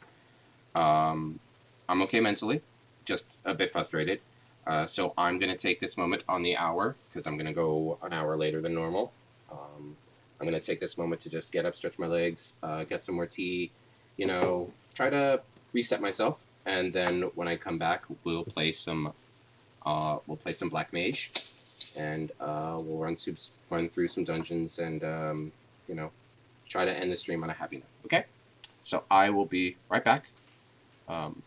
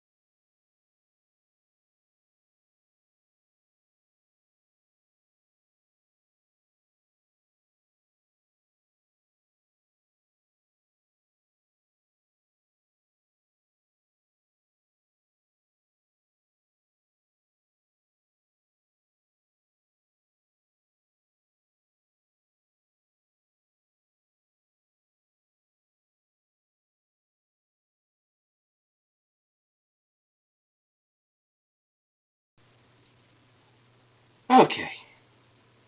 Head's back on straight. Everything's fine. Got a fresh cup of tea. Everything's good. A little frustration, but don't let that take away from the enjoyment of the game, right? So, game plan today. Gonna get back to the game here. Yes, that is exactly how I feel, Mini-Me. Just planking on the floor. Keep your head up, hon. There we go. There you go. There you go. So, game plan. We're going to grab one more immutable solution to make up for the one we lost, and then I'm gonna black mage it up for maybe 1 or 2 dungeons, depending on how long they last. And I went in the wrong direction again. Boy, I am so good at this game. I am. I promise. How is our retainer doing? Okay. I sent him on a longer voyage because I was playing last night and I knew I wouldn't be by to collect him. Sending your retainer on quick ventures, I should say, even when their gear is not up to snuff, is a good idea if you have the ventures to spare. If you don't, that's fine. Here we go. So we're going to go grab one more immutable solution. And that's a good thing while we have the access. So, first thing we're going to do is I'm going to tackle the rest of my timers, which should be 6 more custom deliveries to Miss Margaret. Okay, and what is she looking for? She's looking for cushion care packages. That's fine. We can do that. And because we are no longer really crafting, I can actually set my character configuration for the... Go. So now I don't have to modify my HUD. It's back to how I like to see it. Okay, perfect. So we're gonna go as a blacksmith. I just love the blacksmith look in this game. Let's see here. That's gonna be others. We're gonna go to Labyrinthos. No, I believe I'm teleporting to the wrong place. I think it's the Charlie and Hamlet. That's what we have here. Yeah. So she's right here. So we're gonna go right there. It's gonna cost us a bit of gil, but we're gonna make that back once we get done with the deliveries. Yeah, okay, cool. Alright, so, a bit more crafting. Yeah, sorry about earlier, before the break. Just a little frustrated, that's all. But I'm feeling a bit better now, you know, it happens. Again, this is, you know, what I want others to avoid is burnout and feeling frustrated with the game. Especially if they believe it's human error. You know, on them, you know, they get frustrated with themselves less than they do with the actual video game. So, this is honestly one of the better things is that if you're feeling frustrated with a certain aspect of the game, either with that aspect or with yourself at how you feel you should be performing or progressing, there's always other things to do. There's always other ways to engage with the game and have fun with it. Seeing as I apparently just want to turn my brain off for a bit, considering my recent forays into crafting today, what better way to turn your brain off than to have NPCs fight mobs for you and, you know, you blow them up with a fire spell or two, right?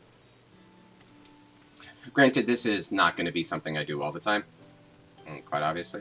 My focus is and will always be on the crafting and gathering aspects of 14. Again, not... Are these the cushion care packages? Yes. Perfect. Okay, 6 of those. Again, that's not to say I don't like the combat system. I do. I just like the crafting and gathering systems more. You know, simple personal preference. Alright, so just like with Andon, all we have to do is go here to custom deliveries. There's Margaret, and there's her pillows. One thing to keep note when you are looking at your custom deliveries, we'll start with Slowy, she's adorable, is that sometimes there will be a bonus here. So doing a craft with a bonus will yield better rewards. So if we look at Slowy, if I found some rainbow pigment, because this is a disciple of the land, so if I mined it or gathered it through botany, at minimum rating, I would get 201 scripts of white, 181 scripts of purple. Now, if I go to someone like, let's say, Monago, you can see here she's giving me a lot less for the same quote-unquote effort. And even if I go to Margaret, who is the person I'm helping now, again, she's giving a lot less. She has a bonus on fish, actually. See? Now, the reason I'm doing Margaret instead of focusing on the bonuses is because there is achievements right here.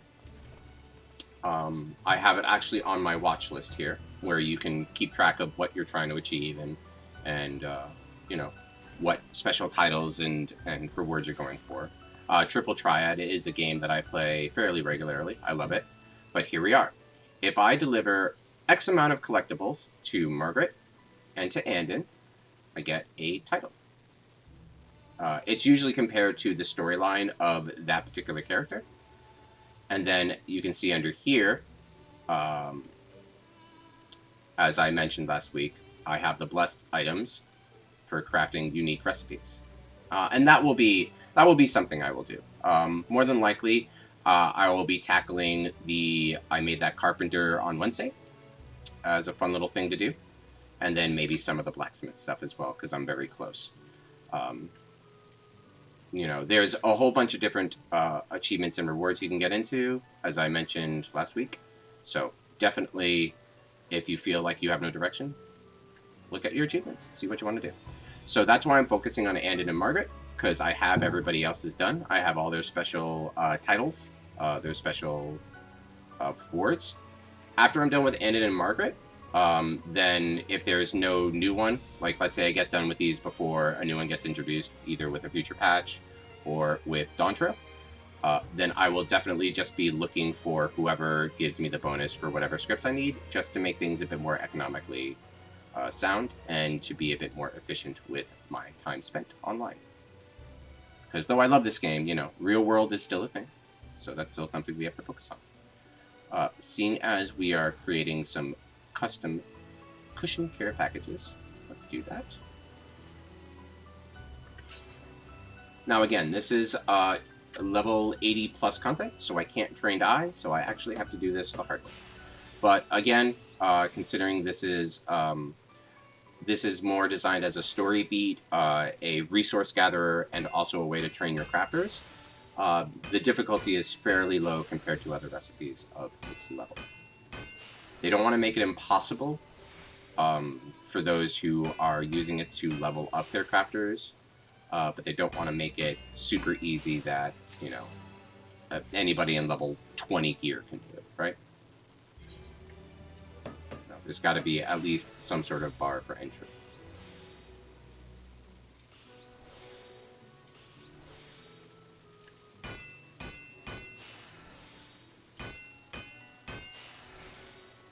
So we're going to quite literally bang these out.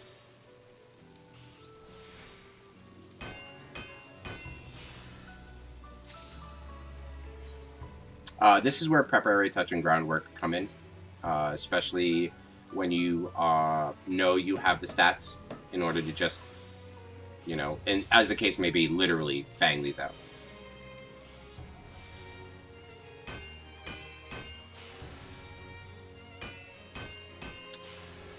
Happy little excellent there.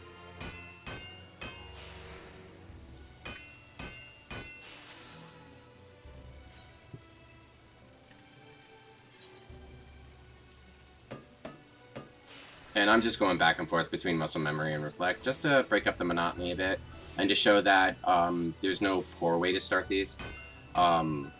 It's generally usually you generally use one of these, reflect or muscle memory, depending on if you think your progress is going to stagnate, or your quality is going to stagnate. That's basically based on your stats. You go straight into manipulation, into waste not, into whatever buff you need for that particular bar you're trying to raise, and then you just smack the crap out of it until it's good. Manipulation, waste not, and then either prep or groundwork is a great way to just increase your progress and quality as quickly as humanly possible, especially if you're not concerned about CP requirements. Now, if you're concerned about CP requirements, then you would have to start looking at cheaper rotations. You know, you would have to start looking into maybe getting some high quality materials beforehand to help you hit those breakpoints. You know, you would look into making sure you have your CP ready for your Innervation, Great Strides, Fire Gods combo, things like that. But for the most part, especially at my level, well, at my level of gear, not my level of play, obviously, but at the level of gear that I have, it's quite simply very easy to just bang these out. Again, if it starts feeling like a chore, don't do the content. You know, I want this. I want everybody who plays this game to feel like they're playing a game, not doing a job. You know. But if you do need the the scripts, the experience, things like that, then definitely do some turn-ins. You know, there's no reason not to, really. It's what's that mean? It's free real estate. Gosh, does Tim and Eric Awesome Show great job in old meme now? Gosh, I don't know. Probably dating myself with that. All right, we'll talk to Margaret. Make our delivers.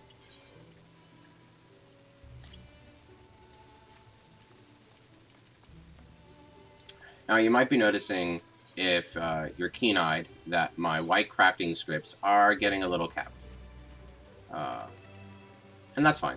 The game will warn you when you are about to pick up a currency over the max allowed that you are allowed to carry on you at any given time. And it will ask you if you're really sure you want to do this because, yep, you're unable to receive the excess. So, because it warned me, we're actually going to spend some white scripts, so we're not wasting any. One of the best things you could spend your scripts on, if you have no immediate goals in mind, is various books and stuff that will help you unlock more recipes. You can see here that if we look here under special recipes, I have these master recipes. These are not something you normally get. You have to unlock these using master recipe books. Each zone has their own set of books and their own set of unlocking requirements. I don't really have the time or the knowledge to go through them right now, but you can see here it says master recipes, and then here's at least some of them, right? So if you ever find yourself with excess scripts and you want to learn more master crafting recipes, these are always a good shot. A bonus to these is that there's a check mark when you have it. The game will not let you buy another one if you already have one. See? And the recipes you get don't count towards your achievements for crafting unique items. So don't worry about having to craft some of the harder recipes in the game if you want to get certain achievements. But considering we have an excess of white scripts, you can get gear, items, or materia. There is no materials I need. I don't need grip gel. Not anymore, because we had the Loporits help us out with that. But that's where you would get it. This is where you would get some of your esoteric items. The oddly and resplendent items are used for relics, kind of like the items I buy at the Crystarium that I'm using for my current relics. And then there's other materials here as well. All right, and these change with recipe to recipe. So if you're ever confused on how to find something, odds are, I would say about 8 to 1, 9 to 1. It's right here in this menu. But we don't need those. So we're going to go to materia. Materia is always great to pick up. 9 and 10 is the max, current max materia. 10s are locked behind purple scripts, but you can get 9s and 8s here. Materia melding is definitely a thing to learn, especially if you're going to do endgame crafting and gathering, as they will give you increased stats with breakpoints. I will go over more of that with Sylviana, because that is actually something you unlock fairly early, the melding of materia. I believe 15. You talk to a NPC who's stationed over in Blackbrush, which is where Ul'dah is. So, considering we started in Limsa, we don't have access to that area, so of course we don't have access to that quest yet. But when we do, I'll go over the materia system a little more in depth, as it is kind of a bread and butter for crafters and gatherers, and for endgame raiders as well. You'll notice if you see earlier in the stream, looking through the VOD, or if you were here earlier, you'll notice when I was showcasing my monk and my bard, I had materia melded onto them. So we're just going to buy one of each. If you know exactly what you're looking for, if you're like market board savvy, you can check the market board and see what sells and grab what you need. But I like to have one of each just to cover my bases, especially as Dawn Trail is relatively near around the corner. I like to cover my bases for what I might need my stat points to take. But now that we've spent some of that, we can hand over the rest of these pillars. Cushions. Again, her first text box talks about the item you're turning in. The second one comments on the quality of the item, depending on if you get min, mid, or max quality. Again, I'm breezing through it not because I don't care, but because I want to avoid spoilers. I definitely want anybody who's interested in crafting and gathering content to experience these stories themselves without me spoiling it and without me just being here being a nuisance. They are very they range from cute to very heartwarming. So do those stories if you happen to have some free time and you don't know what to do. All right, so that's all that. So I think we have enough time to run a dungeon as a black mage, and I think I'll end my stream after that dungeon. Just because it is 4:30, a dungeon even with trusts would take about a half hour or so. My goal is to hopefully ding 89, so I can go on to the second to last tier dungeons. The trust system, very quickly, the game introduced a duty support system to help players go through the various dungeons of the game without having to wait for queue times. Unfortunately, it is not a perfect system. I believe Krusty, who was here earlier, mentioned that they were having to wait for a hard mode dungeon or trial. Unfortunately, that's just the nature of the beast. But these trust systems allow you to play with various NPCs throughout the game, depending on your story, and experience the content without having to wait for the most part. I'm using the trust system, which is an offshoot of this, where I can take various allies through dungeons where they gain individual levels. You can see that Estinian here is only level 88 compared to Urianger and Gratia being 90. As they level up, you are gifted various clothing options. I will not be changing their clothing, again, to avoid spoilers, because the clothing, certain clothing options do reveal spoilers about that character's growth and their character development throughout the game. So what I'm just going to be doing is I'm going to be taking my trust buddies to, I believe it is the Kittis Hyperborea.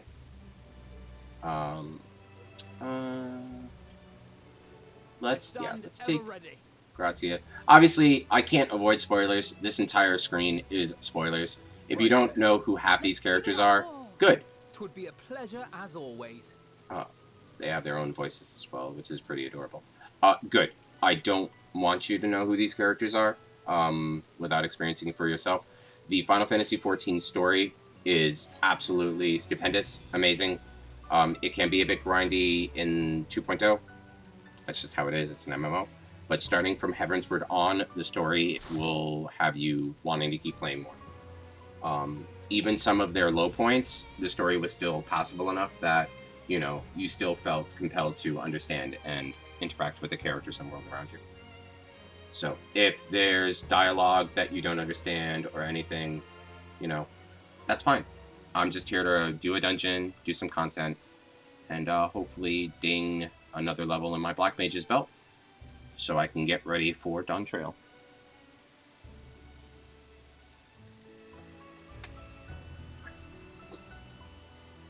This is decidedly different from doing dailies, like I did last week, in order for tomes to buy crafting materials.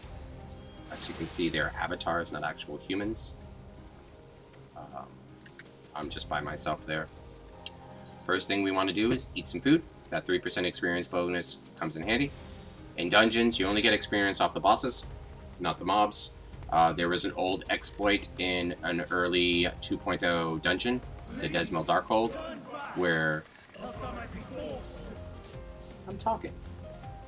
Where you would just fight all the enemies up until the first boss, leave, and then re-enter the dungeon to fight them again. It was more efficient than going through the entire dungeon to go from 49 to 50. Square Enix quite deservedly said, that's not right, don't do that. And they made it so that only bosses give any sort of rewards now. Hold still.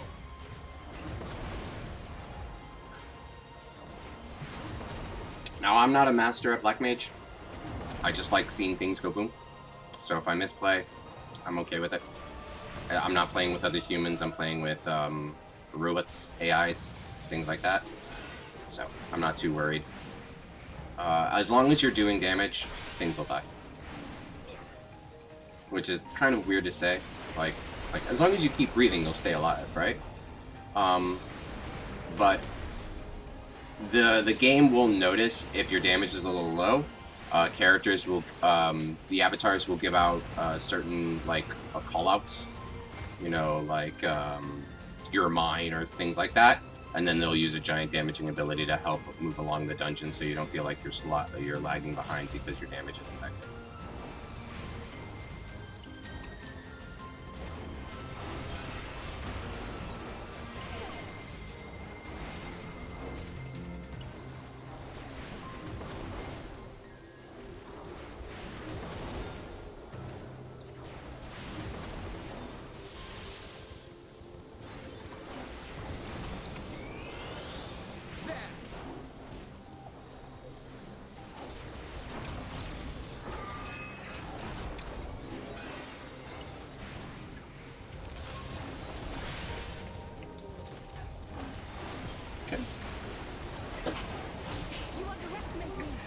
One of the big faults for the trust system is that they will only ever do single target moves unless their move intrinsically has some utility that they feel they need to do and just happens to hit multiple targets. All the AoE in trust runs is going to come from you, the player. As you can see here, I'm using Flare and Foul, which are my AoE moves, instead of Despair and Xenoglossy, which is my single target. As a good rule of thumb, if there's more than 2 enemies, use whatever AoEs you're at. The potency, which is like the in-game damage, is kind of like queen here. So like I have Blizzard 1, which does 180 to a single target, but I have High Blizzard, which does 140 to multiple targets. So if there are 2 targets, 140 times 2 is 280. 280 is more than 180, you know, obviously. So you always want to do whatever is the most potency per action, just as a rule of thumb for dungeoning, for hitting mobs. The trust system, they don't do that. They just focus one target, and when it's dead, they focus the next one. So you kind of gotta help them along by doing AoE. Otherwise, you're going to be there for a little longer than you want to be, because you know you're doing less damage overall because you're doing single target damage. Because, like, now, Foul does 600 damage, minus 40%. Flare does 220, minus 40%.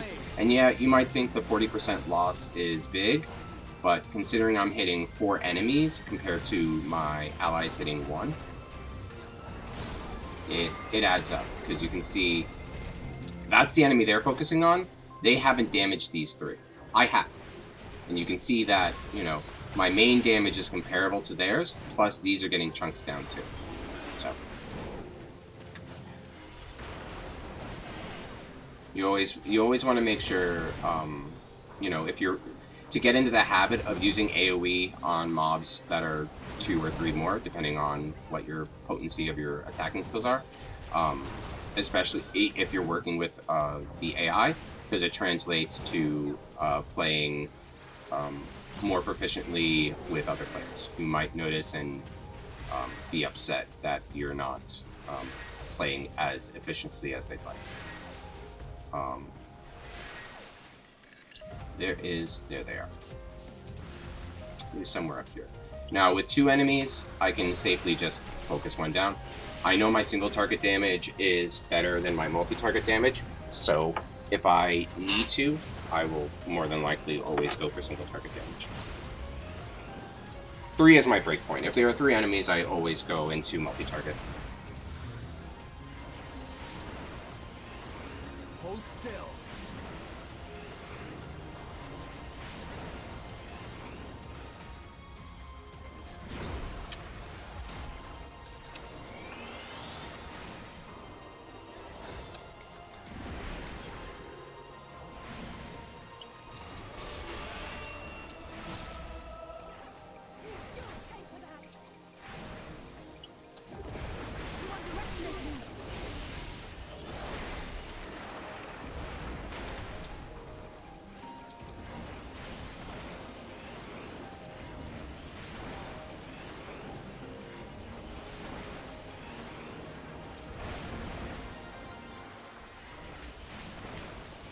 Allow me.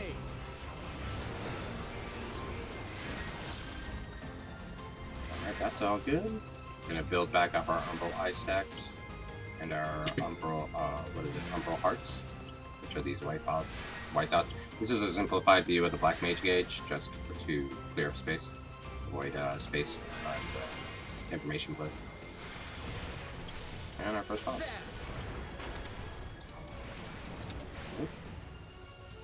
One of the good things about being a caster is that if you hit the wrong button, you can usually stutter step yourself to interrupt the cast, and then hit the right button. It's small DPS loss technically because you're spending more time hitting a button, but it's whatever. So the trick is you got to follow the footprints. Your allies are trying to figure out how it disappeared. There you go. Hold still. Most classes have some sort of downtime move of sorts in order to help when you're waiting for bosses to do things like that. For me, it's for Black Mages, it's Umbral. Just a good thing to smack whenever you find yourself not doing anything, because then you can start your rotation of damage when the boss becomes targetable again. Again, I'm not a Black Mage main or master. It's me speaking out loud on things that I've noticed. Alice gets very upset here and just starts. Yeah.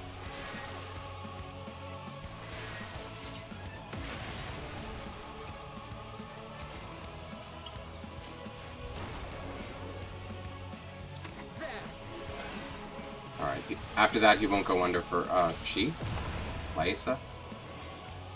It's a feminine sounding. Well, after that, the boss will not go underneath for a while, so you're able to just pump out as much damage as you can.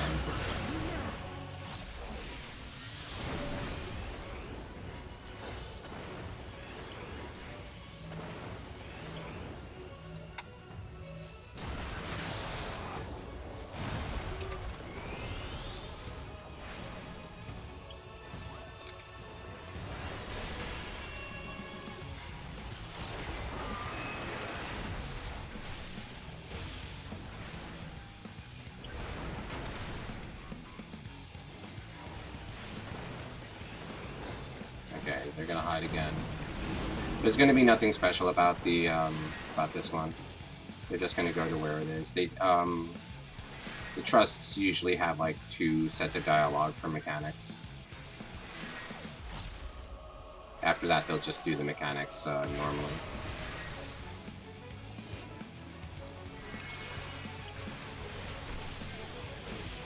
I personally do like the personality they give the AIs in terms of how they would react to these situations if they were players. It adds a bit of realism to it, and it makes them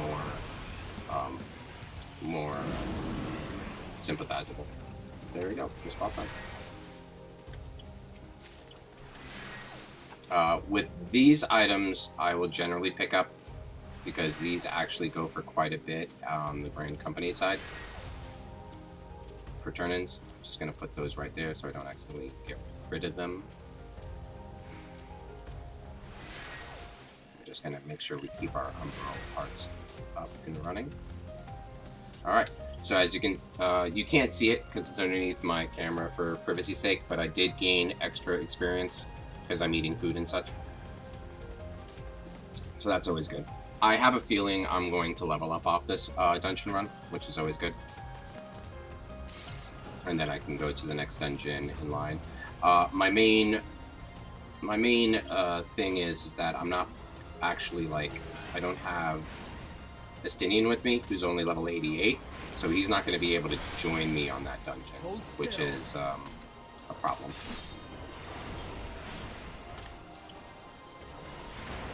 So you can see they're targeting this one here, but I'm actually going for the middle one because it'll hit both of them, all of them. Well, it doesn't matter, but it's always good to go for the middle one.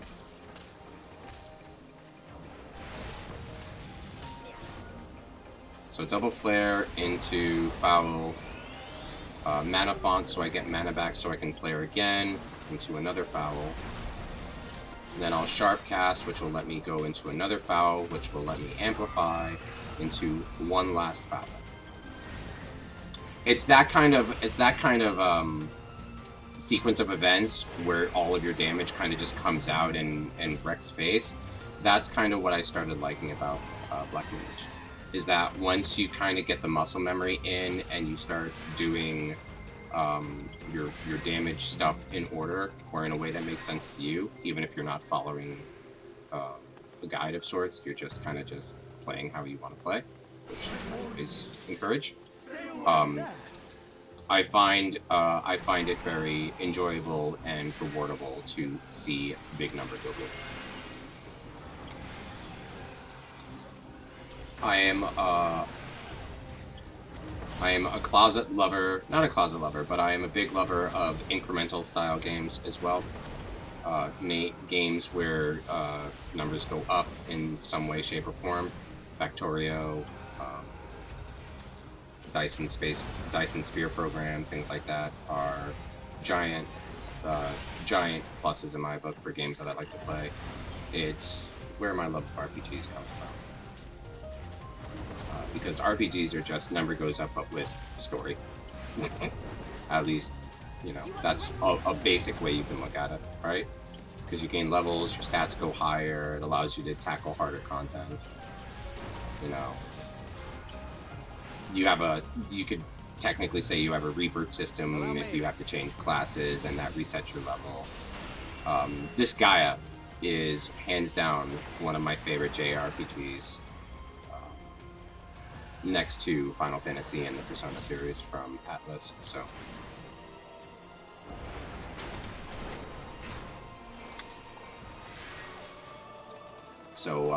playing a class that rewards your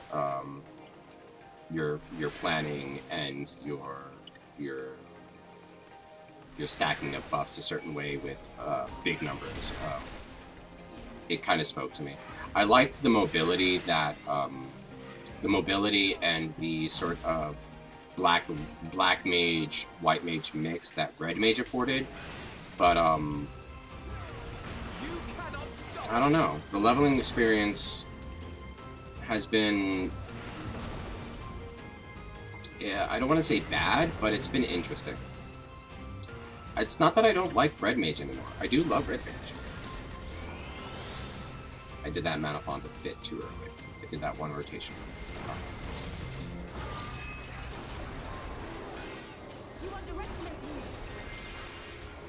So like that entire chain where I'm just weaving in fouls and just knocking everything out of the park, like that does speak to me. Because then, you know, I look at the enemy cast bar and they're all dead. And it's easy to see when you're playing with trust systems, because remember, your allies are only doing single target moves. You're the one putting out all of this AoE damage.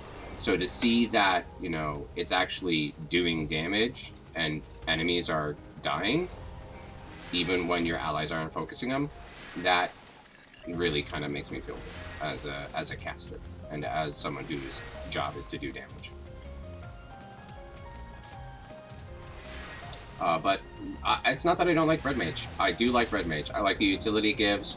Obviously, Res Mage, the penultimate progging meme for Red Mage, where every prog team had a Red Mage because they could res. You know, and they had infinite switch casts with their dual cast system. Like, it's not that I don't like it. I just, for some reason, I just like being a standstill turret of death. I don't know. Allow me. And it's not like I'm trying to defend myself, right? You know, you enjoy what you enjoy. Oh, gotta move. And blue mage, black mages can be very mobile with triple cast. Triple cast is kind of like our mobility skill. It says that our next 3 spells are instantly cast. There's no cast bar. So if we need to move, we just pop triple cast and our damage is consistent, which I think is a pretty cool way to look at it.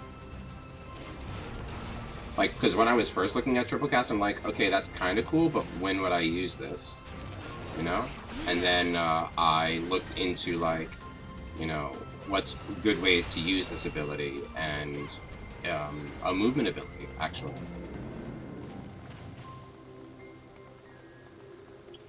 So learning things like that has also kind of got me, that hearing can go away, has kind of got me also enamored with the class a bit more, because there's some intricacies that you don't understand until you start playing it. And this can be true for any class in the game, mine, not just the classes I play, but the classes you play. So experimenting and just doing whatever makes you feel good. You know, playing whatever makes you have fun. Or pushing yourself to however far you want to push. Great way. I would say always pops limit break whenever it's ready. You could be a melee DPS with technically a stronger limit break, and she'll take it anyway. Okay, so we don't need to move technically, but I am a little paranoid that that's going to hit me, so I'm just going to move a little to the left. Yep, good thing I did. So that's one despair. This is our second despair. Into another Xenoglossy, into a Shark Class.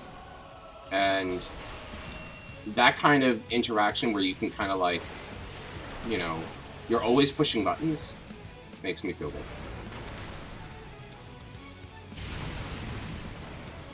This is gonna hurt me. Oh, no, it's not. I'd like to say that was calculated, but I was fully prepared to take damage there. So now that I have to move, we're going to pop triple cast.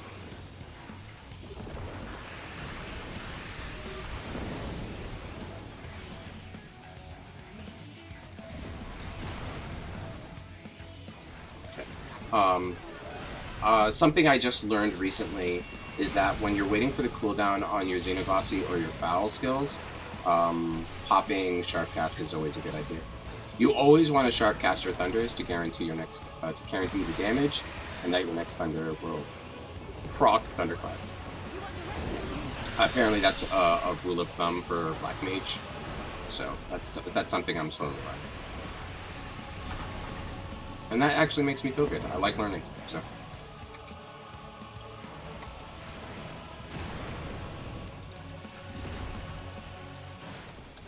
Alright, so we're just waiting on that. And while we're waiting on that, pop Sharp Cast. And luckily we have that.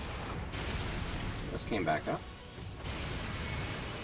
While we're waiting for that cooldown, we can pop our ley lines and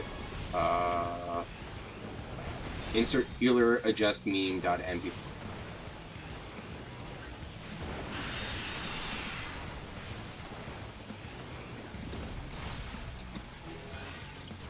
Allow me.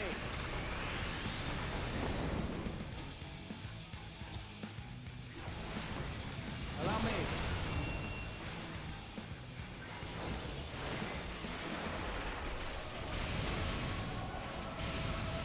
I'm pretty happy with my performance so far.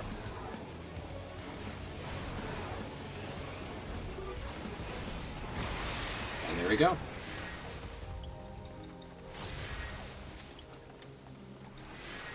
Maiming bombs. Maiming should be Lancer, Dragoon, Reaper. How do these look like? Ooh, oh, very bulky. No, don't like it. That and you can't die, so pass. I'm always on the lookout for dyeable, cool-looking gear. Especially with the dual dye system being showcased during the FanFest 2 days ago. It's really rekindled my love of the glamour system in this game. I mean, it's always been there, but it's been on a backseat between all the other stuff that I've been doing. But, you know, it's really reminded me why I bother going through the trouble of farming certain content for various pieces of gear.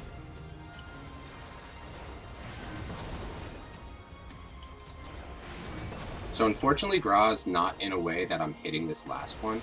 That's kind of annoying, but it's not much we can do.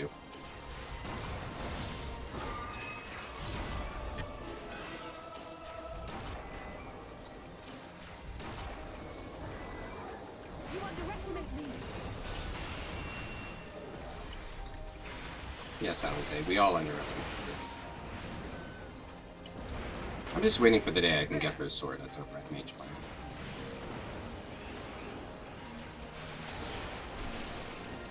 Alright, and then we transpose to ice, and we start spinning. Now the cool thing is even though you're waiting for an animation there, you're still technically on the ground. So even as you're kind of like whoop boop, this part here where you're like floating, but you can still perform actions like Umbral Soul. It doesn't mean anything in the long run, honestly. It's just cute. Just something I noticed playing Black Mage on this particular dungeon. Now they're going to focus on this one. So we're going to see how much DPS we can do AoE before that one dies. See, I thought I was doing Despair combo again, so I did that a little too early. Allow me.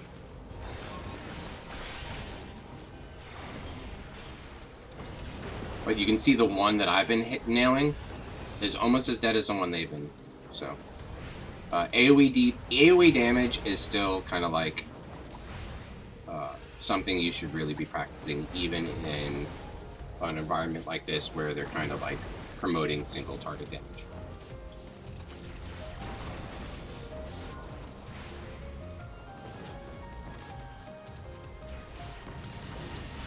And then now that that's gone, you can switch seamlessly to your single target position.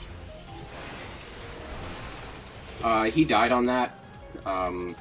Technically that was a waste of Sharpcast, but Bracelet of Aim. Too bad. But at this level, they give us 2 stacks of Sharpcast to help us with that, and Sharpcast's cooldown is relatively low compared to other buffs, other combat classes. If I remember correctly, this is 2 waves. It's going to be these Uranus and then 2 of something else. Just got to keep that in mind. I'll bring Sharp Pass back up and I'll start my AoE.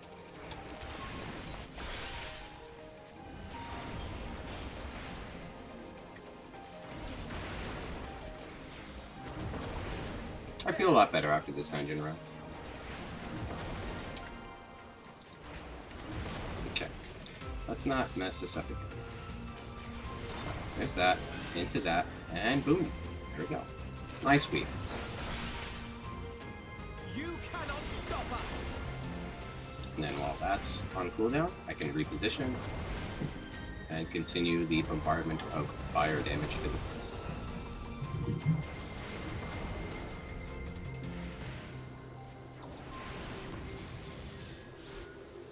Okay, it's still better even with 2 targets to do an AoE, just because you know, I looked at my tooltips and my potency is better. But with this, I'm going to focus one though. We'll make a little contest out of it. The one I focus down versus the one they focus down. I want to save my ley lines for the boss, just to help with damage, so that's why I'm not using it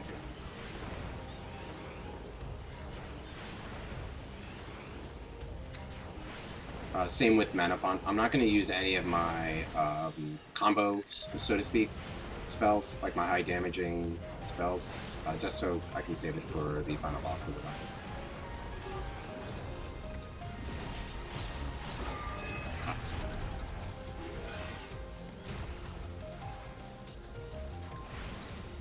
And you can see with just those moves, like not even a full combo, my ALO is dying faster than it takes the 3 people to kill the other one.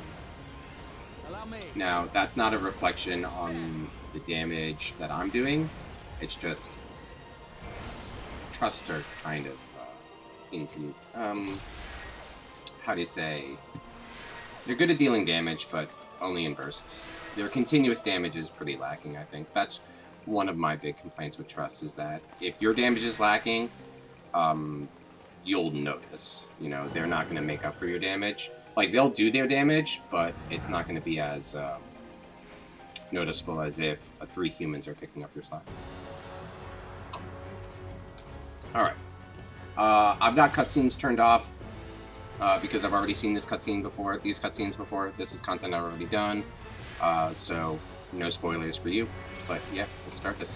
I will have the time and tranquility I require. Lust and gale, gather to me. Banger alert with the theme.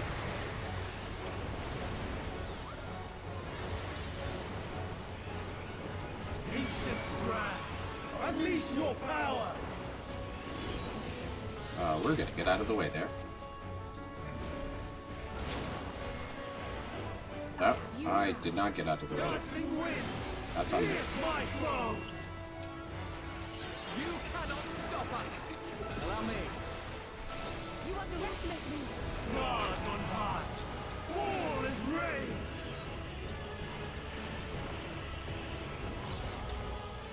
I'm gonna slide cast that.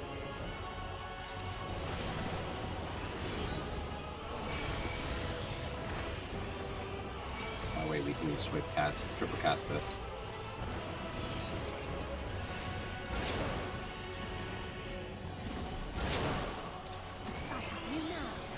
And that'll let me do my full combo.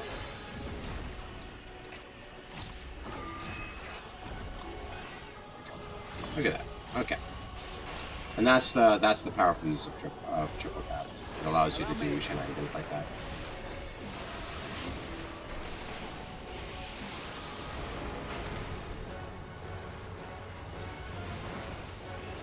True Bravery is interruptible, but as a caster DPS, I have no way of interrupting that. It's going to be up to your melee, certain melee DPSs and your tank to interrupt.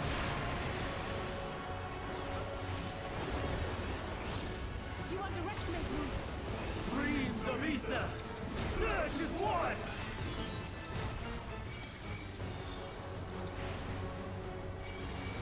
Now, normally I would put ley lines here, but this is a very heavy movement mechanic, so we're going to wait for this to go away before we do anything else.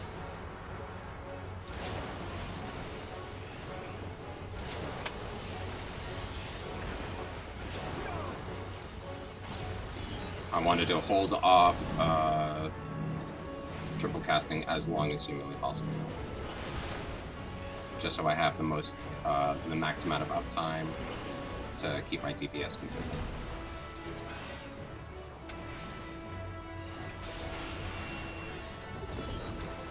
this is where I pop that, and we just go straight in for damage.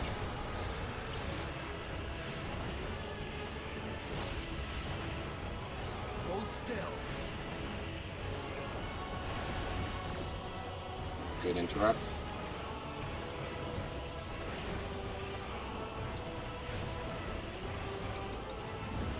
You cannot stop us. Mana Font came up, but it just didn't align with my ley line, so we're gonna get it this next rotation if he survives that. If he survived that long. LSA is gonna pop Limit Break. Fall and rain. Yep. Oh, that's new. Even when presto. Die. That was a new Limit Break. I'm gonna pop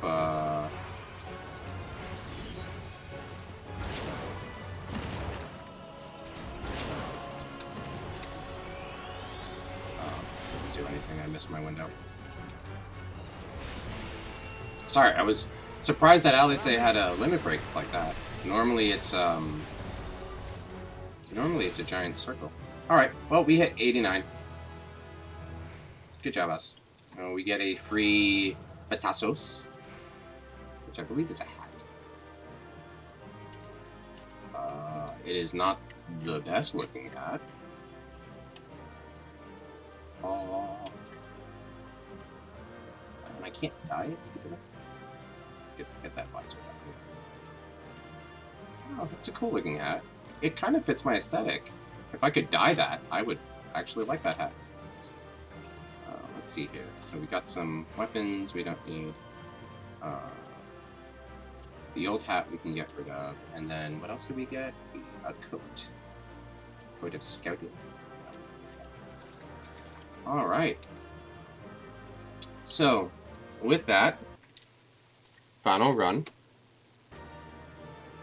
I gotta fix that. I want to thank you all for being with me today. Thank you for sticking around for the slightly longer stream. Sorry about my frustrations towards the end there. I think I just needed a change of pace myself from the crafting mistakes I made. Feel free to follow me for more streams. My next stream will be Wednesday, where we will hopefully be tackling the retainer crafting with a fresh face, fresh thoughts, fresh eyes. And I'm also hoping to do some other types of crafting stuff, because there's other stuff that we can do related to crafting that I haven't touched yet on the main account.